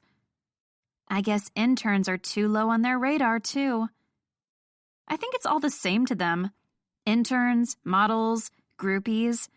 They see a girl they want, they take her." "I wish both of them would take me." They giggled and wandered off, their plates full of rabbit food. My heart sank to my stomach. Those girls were right. The guys could have anyone they wanted, including models. Ian probably had more than his fair share of them. I chided myself internally, shaking off my bad mood. This was what I'd wanted. No strings. A touch on my waist made me flail. "Whoa, easy," Ian said. "Why are you so jumpy?" I forced a laugh. "Sorry, too focused on the food." "Is the food that interesting? 'Cause I can think of something else I'd rather devour." I darted my eyes around, but there was no one close enough to hear. "In fact," Ian leaned forward, speaking low into my ear. "I know of a private place where we can dine together. Alone." The press of his lips against my ear caused all breath to leave my lungs. "We're in the middle of a photo shoot." "Nope, we're done for the day." Despite my words, I let him tug me along, leaving the photo area and heading down a deserted hallway housing the studio offices. "I have to help put stuff away with the other interns." He pulled me into an empty office and locked the door behind us. "Everyone who showed up at 6 o'clock has already left. It's the second shift's turn to clean up." "I still have a lot of work to do to get ready for—" I gasped as Ian bit my ear. "I know for a fact you don't have anything due for another few days." He mouthed the bite lightly, a soft touch. "You're running out of excuses, sweetheart." He placed a hand on the small of my back, pressing our hips together. I couldn't help rocking against him. "Standing next to that girl all day was torture. All I could think about was touching you, kissing you, running my hands all over your skin, worshipping every inch of you." I couldn't believe the line he was giving me. "Right." I pushed at his chest. "You spent the whole day with a gorgeous model, and all you could think about was me." He pulled me back into the circle of his arms. "That girl has nothing on you, sweetness." He placed a kiss on my cheek. "You're different." He ducked his head until he met my eyes, his own a soft green. "You're special." Despite my better instincts, I could feel my insides melting, liquid heat flowing to the apex of my thighs. How about I prove it to you? His eyes glinted, playful yet heated. I'll give you 10 kisses for every one I gave her. He lowered his lips to my neck. I think I kissed her about 24 times. That's a lot of kisses. Then I guess I'd better get started. Ian licked and sucked and nipped at every exposed inch of skin on my neck, shoulders, and collarbone. The press of his teeth, lips, and tongue drove me crazy. I reached up to bury my hands in his hair. He grabbed my wrists, pinning them against the wall on either side of my head, trapping me. Keep them there. But his eyes flashed. Keep them there. My heart fluttered. The words were commanding, powerful. Something inside me flickered to life. Some part of me wanted to do what he said, wanted to obey. I nodded my head to show I understood, not fighting against his hold. His eyes narrowed, humming in satisfaction. Good girl. My knees went weak, a flood of warmth rushing to my very core. I wanted to be good for him. I wanted to please him. But his own pleasure was the last thing on his mind. Ian placed soft kisses down my neck, along my collarbone, until he reached the swell of my breasts. As his lips moved downward, his hands slid upward. He untucked my blouse and skimmed along the skin of my stomach. My muscles clenched. His fingers left a blazing hot trail. Large hands engulfed both breasts. 2 thumbs brushed my nipples through the thin cotton bra. I gasped as a jolt of pleasure went through me. He kissed along my cleavage and massaged with soft touches until I was squirming. I started to reach down and clutch at his hair. His words echoed in my ears. I clenched my fists instead and kept my arms where he'd placed them. As if sensing my inner struggle, Ian chuckled darkly. He picked me up with one arm around my hips, the other around my shoulders. Before I knew what was happening, I was sitting on a desk. Ian was between my spread legs. My skirt was bunched up to my waist. I blinked at the suddenness of it. I didn't have time to protest. Ian went straight for my panties, hooking his fingers under the elastic and tugging. I automatically lifted my hips, not thinking twice. Once my panties were gone, he placed both hands on my inner thighs and spread them obscenely wide. Your body is amazing. He murmured the words against the skin of my calf. I don't think a ratio of 10 to 1 is good enough. Let's make it 100 to 1. If anyone walked in, they'd have seen Ian on his knees in front of me, head between my thighs, with my legs sprawled out on either side. I should have been embarrassed. I should have been protesting. Instead, I closed my eyes and whimpered as Ian sucked my clit into his mouth. He more than made good on his promise. Chapter 21. By the time Ian was done with me, I was a frazzled mess. A frazzled, happy, satisfied mess. We put ourselves together and went back to the studio. The rest of the band members were gone, but the crew was still taking down all the sets. Shit, I missed my ride, Ian said. It's your own fault. Worth it. I had to pull myself together and get back to work. I need to get my purse and stuff. I could tell he was going to pull me in for a kiss. I sidestepped away. I couldn't let him do that in front of everyone. Ian narrowed his eyes in a fake pout.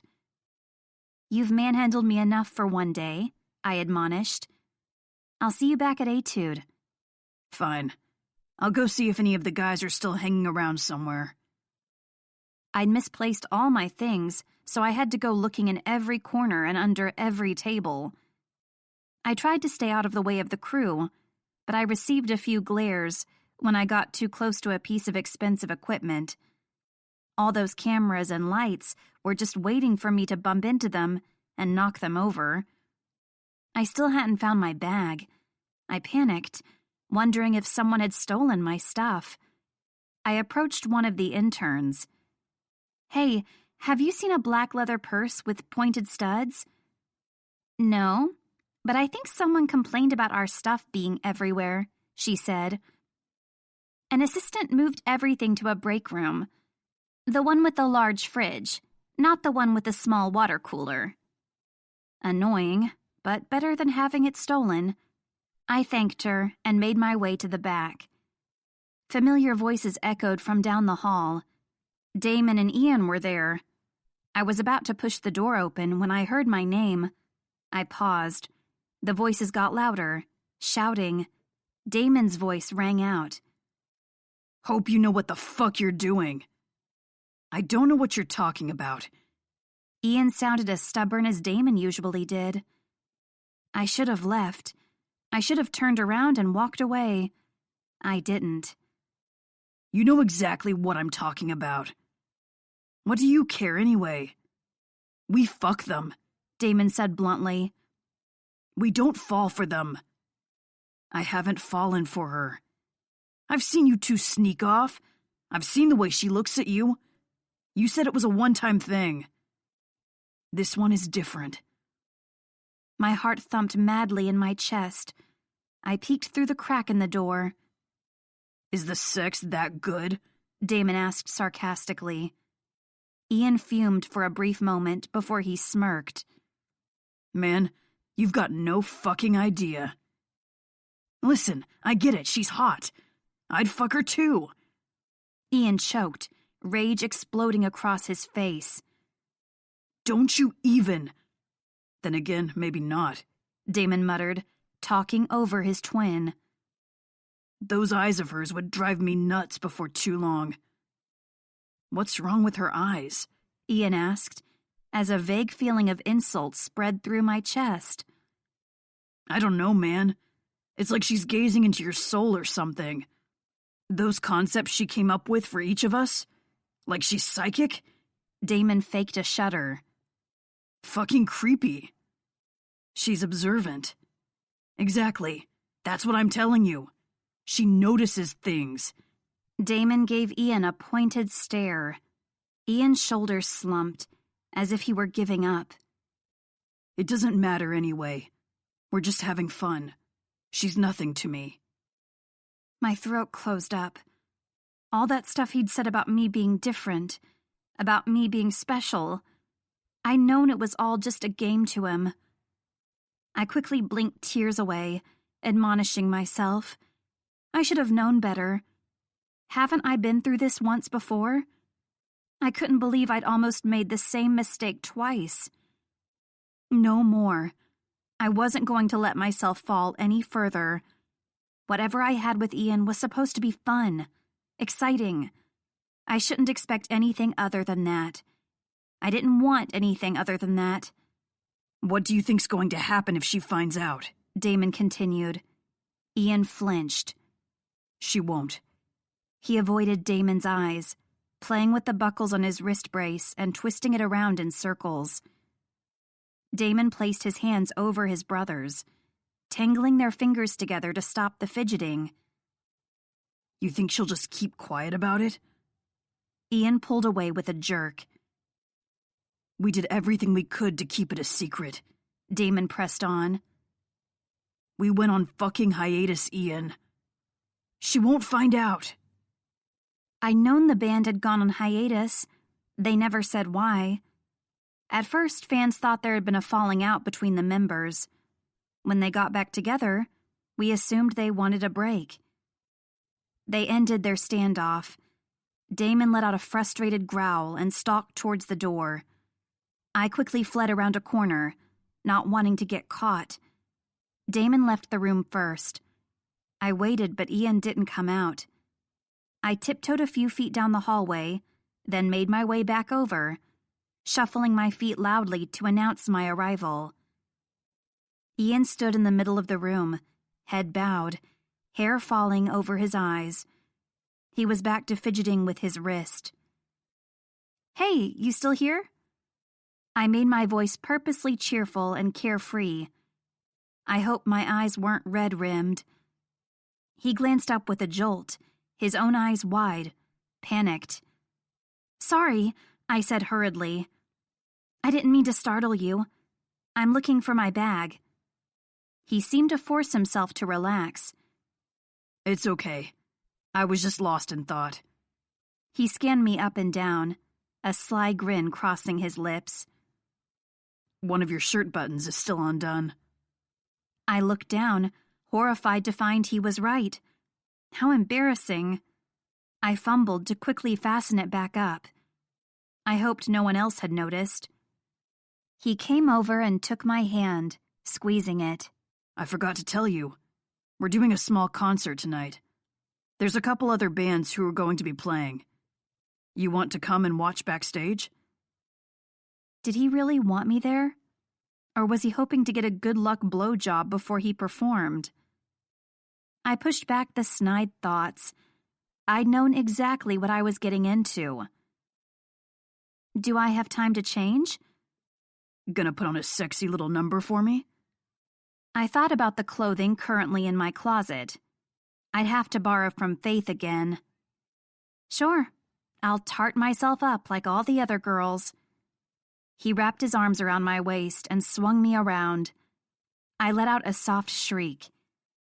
"You're nothing like the other girls." His eyes sparkled with good humor, but there was something deeper in his voice. "We're just having fun." Despite the smile on my face, Ian's words were sobering. "She's nothing to me." I tried to shake it off. It didn't matter. Ian was right. We were just having fun. Besides, I wasn't going to let myself fall for someone who could break my heart without a second thought. Still, a small part of me couldn't help snarking. Too late. Chapter 22. I hadn't tarted myself up for the concert, but I had at least put on a cute dress I'd borrowed from Faith. It was short, it was tight, and it was sexy. I figured that was good enough. The whole time I got dressed, I couldn't help wonder what was the point. Nothing I did was going to make Ian fall for me. But I didn't want him to fall for me anyway. We weren't ever going to be anything serious. I'd known that going in. I hadn't wanted that. I hadn't wanted any strings. Hadn't planned on getting attached. I snorted to myself. So much for that. When I arrived at the concert venue, I flashed my ever-present staff badge at the bouncers and was nodded through to the backstage. I found Ian talking with an assistant, holding his guitar in one hand. He was smiling at her, his head tilted to the side. She was practically swooning.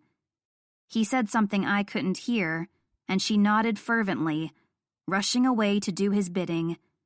He smirked and slung his guitar over his shoulder. I tried to ignore the ache in my heart. Ian noticed me, his eyes lighting up. He headed straight toward me. I braced myself for whatever flirtatious words he was going to say. I got ready to steel my heart against it. Surprisingly, Ian didn't immediately run and tease me, or flirt with me, or put his hands on me. "This concert is going to fucking rock," he said with a mad grin. "The fans have been cheering our name for a solid 20 minutes straight already." His eyes twinkled with an almost manic glee. "Can't wait to get on stage." "What's got you so pumped up?" "We're going to try out some of our new songs. I can't wait to hear what the audience thinks." "Are you going to try yours and Damon's song?" Ian's mouth turned down at the corners, almost seeming to deflate. I immediately regretted asking about it, wondering if it was a sore point. "Nah." He faked a casual shrug. "It's not 100% ready yet. Noah's song is going to rock, though." He glanced around the backstage before turning back to whisper. "Honestly, It's such a sappy song.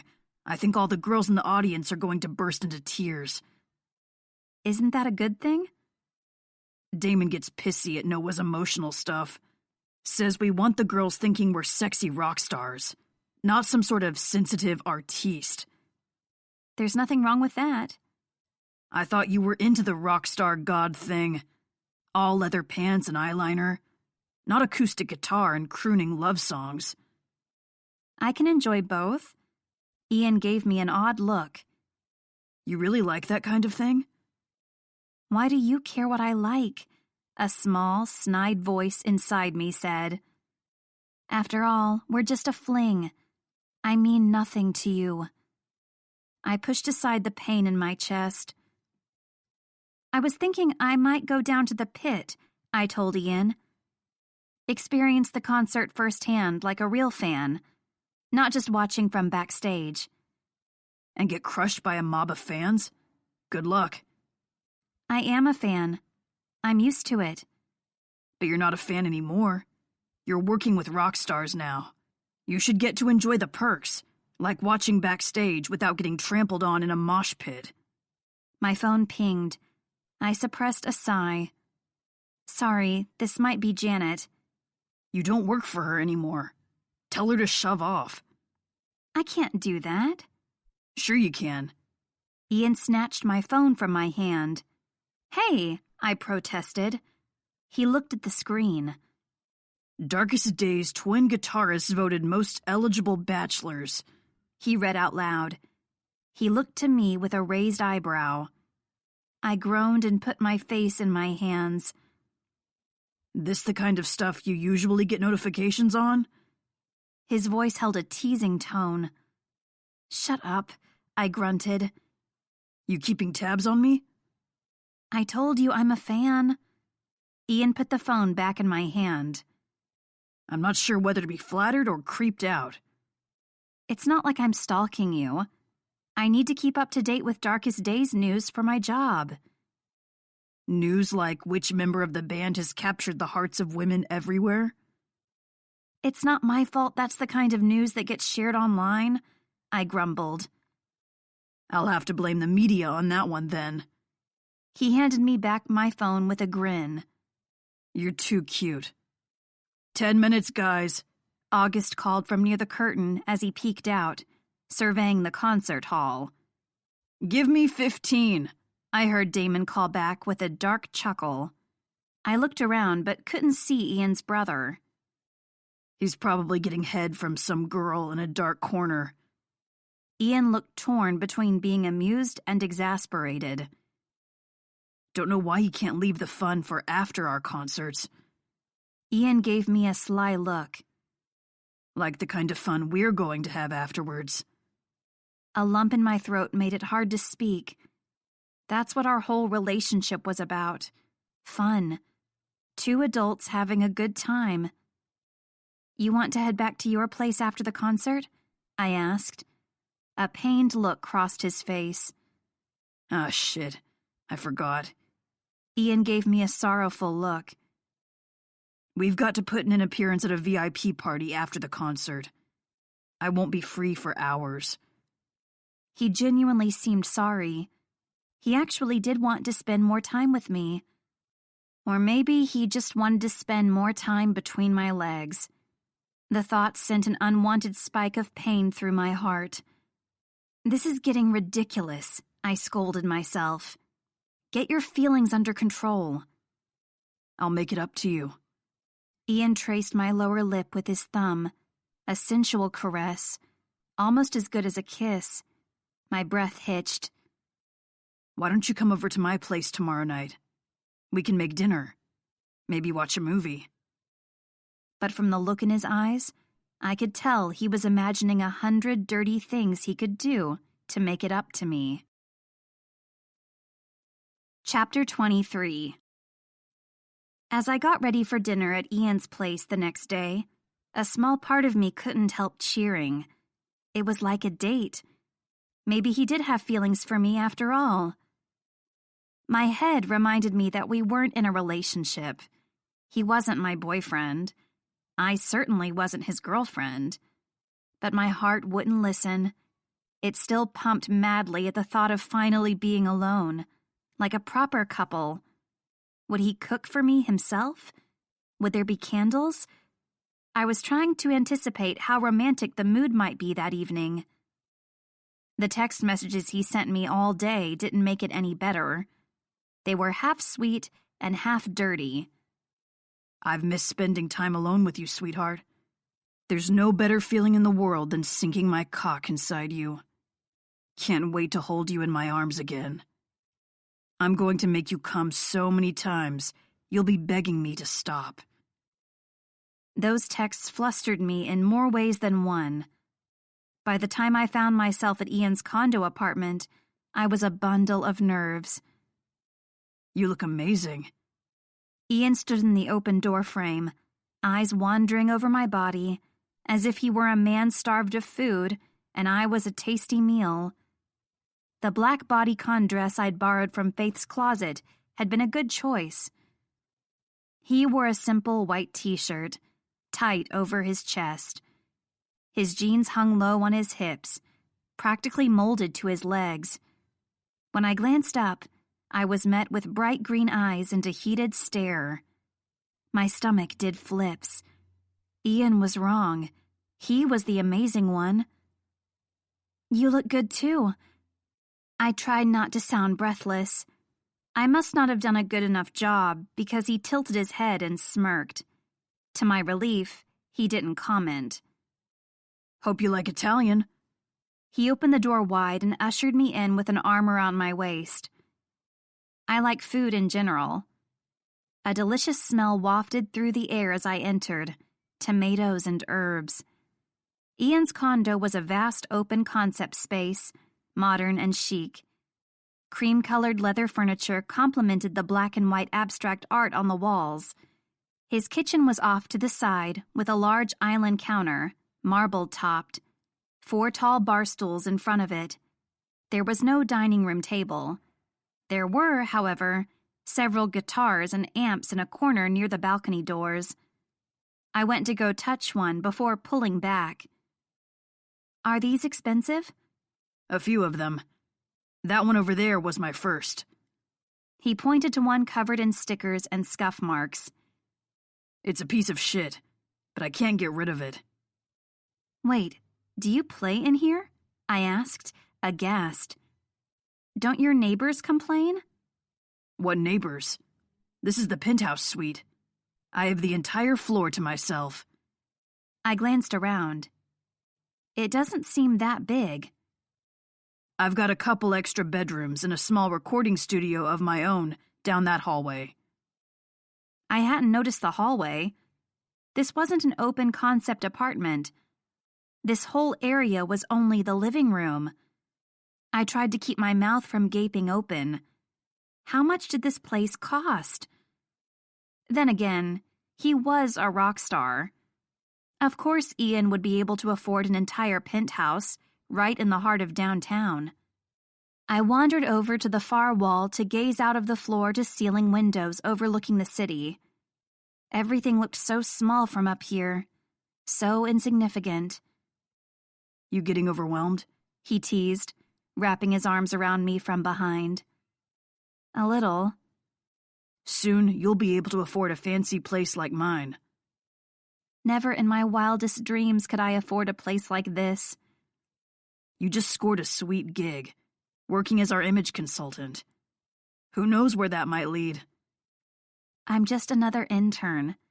You're a famous rock star. I know where I stand. You're wrong. We're equals, Hope. He ran a hand through his hair, rueful. If anything, you're more important than me. I gave him a skeptical look. You can't possibly think that.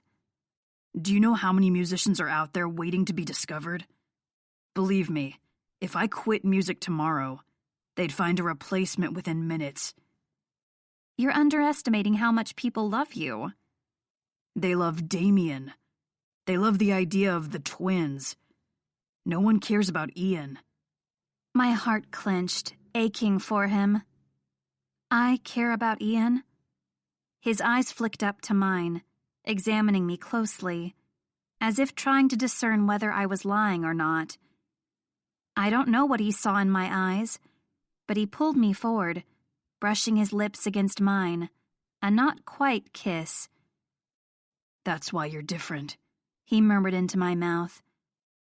"That's why you're special." Those pretty words again. I'd come to both love them and loathe them. I wanted to hear more. I wanted him to stop saying them. I wanted to believe he meant them.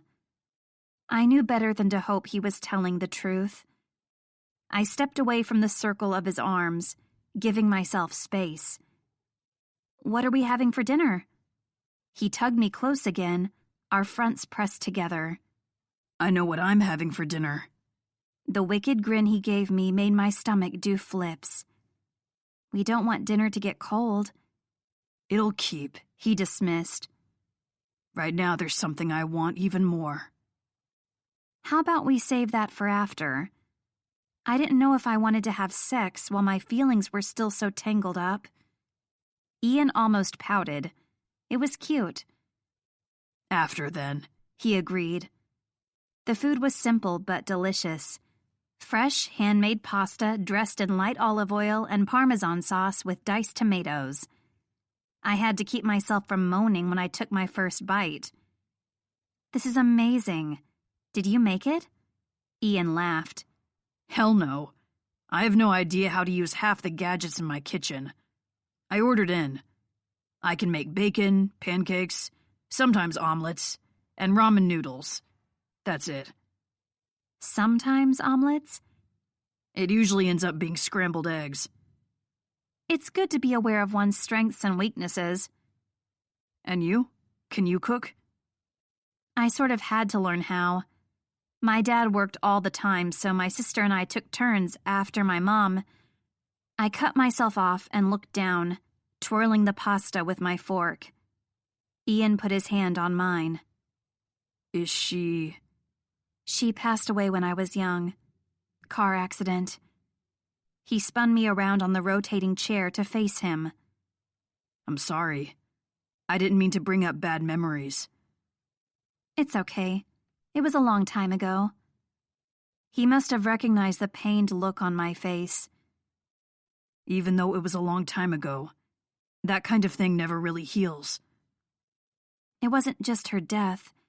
It was... I cut myself off. I didn't want to ruin the evening with my teenaged angst." "You can tell me."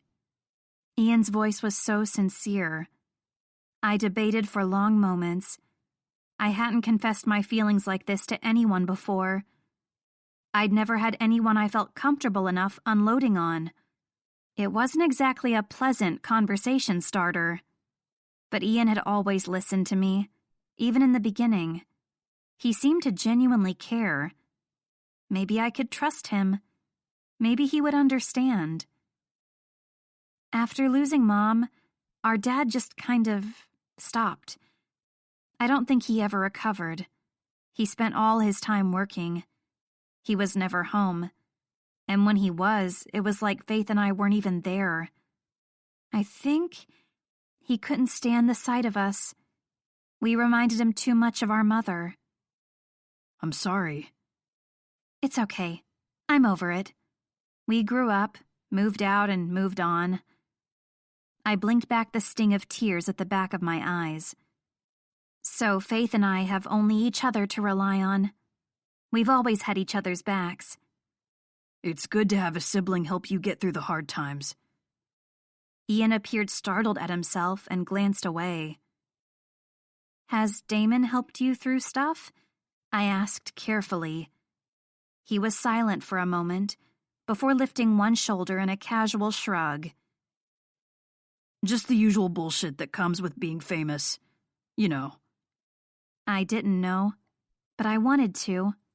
"You guys went on hiatus, right? Did that have something to do with it?" Ian stiffened. "Why would you think that?" he said slowly. "Just curious." I tried to play it off lightly.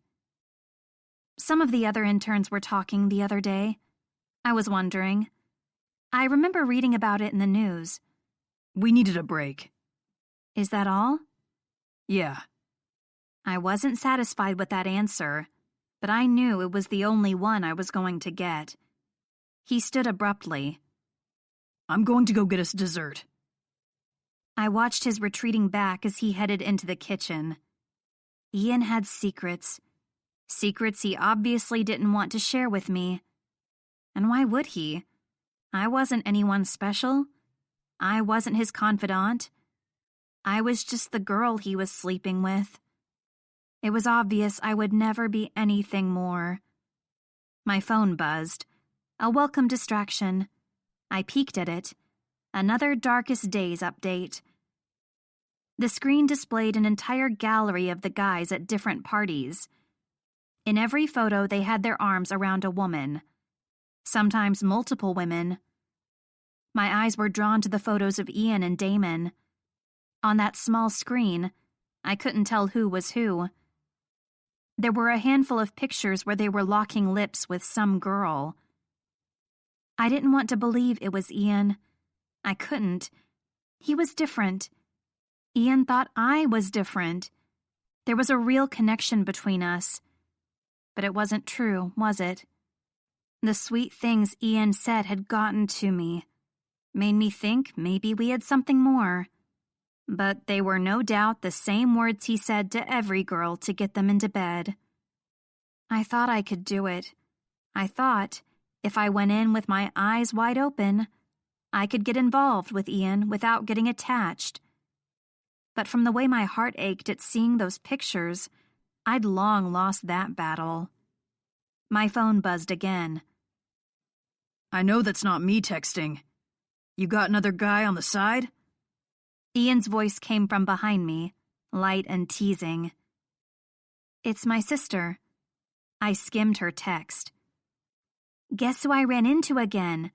Mr. All Girls Drop Their Panties for me. What? Where? My boss had some meeting at your company. Talking about some launch party. I don't know. I nearly kicked him in the balls. Lips pressed to the back of my neck. I inhaled a sharp breath. Faith sounds feisty, Ian said, continuing to place kisses along my exposed throat. I held my phone to my chest. It's not polite to read someone's private text messages. But what if it wasn't your sister? What if it was another guy sexting you? I might have to get jealous. A sharp stabbing pain shot through my chest. I pulled away. Stop. Stop what? He tugged me back against his chest. Stop this? He latched onto my neck, giving me a sucking kiss. Stop pretending you care. I didn't voice the words aloud. I didn't want him to think I was falling for him like all his other fangirls and groupies. It would probably give him great satisfaction to know he was starting to get to me. That's what Ian did. Made you fall for him, then left you for the next girl. Maybe I need to send you a few more messages to make sure, he continued, lifting his lips from my throat. Make sure what? Make sure you remember exactly what I can give you that other men can't. And what is that exactly? I felt the wicked curve of his lips against my neck. He slid his hand down my front to the heat between my legs. Sex, that was it. It certainly wasn't anything else. It certainly wasn't love. Ian's fingers caressed the valley of my panties, tracing the folds he'd been buried inside numerous times before. The ache between my legs didn't come close to the ache in my chest. I couldn't do this anymore. I removed his arm and stood up, walking a few feet away to give myself space. I kept reminding myself I had known what I was getting into. No commitment, no expectations. Ian and I were just having fun, and that's it. There I'd been, thinking about some sort of romantic evening, when all Ian expected was casual sex. It was one thing to like Ian, to be attracted to him, to have a fangirl crush on him. It was another thing entirely to start developing real feelings when I knew he would never return them. That was unacceptable. I wasn't going to let myself fall any further. I wasn't going to wait for him to break my heart. I think we should stop.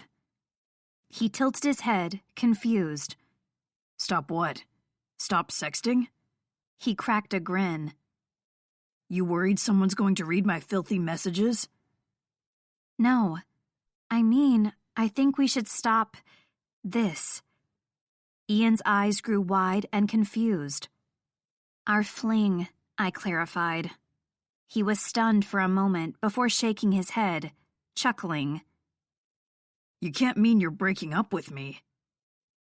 He honestly thought the idea was absurd. Of course, it was always the rock star who did the dumping. It's not a breakup. You said it yourself. This is just a fling. But why? He was utterly astounded. I couldn't tell him the real reason. That I was starting to fall for him. That I knew he would never feel the same. I just think it's time. Ian clamped his mouth shut, jaw muscles twitching. His eyes flicked away, avoiding mine. Let's just go back to the way things were, I told him. You can keep on partying and flirting and bringing girls home. And I'll continue bringing myself off, alone, to thoughts of you. He rubbed at his cuff again, fidgeting, like a nervous habit. I held my breath, wondering how he was going to react.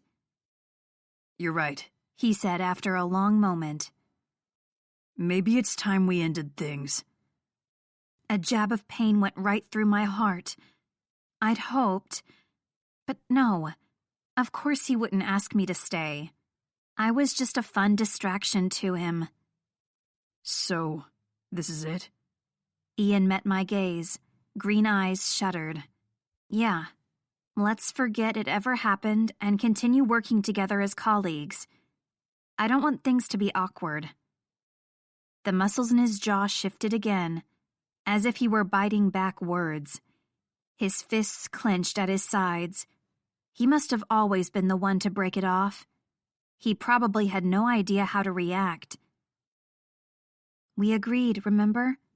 We can handle this like adults. Ian stared at me for several seconds, as if he were seeing straight through me. Right, like we agreed.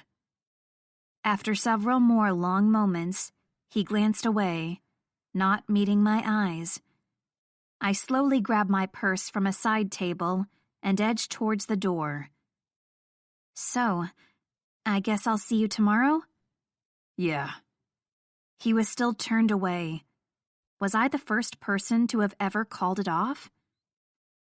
Good night, Ian. Bye. He wouldn't look at me. I closed the door behind me softly. The further I got from his apartment, the stronger the ache in my chest grew. I forced myself to ignore it. I wasn't kidding myself. As much as I wished it were otherwise, I'd known what we had was temporary. I'd done the right thing by calling it off before things went too far. But somewhere deep inside, I could feel my heart shattering anyway. Chapter 24. Ian's ego must have taken a huge blow. Being the one broken up with, and not the other way around, had clearly affected him. I hadn't wanted things to be awkward between us. That was wishful thinking. He'd been avoiding me ever since our breakup. He barely glanced at me when we were in the same room together. From the way he acted, it was like no girl had ever turned him down before. He didn't seem angry with me. He simply didn't acknowledge my presence. Whenever I directed a question at him, Damon answered, pretending to be his brother. I had expected Ian to shrug and tell me something flippant, like, it was fun while it lasted.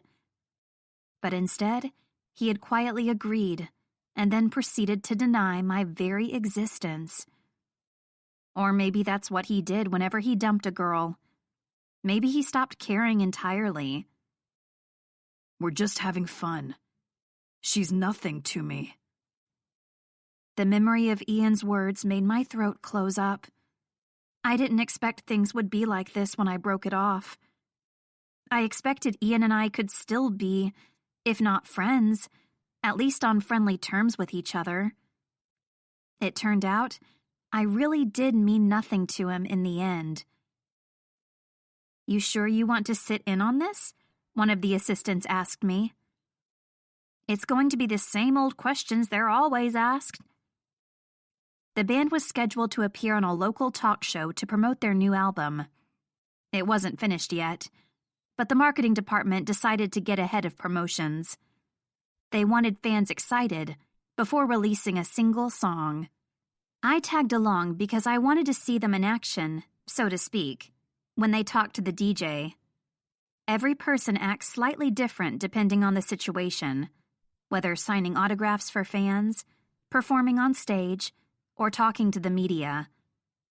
I needed to know more about Darkest Days to make sure I was getting the concepts right. I needed to make sure the concepts really fit with their personalities. My mind threatened to drift to Ian again. My chest began to ache. I viciously yanked my thoughts back to the present. I took note of my surroundings to distract myself. The radio studio was like a police station interview room from a TV show. There was a table in the middle of the room with a chair on one side and a second chair across from it. The wall nearest the door had a one-way mirror. It was cold and sterile, aside from the microphones and other recording equipment on the table. "You sure it's a radio interview and not an interrogation?" I muttered. Another assistant shot me a glare, shushing me as she walked by with an extra chair under her arm. She set a group of 5 chairs around the table, so the band could sit comfortably. I'd arrived early with the others. The radio host was nowhere to be seen. There was a commotion in the hallway. The band had arrived. I resisted the urge to duck behind one of the other interns. I didn't need to.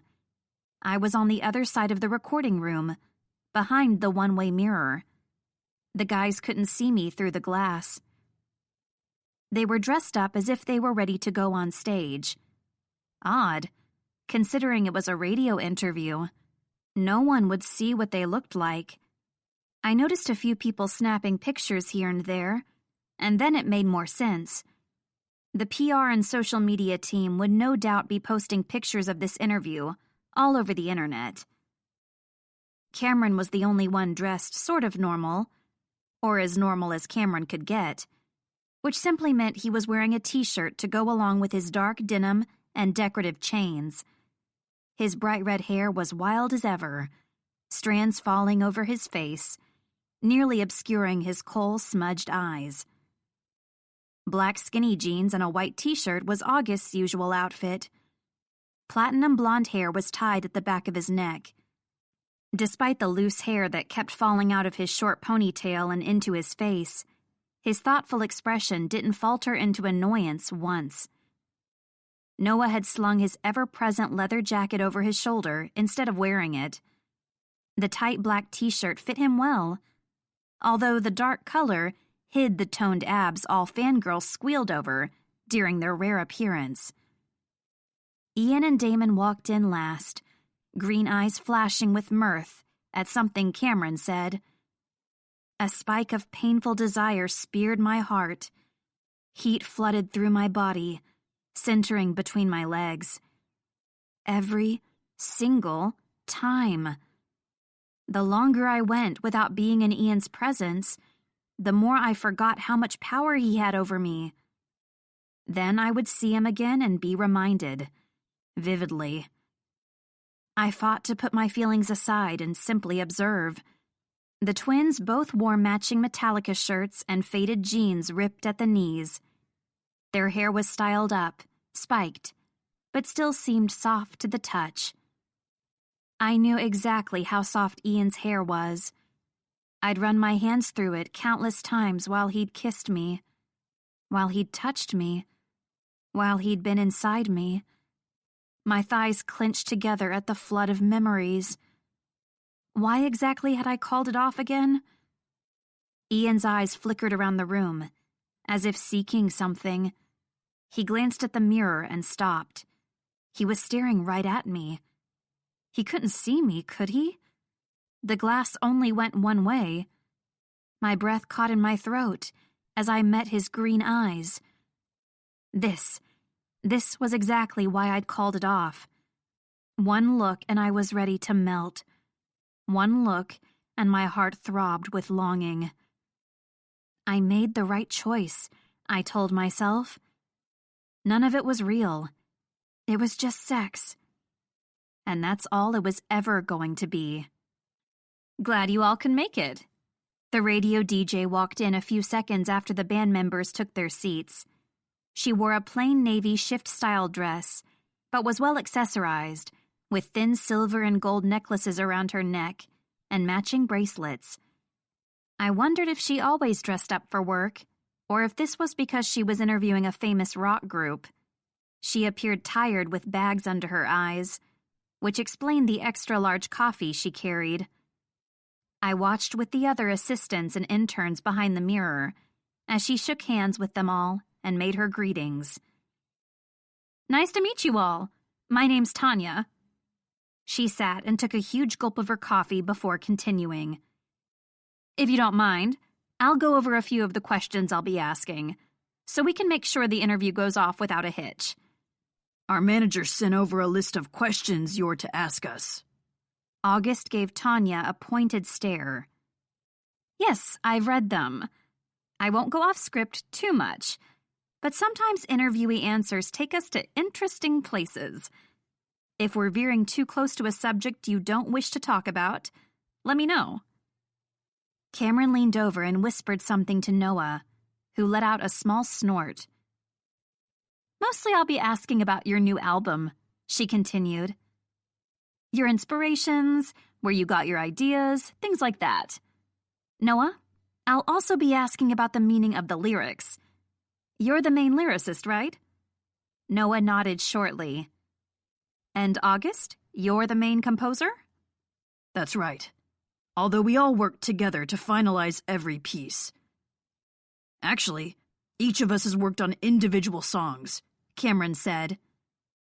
So there's at least one written and composed solely from each member on this album.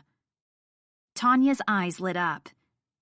I'll be sure to ask each of you about that. Her eyes shifted to a digital clock on the wall counting down, and hurriedly took another few mouthfuls of coffee. We'll be on air in about 30 seconds. Put on your earphones and sit closer to the microphones. The band arranged themselves in time for the 10-second mark. The on-air light flipped on. Tanya immediately broke out into a huge smile as she spoke into the microphone and introduced her guests. The smile made her voice sound cheerful and wide awake. Maybe that was her own version of fake it till you make it. So, fellas, Tanya asked, bright and chipper. First things first. Why don't you say hello to your fans who are listening? Our social media feed exploded when we announced you'd be on. Our fans are the absolute best, Cameron said. He leaned into the microphone. You hear that, guys? We wouldn't be here if it weren't for you. We love each and every one of you. I can practically hear the screams from here, Tanya said. You just set aflame the hearts of 100 girls. Only 100? Cameron sounded insulted.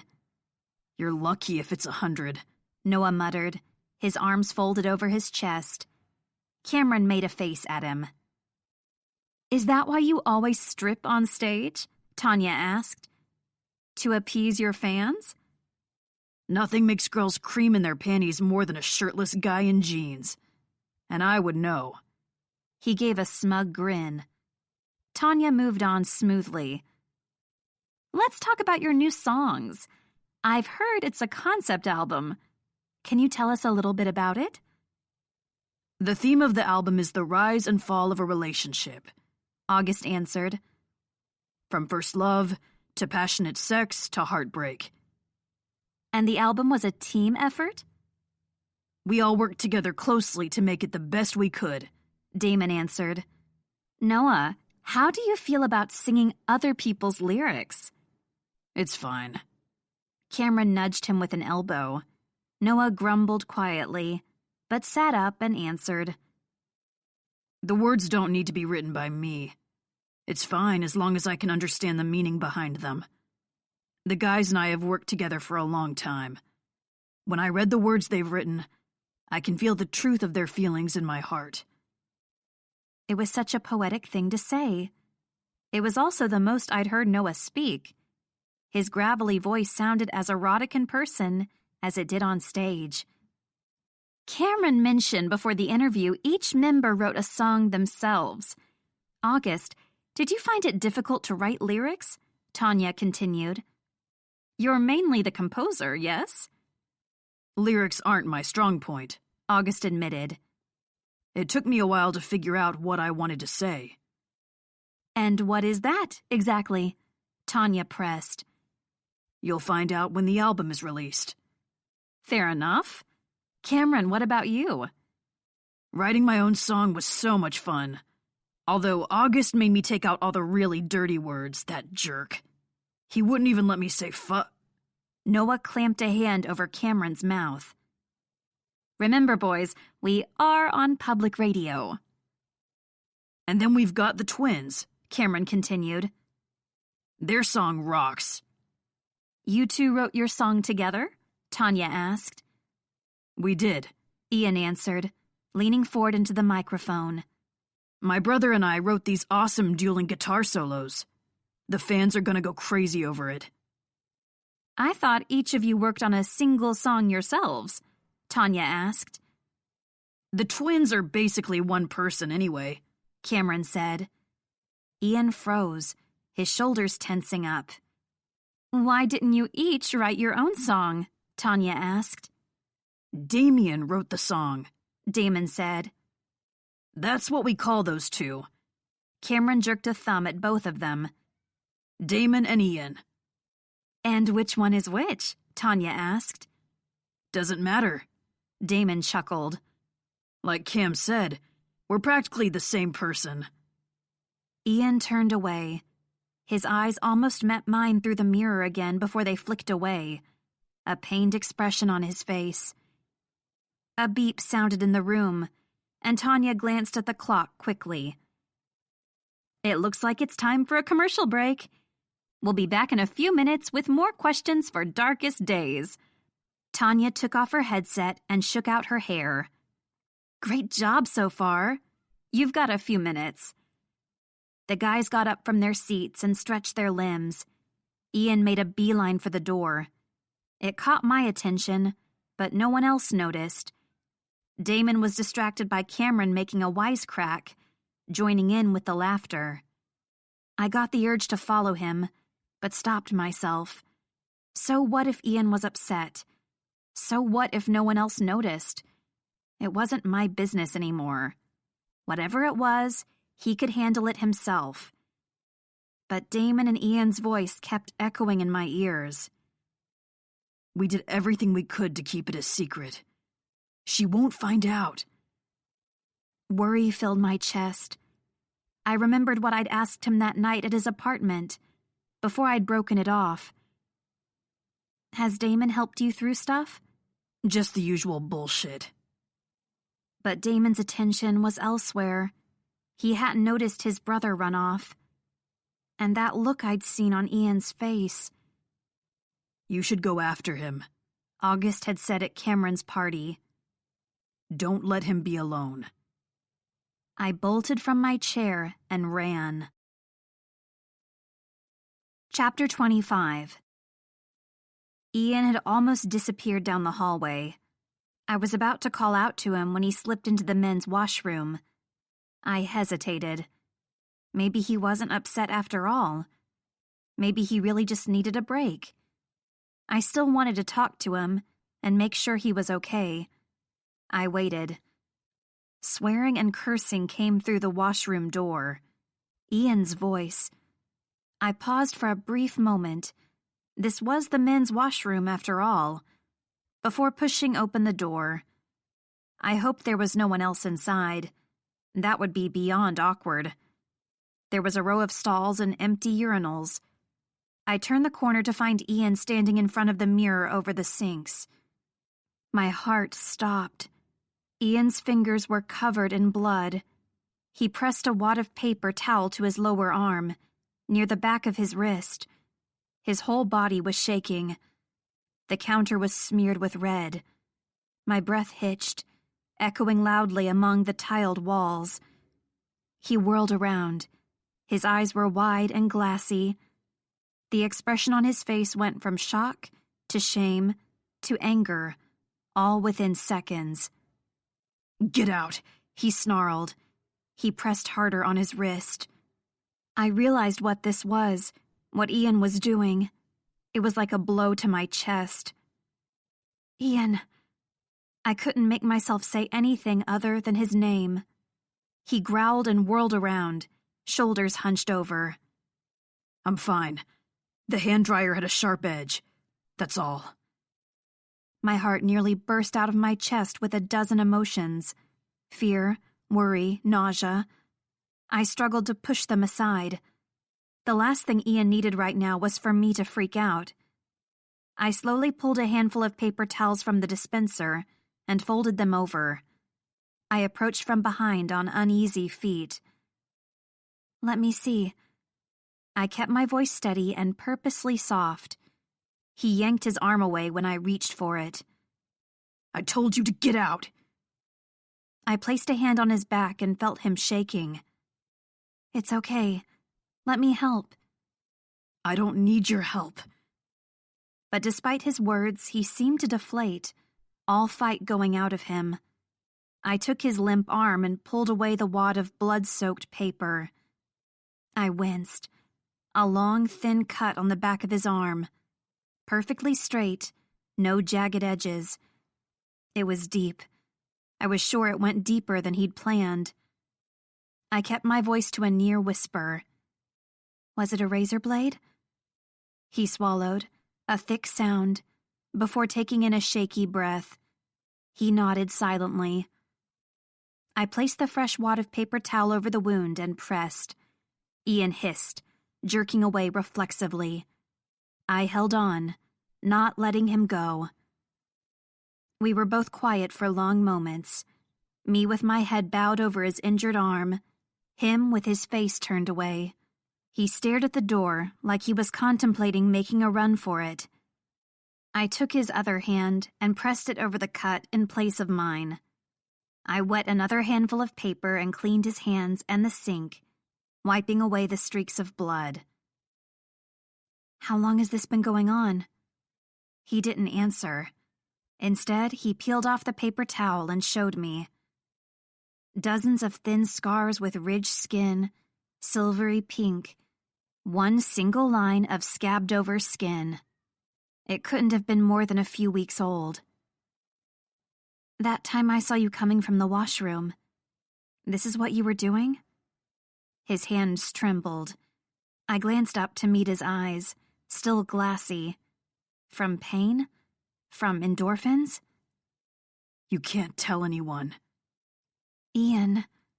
He grabbed my shoulders with both hands, paper towel fluttering to the floor. The wound had stopped bleeding, but it still looked painful. "Promise me you won't tell anyone. Please. If August finds out, he'll make me quit." Did he mean quit the band? Or quit cutting himself? Ian clutched at me desperately. "Promise me." I tried to speak in soothing tones, tried to reason with him. "You need to get help." "I already got help." He let me go, storming away the few paces he could in the small washroom. "We already went on hiatus once. We can't do it again." "Maybe that's what you need." "No." Ian's lips were firm, his eyes resolute. "You don't get to make that choice for me." "Someone clearly has to." Ian shook his head vehemently. He shoved his hand inside his pants pocket and pulled out a pad of white gauze. He'd been prepared. How often did he do this? He folded it over into a rectangle, thick but narrow. He pressed it to his arm with one hand and took his wrist cuff from the sink with the other. No one needs to know. He put the cuff back on, buckling the straps tight. It completely hid the scars and pressed the gauze over the wound. It would scab over underneath the leather.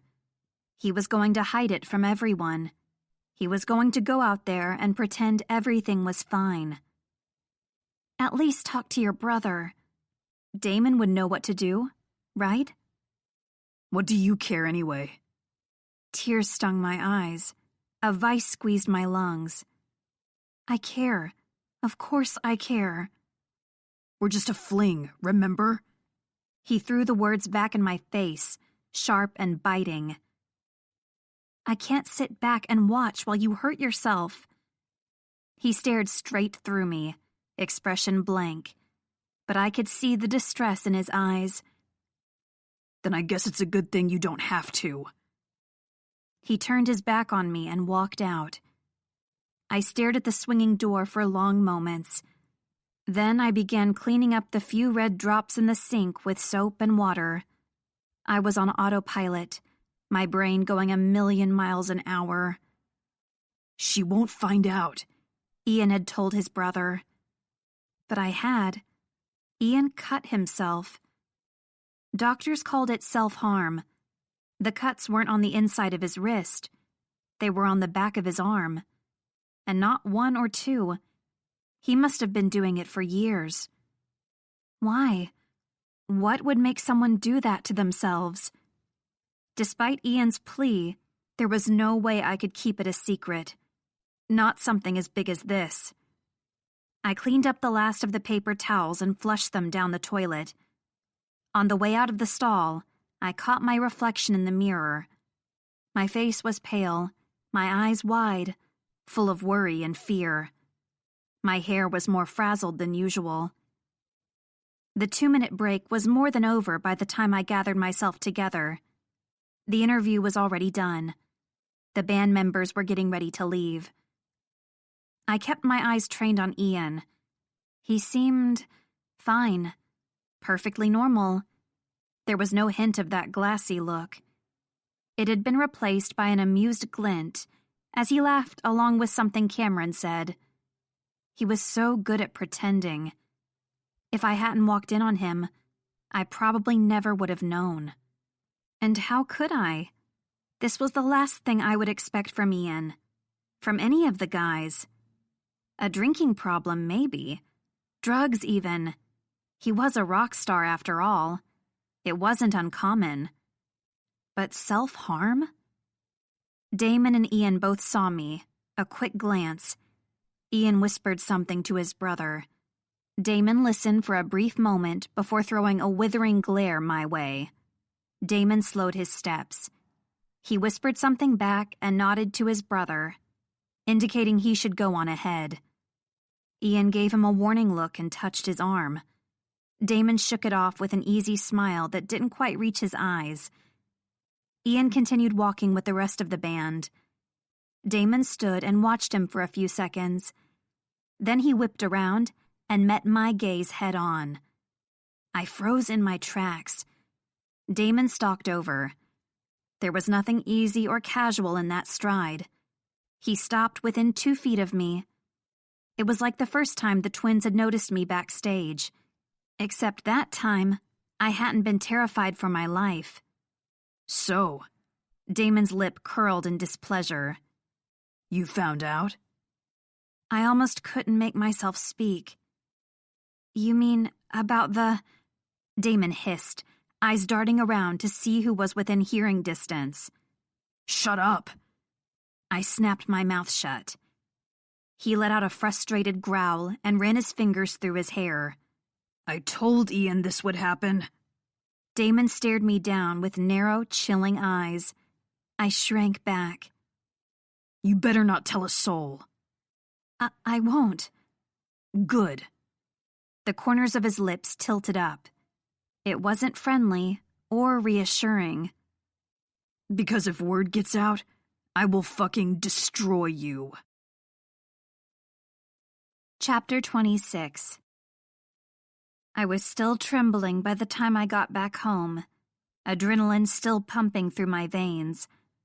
I barely managed to kick off my shoes before I fled to my room and slammed the door behind me, as if hiding in the sanctuary of my bedroom would protect me.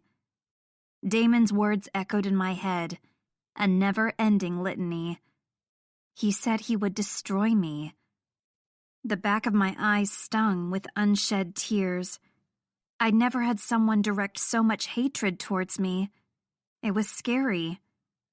But the terror was soon replaced with rage. Damon knew. Damon knew. He knew Ian was hurting himself, and he wasn't doing anything about it. I was angry beyond reason, ready to smash something, anything.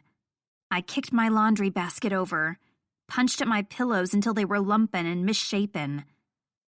But eventually my anger deflated. I couldn't stay mad at Damon. After all, I knew about Ian's problem now too, and I hadn't done anything about it. I should have told August the minute I found out. Instead, I'd run home, scared. Ian didn't want anyone to know. His brother was no doubt simply obeying his wishes. Maybe I should do the same. Ian was an adult. I had no say in how he lived his life. But if I didn't say anything, and Ian ended up really hurting himself, if he ended up... I couldn't finish the thought. If Ian ended up seriously injured, I didn't know if I'd be able to live with myself. I had to tell someone, but the look on Ian's face, the fear I'd seen, made me think twice. I didn't want to betray him. I didn't know what to do. There was a knock on my door. Help? My sister's voice was full of worry. I hadn't known she was home, or I would have tried to be more quiet. I wanted to tell her. I wanted to confide in her. She was so smart, so level-headed. I opened the door. Are you crying? Faith immediately pulled me into a hug, squeezing me tight. What happened? Are you okay? I'm fine, I mumbled into her shoulder. I didn't know what to tell her. She urged me into the bedroom. When we were both sitting on the bed, she took my hand.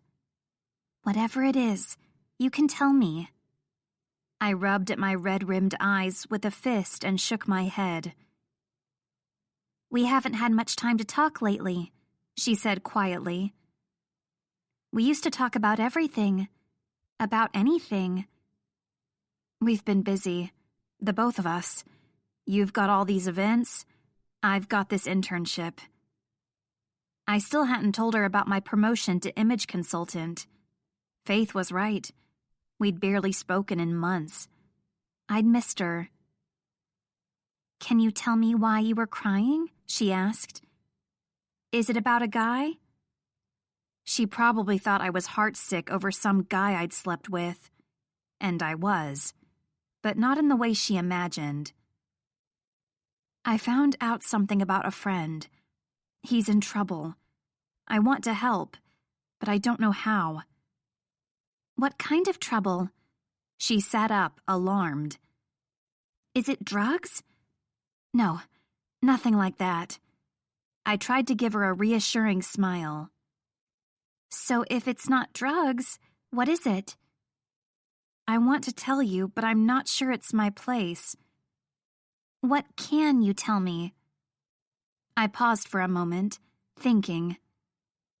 I found out a secret, something he doesn't want anyone else to know. But if I don't tell someone, I'm afraid he'll get hurt. That was close enough to the truth. Hurt? Hurt like how? I couldn't tell her. Hurt bad enough I'm worried for his safety. Worried for his life. But I don't think he'll forgive me if I told. Faith squeezed my hand.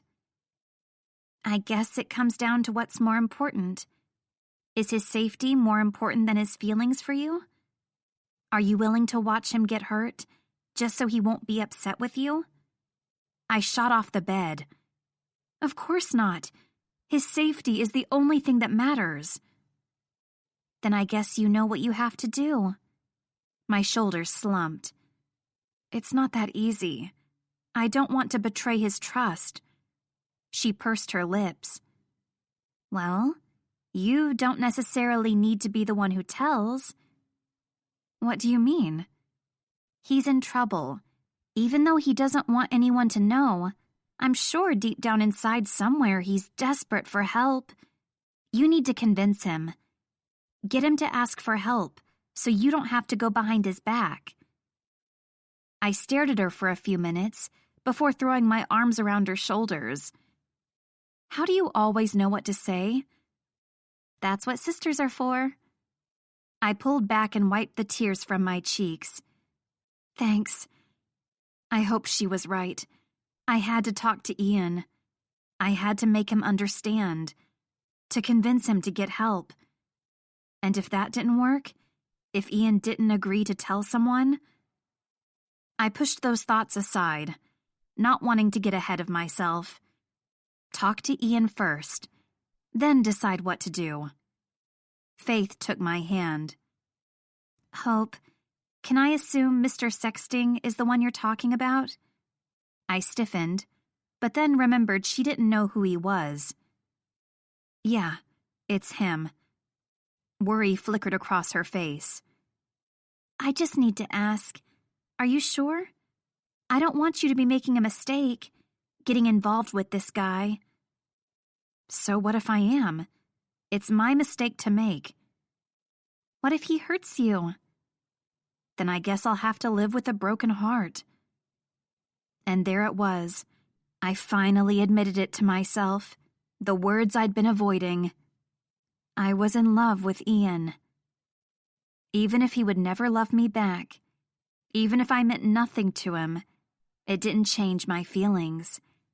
I would help him, whether he wanted me to or not. Is he really worth it?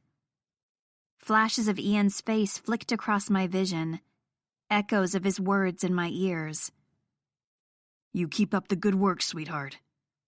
Does the princess need more wooing from her prince? Tell me you want this. Tell me you want me. Yes, he is. Chapter 27. Ian, please let me in. I pounded my fist against the door, the loud hammering matching the pounding in my heart. I'd begun to think he wasn't home. Or maybe he was still as determined to ignore me now as he had been since I'd ended things. I was getting discouraged and worried. What if he was hurting himself again? What if he was doing it right now, while I was stuck outside? I let out a sick, choking sound, an almost sob. Ian, please. The door finally swung open a crack, my fist inches away from another heavy knock. I pushed through to find Ian already heading back to his sofa. He flopped onto the cushions and faced me. What? What do you want? Even with a sullen expression, even with his tired eyes, he was still as gorgeous as he was the first time I'd seen him on stage. More so in his vulnerability. I spoke softly, trying not to spook him. I wanted to talk. Nothing to talk about, he muttered. You know there is. I sat beside him gingerly on the opposite end of the couch, leaving space between us. I didn't want to crowd him. I can't forget what I saw today. Yes, you can. You have to. I'm worried. You're hurting yourself. What if next time... There won't be a next time, he shouted, flinging himself off the sofa. Then he stopped and ran a hand over his face. Probably. You've been doing it for years. That was a long time ago. You did it a few weeks ago. A momentary relapse. Then what was today? He went quiet. You need help, I begged. You have to tell someone. I can't. His eyes were desperate, wild. Please. You're the only one who knows, aside from my brother. It has to stay that way. Ian must have sensed my anger. Don't blame Damon. He threatened me if I told anyone. Ian glanced away, ashamed. He doesn't know I've started up again, he confessed quietly. He thinks you saw my old scars. His eyes flicked to mine. It's no one's fault. This is all me. It's how I deal with things. You call this dealing? Look, it's nothing. I gestured at his arm. That isn't nothing, Ian. I've been good for years. Then why are you carrying a razor blade around? His lips quirked up, half amused, half ashamed. Security blanket. Ian caught my flailing arms and held my wrists in his one good hand. I only did it once recently before today. I forgot how to do it properly and went a little too deep this time. I promise, you don't have to worry. Tears filled my eyes. You're hurting yourself. How can I not worry? He tried to give me a reassuring smile, but it looked sickly. It's not like I'm suicidal. I only do it on the back of my arms. That doesn't make it any better. I'm just saying I'm not going to kill myself. Then why? Why do it?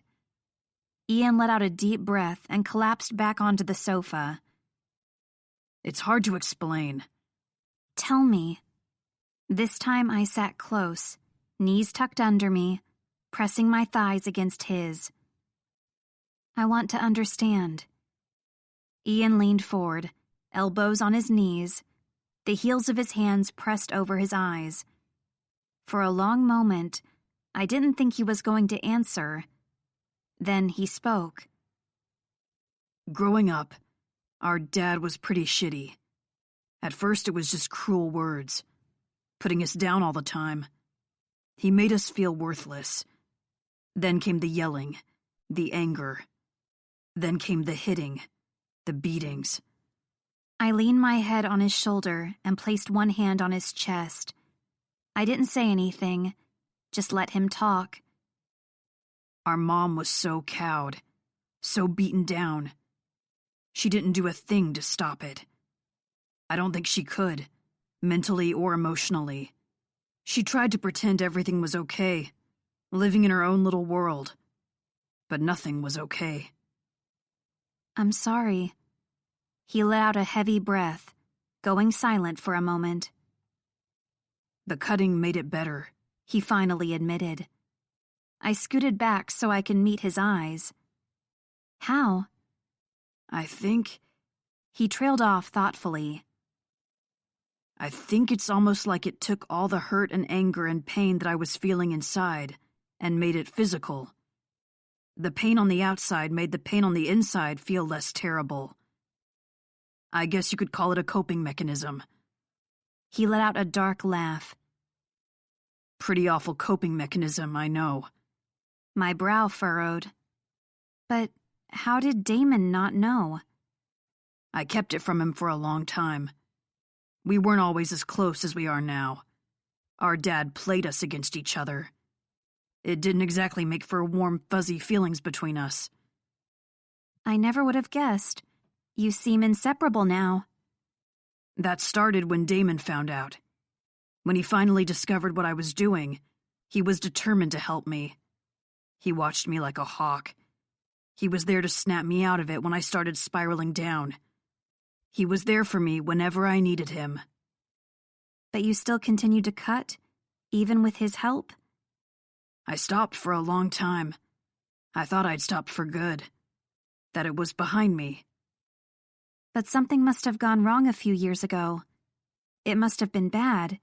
You went on hiatus. Ian nodded, playing with a strand of my hair. We did. Can I ask what happened? I was hesitant, still not sure how much he was willing to share. We got famous, he said simply. We got rich.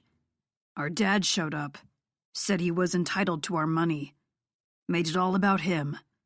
There was a huge blow-up. Damon almost got arrested. August had to straighten everything out. I don't know what he said or did, but our dad went away. We haven't seen or heard from him since.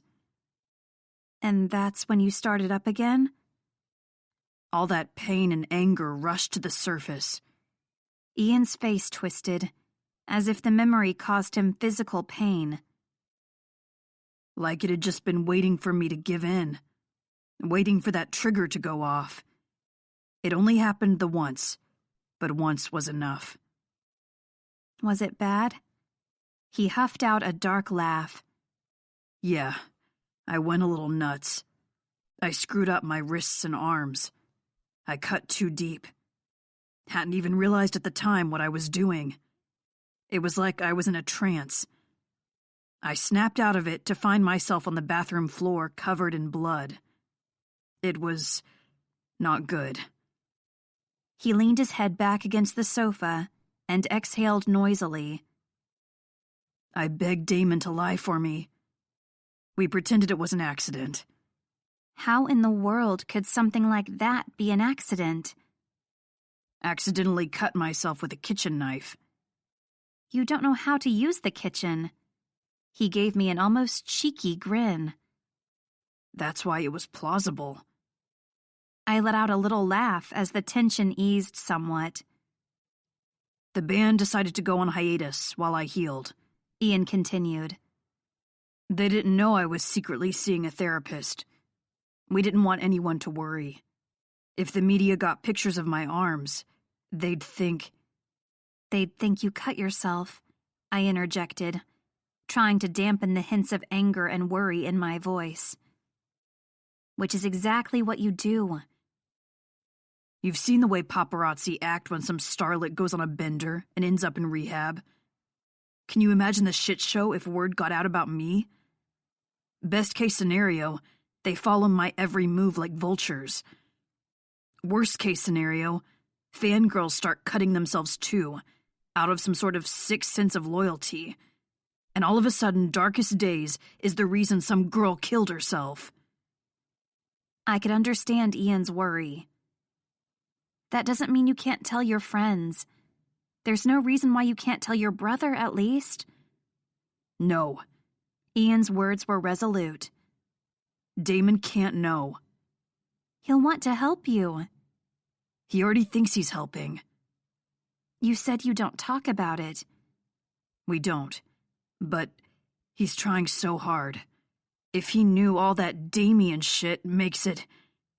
Ian cut himself off abruptly. What? Makes it what? He just wants me to know I'm not alone. Ian's voice went soft. That he's there to support me. But I get lost in it. Like I'm fading away. Like Ian doesn't exist anymore. The cutting, it reminds me of who I am. The pain belongs to me. No one else. I finally understood. I understood why Ian had gotten upset all those times. Damon thought by focusing on all that twin stuff, he was helping. But he wasn't. He was making it worse. So that's my sob story, Ian said with a rueful laugh. Bet you didn't think you'd be getting involved with such a screw-up when you proposed that fling. You're not a screw-up, I said firmly. Everyone has their demons to deal with, even me. Yours just happened to manifest more physically. He gave me a curious look. And what about your demons? Chapter 28. I sat on the sofa next to Ian, motionless, not liking where this conversation was heading. He continued speaking. I know your mom passed away. I know your dad ignored you. I'm here for you, if there's anyone else you want to talk to me about. There wasn't.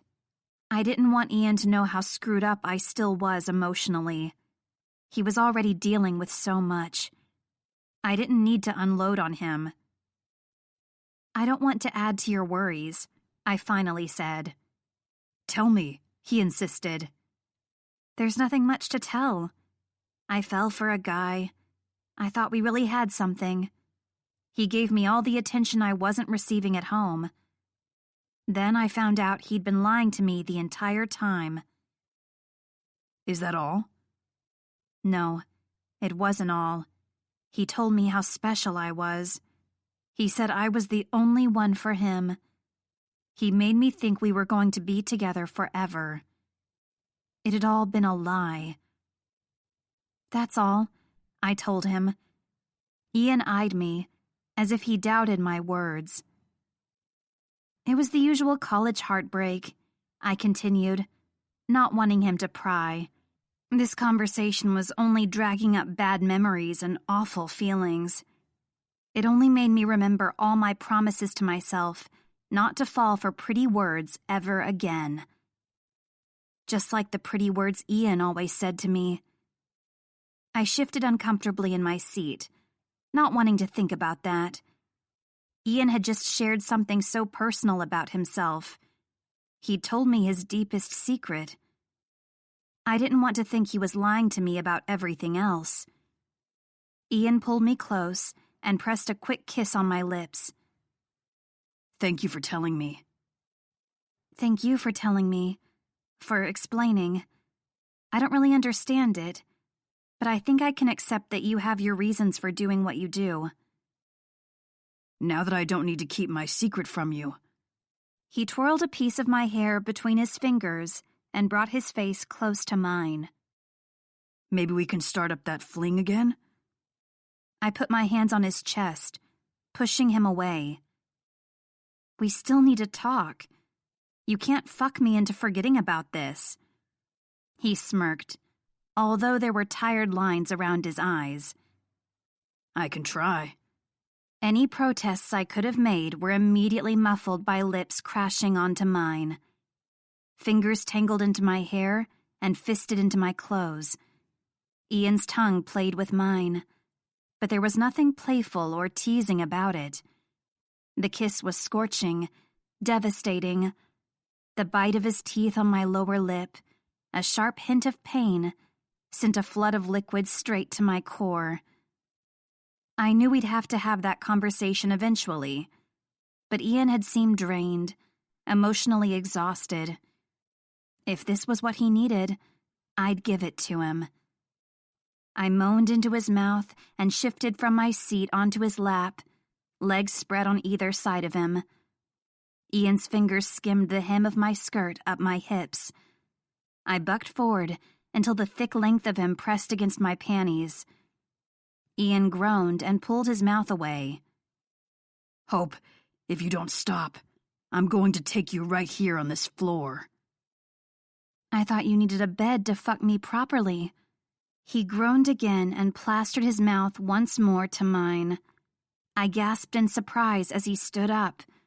I clung to him, legs around his hips and arms around his neck. 2 hands cupped my ass, keeping me in place. I was too occupied with his mouth to pay attention to our destination, until I went flying through the air. I landed on a soft mattress with a whoosh of breath. Ian immediately crawled on top of me, not wanting to be parted for more than an instant. That fucking dress of yours. He growled and took my mouth again. Don't you know how goddamn tempting you are? He tore at my clothing, pulling the dress up and over my head, leaving me in my bra and panties. Not fair, I gasped. You're still wearing all your clothes. He quickly remedied that, rising up on his knees and tossing his shirt aside to join my dress. I ran my hands up his thighs until I reached his belt. Our eyes met. I unbuckled the flaps and slid it out of the loops. I fumbled to find the button and zipper. His hard cock pressed against the seam, making it difficult to draw the zipper down. His hands joined mine, helping relieve him of his pants. He wasn't wearing underwear. My lips parted in surprise and in hunger. His cock was hard and weeping, straining outwards. It looked even bigger than the last time I'd seen it. Maybe because this was a different angle. Is this the part where I kiss it better? Sweetheart, you can kiss me anywhere you like. I grasped his cock by the base and drew him forward. When he was close enough, I pressed an open-mouthed kiss to the flared tip. Trembling hands cupped the back of my head. I leaned up on an elbow and took him deeper. He grunted and fisted my hair, not pulling, just grasping tight. I flicked my tongue along the underside. Ian hissed and threw his head back. I sucked him down until the tip hit the entrance to my throat. He cursed out loud. I bobbed up and down steadily, taking him deep, then pulling back. During one particularly erotic flick of my tongue, he let out a choked cry. Long before I was satisfied with my ministrations, he tugged on my hair. Stop! Stop! I shook my head, his cock still buried in my throat. If you don't stop, I'm going to come before I get a chance to fuck you. I let him fall out of my mouth with a loud pop. His cock was shiny and wet, solid as granite yet smooth as silk. I wanted him inside me immediately. He fumbled with a drawer in the nightstand and pulled out a foil packet, ripping it open with his teeth. I hesitated for about 5 seconds before I put my hand on his. He paused, looking at me with a question in his eyes. Can I ask, are you... I flushed, but continued on. Have you been tested? His nostrils flared, understanding. Fuck yeah. I got tested the minute we started sleeping together. Me too. And I'm on birth control. I gave him 5 seconds for the words to register before reaching down and guiding him to my entrance. I was already soaked and ready for him. I want to feel you, skin to skin, with nothing in between us. I want to feel you coming inside me. His eyes blazed with an inner fire. Fuck, you're so goddamn wet. He groaned, sliding the length of his cock up and down the valley between my thighs. I spread my legs wider. Wild green eyes met mine. You want me? You want me to fuck you? I nodded, moaning and squirming. Tell me, Hope. Tell me you want me. That voice was commanding, full of a dark, fierce passion, but I heard the plea beneath his words. I shifted my hips until the head nudged my entrance. I want you, Ian, I gasped. Only you. He flexed his hips until the tip slid through my folds. I don't think I can hold back. I don't want you to. I'm going to fuck you so hard you'll beg me to stop. You want that? I let out a soft groan. God, yes. He slid inside with one hard thrust. I choked out a cry as his cock parted my inner walls. I clenched and throbbed around him, panting hard, trembling. My fingers dug into his shoulders, nails almost breaking skin. He kept himself there, letting me get used to his length, his girth. The fluttering of my muscles around his cock sent small shocks of pleasure pulsing from my core to my limbs, to the very tips of my fingers and toes. He wasn't even moving, and I was already overwhelmed. When I was ready, I urged him to move with a roll of my hips. He pulled out slowly, every drag of his cock sending heat licking through me. When he pushed back in, that heat turned blazing, nearly setting me aflame. He continued pulling out, then thrusting back in, over and over, an almost merciless pace. His cock would nearly leave me completely before the blunt head pushed back in. He lifted my hips up until only my shoulders touched the bed. That changed the angle and sent my head spinning. His cock speared me, finding every secret spot, every hidden place, until I was mindless with desire.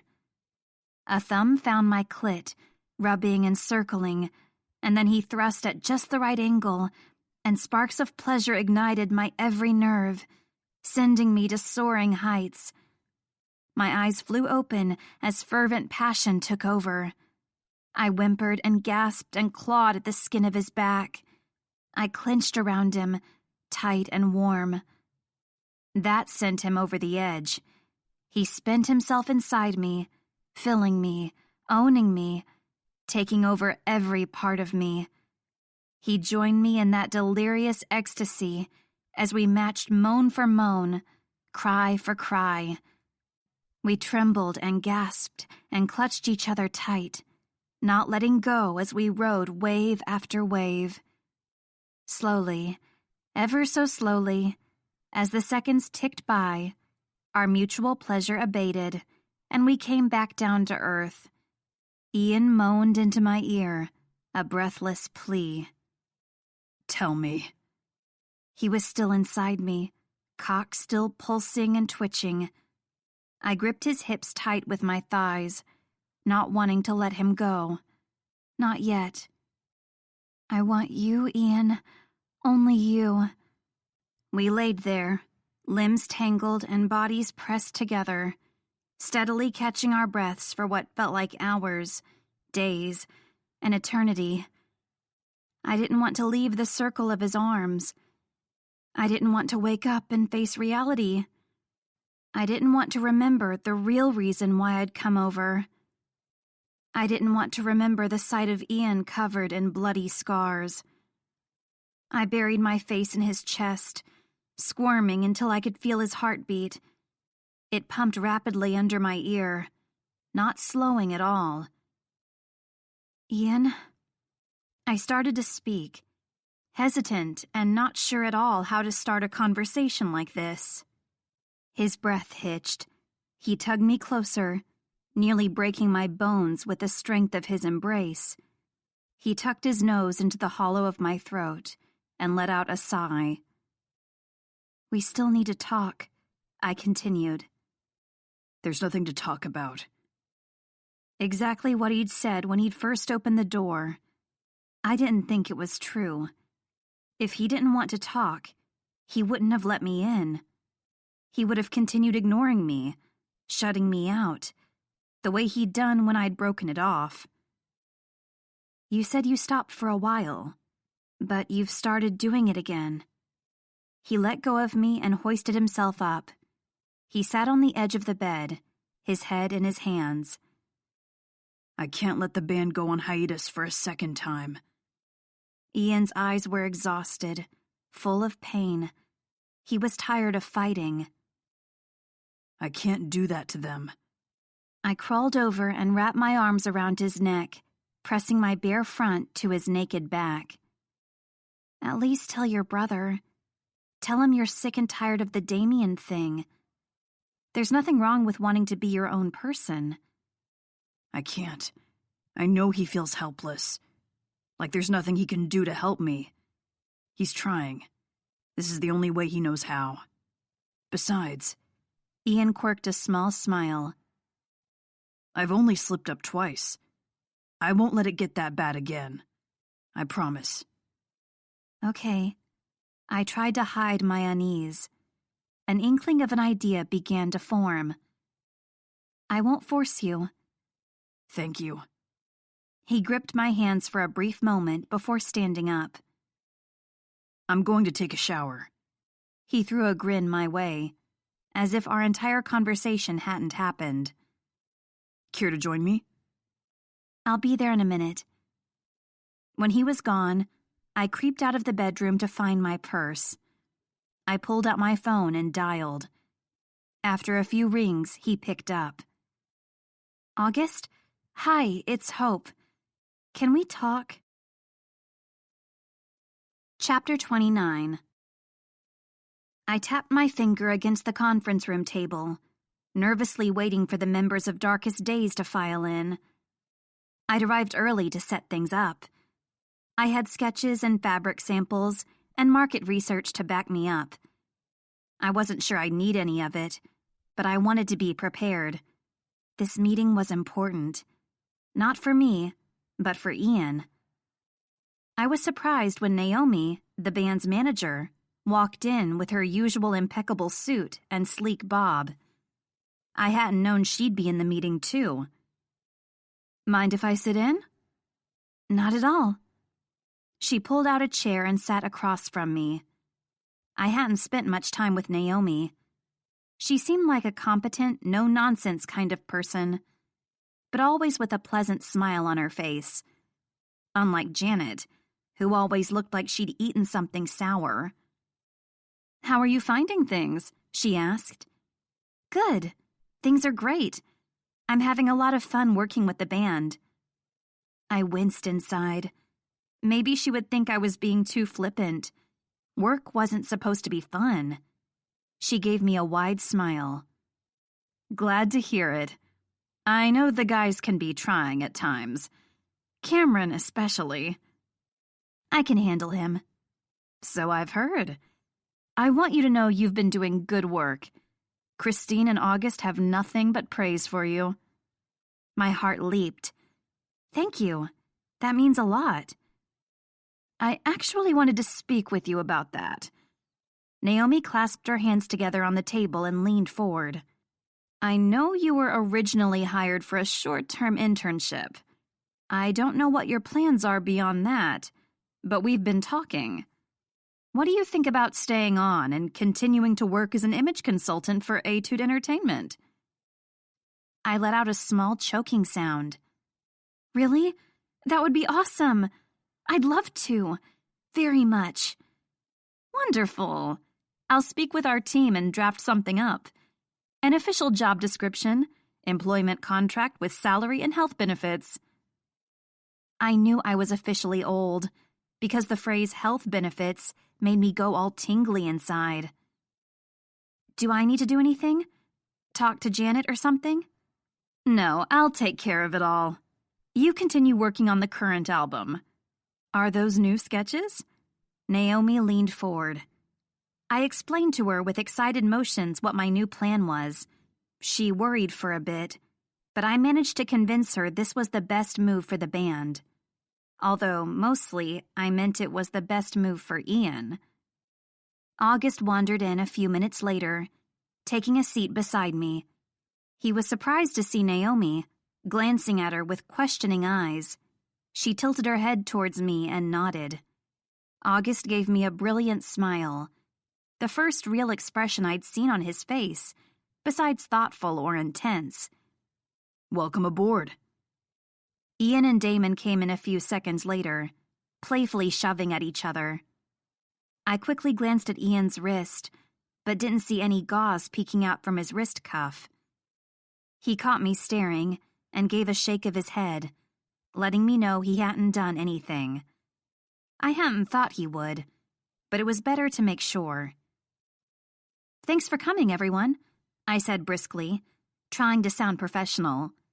I was an official employee now, not just an intern. "What's this meeting about?" Ian asked, a slightly puzzled expression on his face.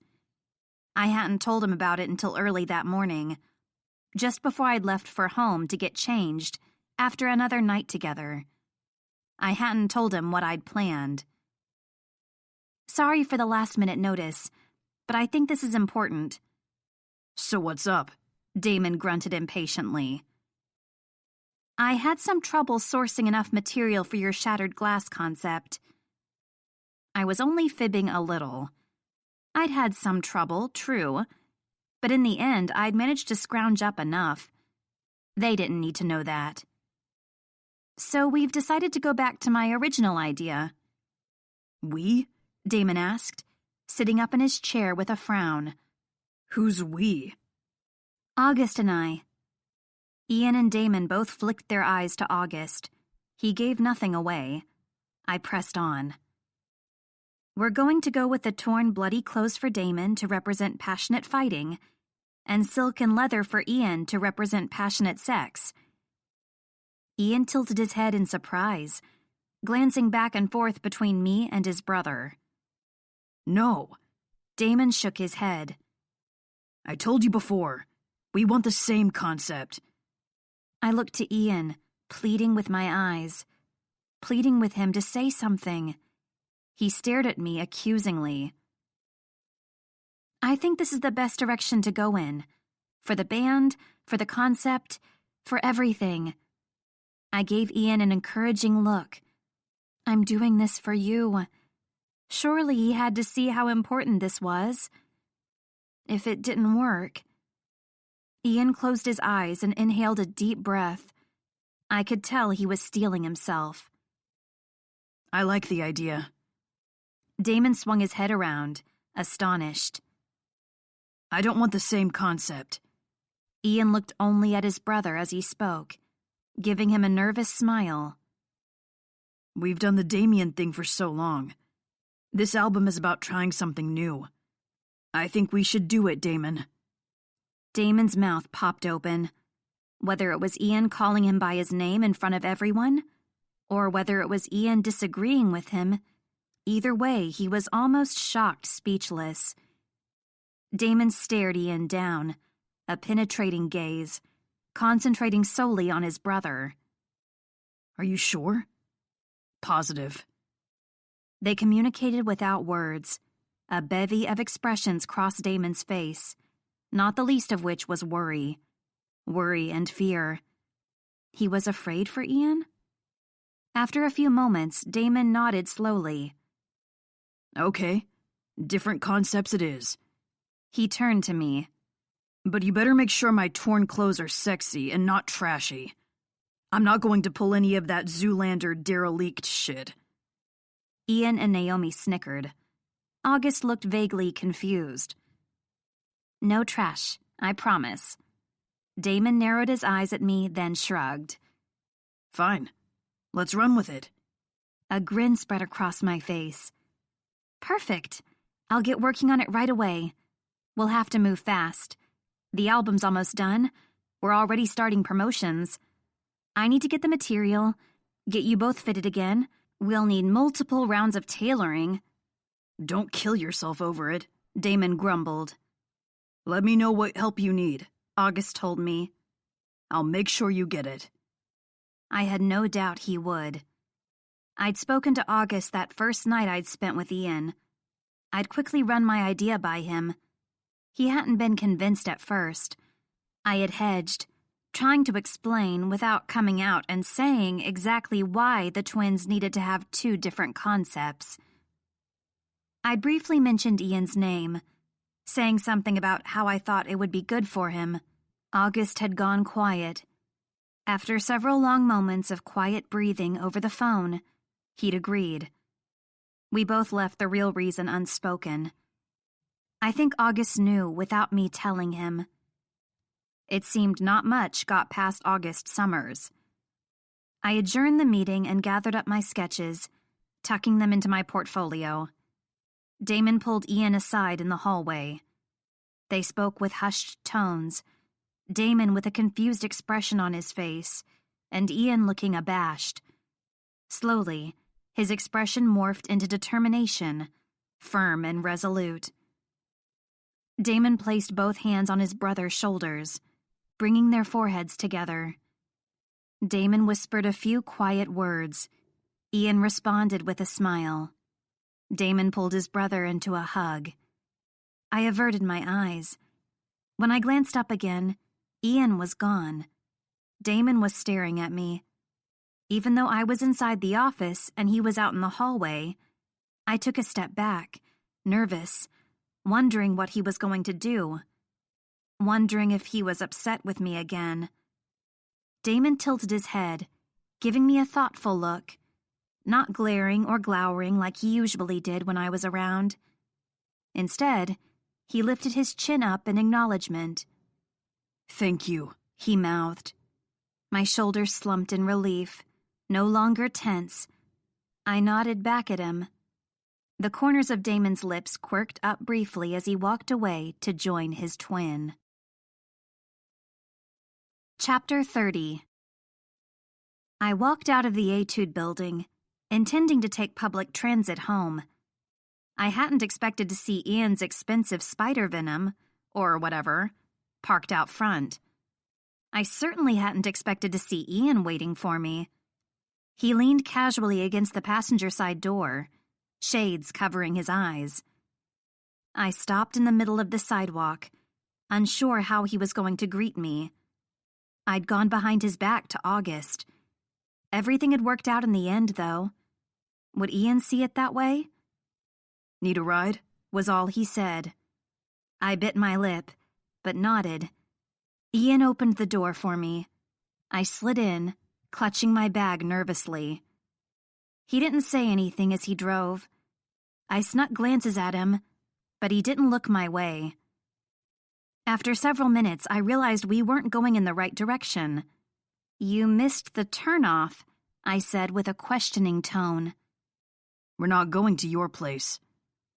Oh. Surely Ian couldn't be upset with me if he were taking me to his place. I want us to be able to talk in private, he added. Oh. My heart sank. I slumped back in my seat. Maybe he wanted to yell at me without anyone overhearing. We made it up to his condo in silence. I fidgeted, taking off my shoes, putting my bag on an end table, checking my phone, all to avoid him. When I finally couldn't put it off anymore, I lifted my gaze to his. I found myself staring into narrowed, brilliant green eyes. Why? He said simply. Because I was worried about you. I told you not to worry. I couldn't stand by and do nothing. If something else had happened, if you'd gotten seriously hurt, I'd never be able to forgive myself. His mouth was twisted. He was upset with me. Nothing else was going to happen. You said the whole twins thing made it worse. Now you don't have to worry about that. We all talked about it. Your brother agreed. No more Damien. You'll just be Ian and Damon Drake. He stared at me silently for several long moments before flopping onto the sofa with a heavy thump. I know I said the twins thing bothered me, but I don't know if... I understood immediately. I went to him, tucking myself next to his side. You don't know if you can just be Ian anymore? He nodded hesitantly. We've been Damien for so long. I don't know who Ian is anymore. I threw my arms around his neck. I know who Ian is. What if just Ian isn't enough? You are enough. You're not your brother, Ian. You're different. You're your own person. Even if no one else can see it, I can. Ian brought his hands to my face, cupping my cheeks. You're the only one who does. Soon everyone else will too. He leaned forward to rest his forehead against mine. You know why I agreed to a fling? Because you wanted me? His lips curved upward. That too. But the real reason? I wanted time to prove myself to you. Prove what? He looked into my eyes. I wasn't lying when I said you were special. My heart clenched. Before, I'd brushed his words off. I'd thought they were just something he said to all the girls. It's like I said, he continued. I don't want you to be just another notch on my bedpost. I thought, this girl is the first person to see me, to really see me. I thought maybe we could have something real. Ian searched my eyes. I don't know what he saw in them, but he leaned backwards, closing his eyes and thumping his head against the wall. You don't believe me. Damien's reputation makes you doubt whether I'm telling the truth or giving you a line. I swallowed hard. I wanted to believe his words. I did. He cracked open one eye. You know, I don't even sleep with that many girls. What do you mean? I asked, taken aback. All that stuff in the media about the twins. It's almost all my brother. But since no one can tell the difference, They think we're both sleeping around. Ian, I've seen you flirt with anything that walks. He gave me a small smile. I never said I didn't use my charm to get my own way. But it's almost always Damon who's getting blowjobs backstage and taking girls back to the tour bus. He met my eyes. I don't want you thinking I'm going to cheat on you or leave you for someone else. I don't do that kind of thing. My heart melted in my chest a little at his reassurance. I have something to show you. Ian stood from the sofa and held out his hand. Will you come? I hesitated for a moment before taking his hand. Ian brought me to a room that housed a small recording studio. I was sort of lying in that interview. He sat me on a chair, facing him, only inches away. Our knees almost touched. He slung a guitar strap over his shoulder. An acoustic guitar, not electric. He played with the strap, adjusting it, and fiddled with the tuning before letting out a self-conscious laugh. I don't know why I'm so nervous, he confessed. Did you write your own song for the album? I guessed. Kind of. I wrote a song, at least. It's not going to be on the album. I wasn't going to show it to anyone. But... He trailed off, piercing me with his gaze. I think it might help you understand. He put pick to strings and began to sing. I knew how well he played, but I hadn't known Ian could sing as well. It was different from Noah. Not as gravelly, not as passionate and fiery. His voice was softer, steady yet sensual, like a slow burn. It's all a masquerade. Can't stand the pressure. I need an escape. Need to run for shelter. I was so entranced with his voice, I wasn't paying attention to the words at first. Then their meaning drifted in. Your searching eyes, they see what's real, what's hiding inside. I knew exactly what those words meant. My heart ached for Ian. It was all a masquerade, until our bodies joined together. Simply speak my name, and I'll promise you forever. My heart pounded in my chest. Was I reading him right? The meaning behind those words? Was it wishful thinking? The song ended with one final note. Ian slowly lifted his head, coming out of his trance. He met my stare, flicking his gaze from one eye to another, examining me. I bit my lip. I didn't want to get hurt again. I didn't want Ian to break my heart. But as I looked at him, breathing soft, shallow breaths, seeing the longing on his face, I finally understood. I was the one with the power to break his. I had to let go. I had to trust. I couldn't let the past get in the way of my future. I leaned forward and cupped Ian's cheeks, like he had mine. He parted his lips to speak. I took advantage and pressed my mouth to his in a sweet kiss. He held his breath, not moving. I pulled back and met his eyes. His face lit up, flickering between hope and wonder. I believe you, Ian. Chapter 31. As soon as I said those words, the hopeful look on Ian's face eased into relief. His eyes closed. He let out a shaky breath. When he opened them again, there was no hint of softness in that brilliant gold-flecked green. Relief had been replaced by a heated yearning, a deep longing that I knew was reflected in my own. He brought a hand to my cheek, stroking the line of my jaw. He pressed a gentle kiss to my lips. My eyes fluttered closed. His hand stroked down my neck, along my shoulders, tracing my collarbone. He made his way back up, caressing my skin the whole way. He buried his fingers in my hair and tilted my head, angling it for a deeper kiss. The breathy moan that left my mouth was almost embarrassing. My body always responded to his so quickly. I always gave in to him. He seemed to love it, though. Loved knowing how much he affected me. He crushed my body to his, leaving not a hair's breadth between us. His lips left mine to kiss a path down my neck, to the hollow of my throat.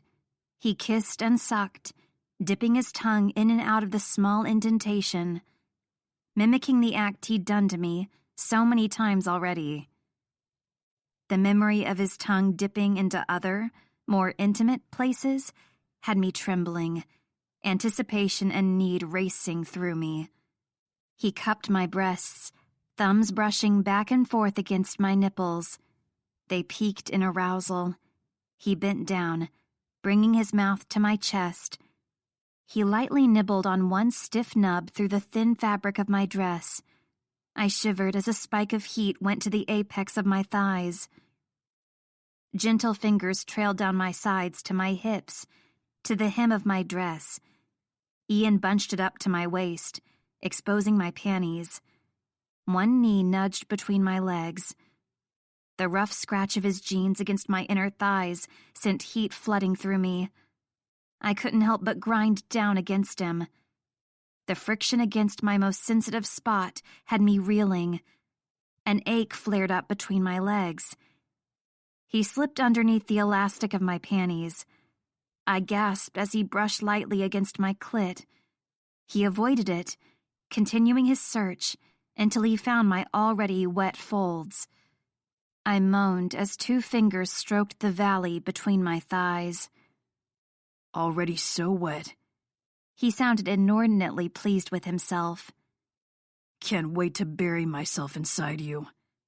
His knee nudged me, encouraging me to part my legs further, allowing him more access. I did so, using my hands on his shoulders to keep my balance. Those questing fingers spread me open and teased at my entrance. A single finger stroked in circles until I was bucking my hips, trying to get closer, trying to get more. Please, I breathed. With a satisfied hum, Ian plunged his finger inside me. I choked out a gasp, fingers digging into the firm muscles of his shoulders. He slid in and out, rough, calloused skin rasping against my inner walls. I clenched down, pulsing around him. He continued thrusting in and out, going faster and faster, matching the speed of my increasingly heavy breaths. I threw my head back, getting close. He withdrew his fingers. I moaned in disappointment. I want you to come on my tongue. I nearly came from those words alone. He unzipped the back of my dress, letting it fall to the floor. A quick snap of fingers, and my bra followed. He hooked his fingers in my panties and pulled them down as he knelt before me on the floor. I stepped out of them, and he sent them flying. Spreading my legs wider, he leaned forward until he was inches away from me, until I could feel his warm breath on me. He buried his face between my thighs and placed a soft kiss right above my clit. My stomach muscles clenched. He slowly dragged his tongue up between my folds. He was slow, but deliberate, licking me in just the right places, in just the right way. He continued like that, licking up and down. He knew exactly what to do to make me tremble, to make me moan. But still, it wasn't enough. He wasn't paying attention to where I needed him the most. I ground against him, rocking back and forth. He stilled me with his hands on my hips, slowing my movements, making me accept his slow pace. I whined and tugged at his hair. He let out a deep chuckle, but didn't speed up. He continued his slow, leisurely exploration of my folds. Eventually, he had enough of licking. He spread my folds with his thumbs and delved inside me as deep as he could go, dipping his tongue in and out. My legs shook as I clung to him, barely able to keep standing. The onslaught continued, repeating the motion over and over until I was nearly mad with pleasure. He retreated from my entrance, licking another line up my slit. Finally, his tongue reached my clit. Using the tip of his tongue, he circled it, teasing and playing, until I was a panting, squirming mess. Grasping at his soft hair, I pulled him closer. With no warning, he sucked my clit into his mouth. I cried out and tightened my grip in his hair, urging him on. That deft tongue licked and stroked. That talented mouth sucked and caressed at length. I bucked my hips, but he wouldn't go any faster, wouldn't give in to my demands to speed up. His hands traveled up my body. He reached my nipples. Using a thumb and forefinger, he tweaked them, pinching lightly. The sensation sent pleasure straight to my core. My insides throbbed and pulsed, the ache almost enough to send me over the edge. Ian, I choked out his name, unable to form words, unable to plead for more. He understood what I needed. He slipped 2 fingers into me and crooked them forward, hitting a spot inside me that made stars explode across my vision. I inhaled sharply, throat closing up, not able to make a single sound as I reached my peak. My limbs trembled with the force of it. Only the grip of his hand on my hip and my hands clinging to his shoulders kept me upright. He continued licking and sucking, easing me through it, until it was almost painful. Stop, stop, I gasped, pulling at his hair. It's too much. He stood, wrapping his arms around me and holding me close. His hard length dug into my hip. He still wore his shirt and jeans. My mouth almost watered, knowing what was hidden beneath that dark denim. You're overdressed, I told him. With one quick motion, he flung his shirt over his head. Small indentations on his shoulders revealed where my nails had bitten into his skin, even through his thin t-shirt. I ran my hands up and down, enjoying the warmth of those firm muscles under my fingers. I pressed a soft kiss to the center of his chest. That familiar spicy scent, something utterly masculine, made my head swim. I wanted more of that scent. I wanted to surround myself with it. I wanted to taste it on my tongue. I reached for the zipper on his pants. I slowly unzipped it, and I lowered myself to the ground in front of him. My eyes met his as I pulled him out. His eyes burned with an inner fire as I took him in my hand. You gonna wrap those sweet lips around me? I let out a shuddering breath as I nodded. His fingers sifted through the strands of my hair, pushing it back from my face. I leaned forward and sucked the tip into my mouth. He groaned softly, the grip in my hair tightening. I swirled my tongue around the tip, enjoying the taste of him. I closed my eyes and let out a soft moan. The vibrations went through his cock. He let out a choked sound. Do that again, he demanded. I did, moaning around his cock, wanton and adoring. He groaned, sounding almost overwhelmed. I slid him further into my mouth, moaning the entire way. I made a firm circle with my lips, letting the head pop in and out, sucking on the withdrawal and licking as he slid back in. He tugged on my hair, pulling me closer. I bobbed my head forward, taking more of him, until he reached the back of my mouth. I almost gagged, but suppressed it. He cursed again. Can you take me deeper, sweetness? His voice held a hint of dark lust. Can you take me all the way down? I met his eyes, my mouth still full of his cock. I nodded once. I closed my eyes again and slid down his stiff length, my lips wet and slick, making for an easy passage. Easy until he reached my throat. I stopped short. Take a deep breath, sweetheart, he encouraged, stroking my hair softly. I inhaled slowly. His hand on the back of my head urged me on. I took him deep, deeper than I ever had. His length slid along my tongue, the smooth skin of it a wonderful texture against my tongue. I concentrated on breathing shallowly, trying not to cough. Finally, my nose touched his abdomen, until his cock head was all the way down. Shit, He grunted. can't fucking believe you took my entire cock. His hand fisted my hair, keeping me there, keeping his cock buried inside my throat for long moments. I fought not to gag, taking shallow breaths. He tugged me back until the tip popped out of my mouth. I took a shuddering gasp of air. I looked up through my lashes to meet his gaze. "You taste so good," I breathed. His eyes blazed, turning dark. He urged me forward again. I opened my mouth, letting his cock slide along my tongue until he hit the back of my throat again. I struggled to relax the muscles, wanting him deeper. He pulled me back up, then down again, making me take him. I let him control the pace, using my lips and tongue to lick and suck whenever I could, and letting my throat relax and take him inside whenever he reached its depths. Finally, his cock twitched and throbbed against my tongue.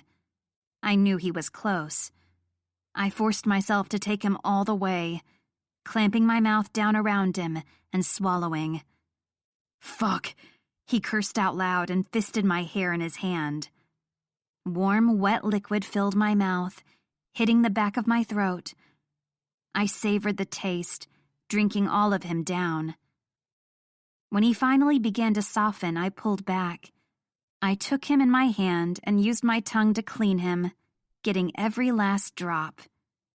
The grip on my hair loosened. Gentle fingers caressed my cheeks, thumbs stroking the underside of my jaw.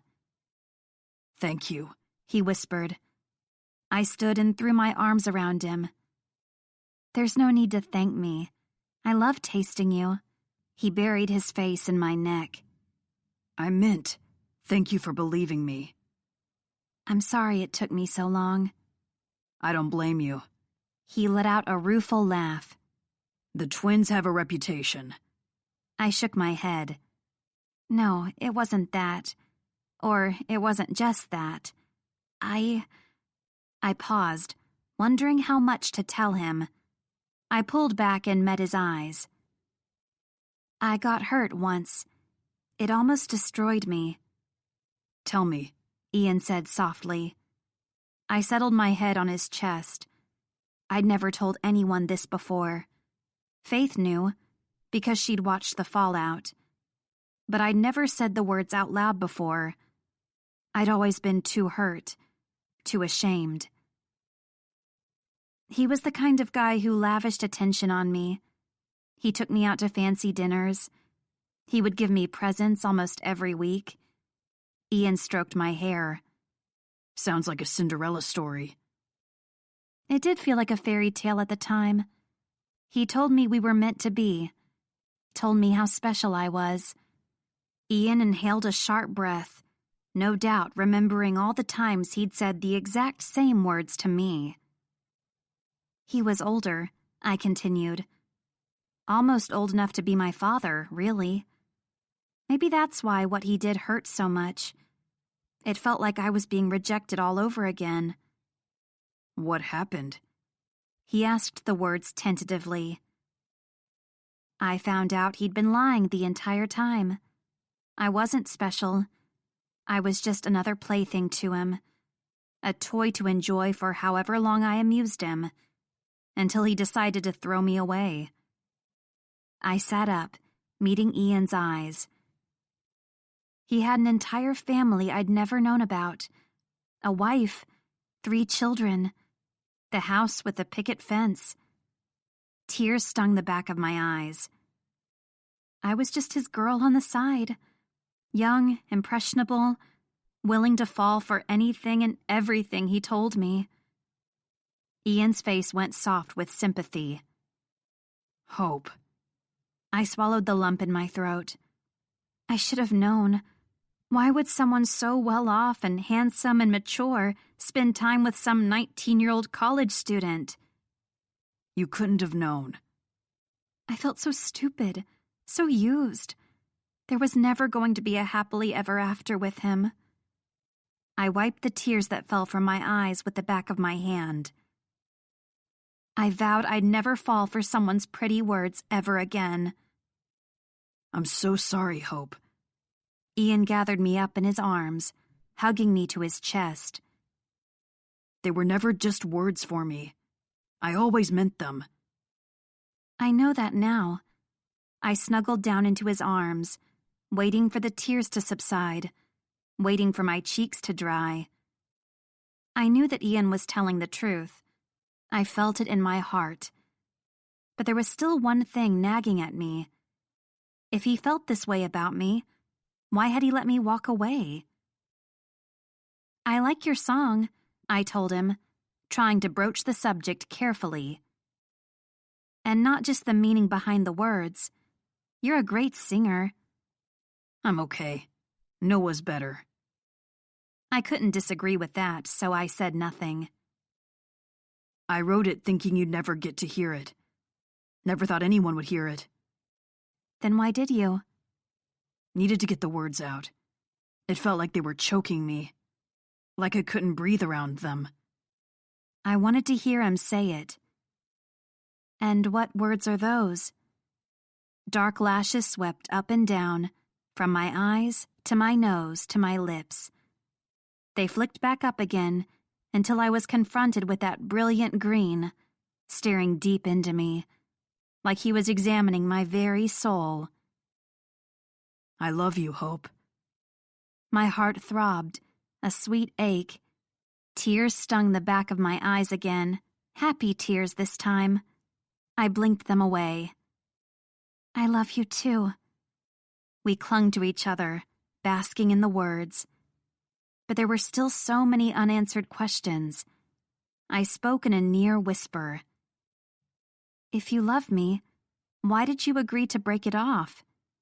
His eyes glinted, a dark look chasing away the softness, the tenderness. Damon warned me.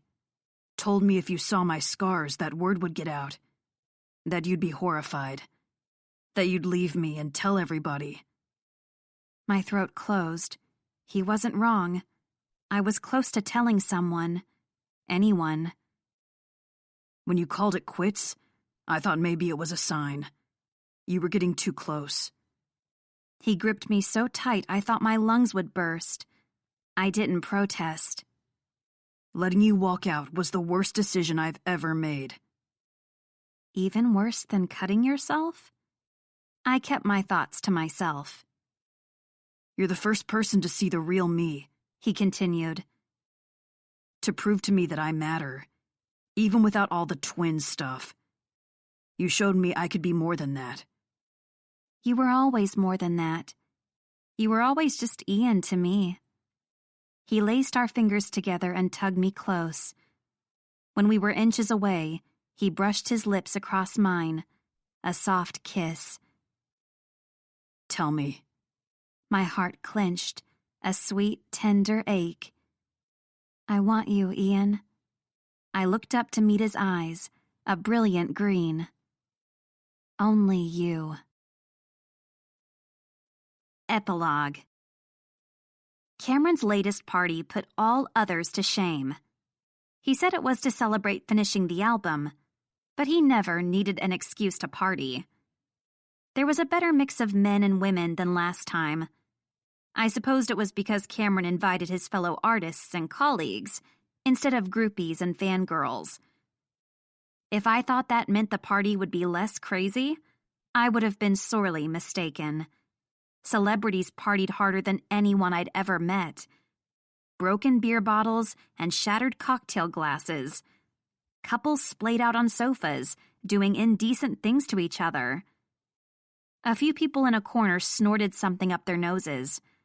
I quickly averted my eyes. I'd known drugs were a part of the lifestyle, but that didn't mean I wanted to have intimate knowledge of it. I opened my phone and reread Ian's latest text message. Can't wait to see you tonight, sweetheart. It's been too long. I miss you. I love you. That's how he ended every message now. I love you. I hugged my phone to my chest. Out of all the lines Ian had given groupies and fangirls, out of all the flirting and teasing, there was one thing he'd never given them. His heart belonged to me. Loud music pumped from speakers situated in the ceiling of every room, a hard, driving electronic beat. I felt it in my chest, almost louder than the music at concerts. I glanced at my sister, wondering what she thought of the whole scene. Her face was lit up with excitement. I doubted she'd ever been to a party like this one. When Faith found out I was going to another party, she had finally called in her favor. I want to come too, she'd pleaded. It's not fair you get to party with rock stars, and I'm stuck doing boring corporate events with stiffs in suits. I want to live a little. Besides, it's time I finally met that famous boyfriend of yours. When I'd asked Cameron if my sister could come, the evil glint in his eyes made me instantly want to take it back. No molesting my sister. But it's okay if she molests me, right? I just snorted. I would have paid to see Faith cut Cameron down with her barbed words. To my surprise, it was a different rock star who ended up on the other end of Faith's tongue lashing. She tugged on my arm to get my attention. Oh my God, that's him! She pointed to the opposite end of the room. Who? The asshole I keep running into. The one who thinks girls should fall to his feet and worship him. I followed her finger with my eyes. I was speechless for a second before I chuckled.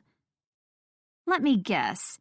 He acted like he expected you to already know him and was surprised when you didn't give him the time of day? Yeah, exactly. How'd you know? I pulled Faith by the hand, explaining along the way. When we reached them, I tapped on their shoulders, getting their attention. Ian and Damon turned around with identical grins. As soon as they saw us, the grins slid off their faces, replaced with disbelief. Ian? Damon? This is my sister, Faith. They both glanced between us, slack-jawed. My twin sister, I added. Faith gave Damon a sweet smile. I would say it's a pleasure, but it's really not. But how? Damon was speechless for a moment. Then he growled, a dark expression on his face. Is that why you nearly kicked me in the balls? You clearly thought I was Hope. I thought you were a narcissistic, try-hard wannabe. A muscle in his jaw twitched. Narcissistic? You were flabbergasted when I didn't immediately throw myself at you. Try hard? What do you call the whole alpha male bad boy act? Sweetheart, I don't need to try to get women to fall for me. That happens all on its own. She put her hands on her hips. Well, it's not happening here. Damon's face contorted. Flabbergasted was the right word for it. I doubted any girl had shot Damon down with such force in a long time. What's going on? Ian wrapped an arm around my waist. I pressed a quick kiss to his lips, trying not to melt into him. Faith and Damon have had a few encounters before. Is that why he told me you were a tease? Apparently he tried to come on to Faith a few times, thinking she was me. And I take it your sister wasn't having any of it? I laughed as our siblings continued bickering at each other. Damon's brow was furrowed in a biting expression, with his arms crossed over his chest. Faith's face was scrunched up with distaste, arms flailing wildly. I'd never seen her so worked up. Faith was usually so calm and collected. You'd think they'd hit it off, considering how well we get along, Ian mused. You're nothing like your brother. I wrapped my arms around his neck. And I'm nothing like my sister. His eyes sparkled with mischief as he swung me around, keeping a tight grip on my waist. I let out a surprised yelp, but couldn't help giggling softly. So, why didn't you tell me you had a twin? It never came up. Also, I guess I didn't want you thinking I only liked you because I was a twin myself. My liking you had nothing to do with your twin status. Ian settled me close to his hip. One finger trailed along my arm, up and down, causing shivers to run through me. His other hand circled around my waist, thumb brushing the hollow of my hip. Heat surged through me, my heartbeat speeding up. I glanced around covertly, wondering if anyone would miss us if we ducked into an empty bedroom or bathroom. I had to admit, watching our reflections had been hot. I didn't tell Damon, Ian said quietly. I pushed away my naughty thoughts. Didn't tell him what? That the whole Damien thing made me start cutting again. Ian looked over at his brother with a pained expression. Damon and Faith were still arguing with each other. The situation was turning hostile, but instead of walking away, they leaned in closer to each other. He was trying to help. It would hurt him too much to know. Ian. I wrapped my arms around his shoulders, burying my face in his chest. I still think you should talk to someone. I am. I made an appointment with my old therapist. I'm going to start seeing her again. He pressed a kiss to the top of my head. You were right. Last time I let it go on for too long.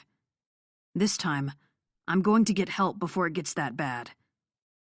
A heavy weight in my chest lifted, a weight I hadn't noticed I'd been carrying around. My heart felt 1,000,000 times lighter. Thank you, I whispered. Bright green eyes met mine, soft and loving. I should be the one thanking you. He brushed a strand of hair away from my face. You saw me for who I really am. I finally feel like Ian again. That's when I knew for sure. Things were going to be better for Ian. Maybe not perfect, but better. There was going to be no more Damien. They were still brothers, still twins, but two separate people. From now on, they were Ian and Damon Drake, the genius guitarists of Darkest Days. From now on, he was my Ian. This concludes Hard Rock Fling by Athena Wright, narrated by Stephanie Wiles. Copyright 2017 by Athena Wright. This unabridged audiobook is published by arrangement with Pure Passion Inc. Limited and was produced in the year 2018 by Tantor Media Incorporated, a division of Recorded Books, which holds the copyright thereto. Please visit tantor.com for more information on our growing library of unabridged audiobooks.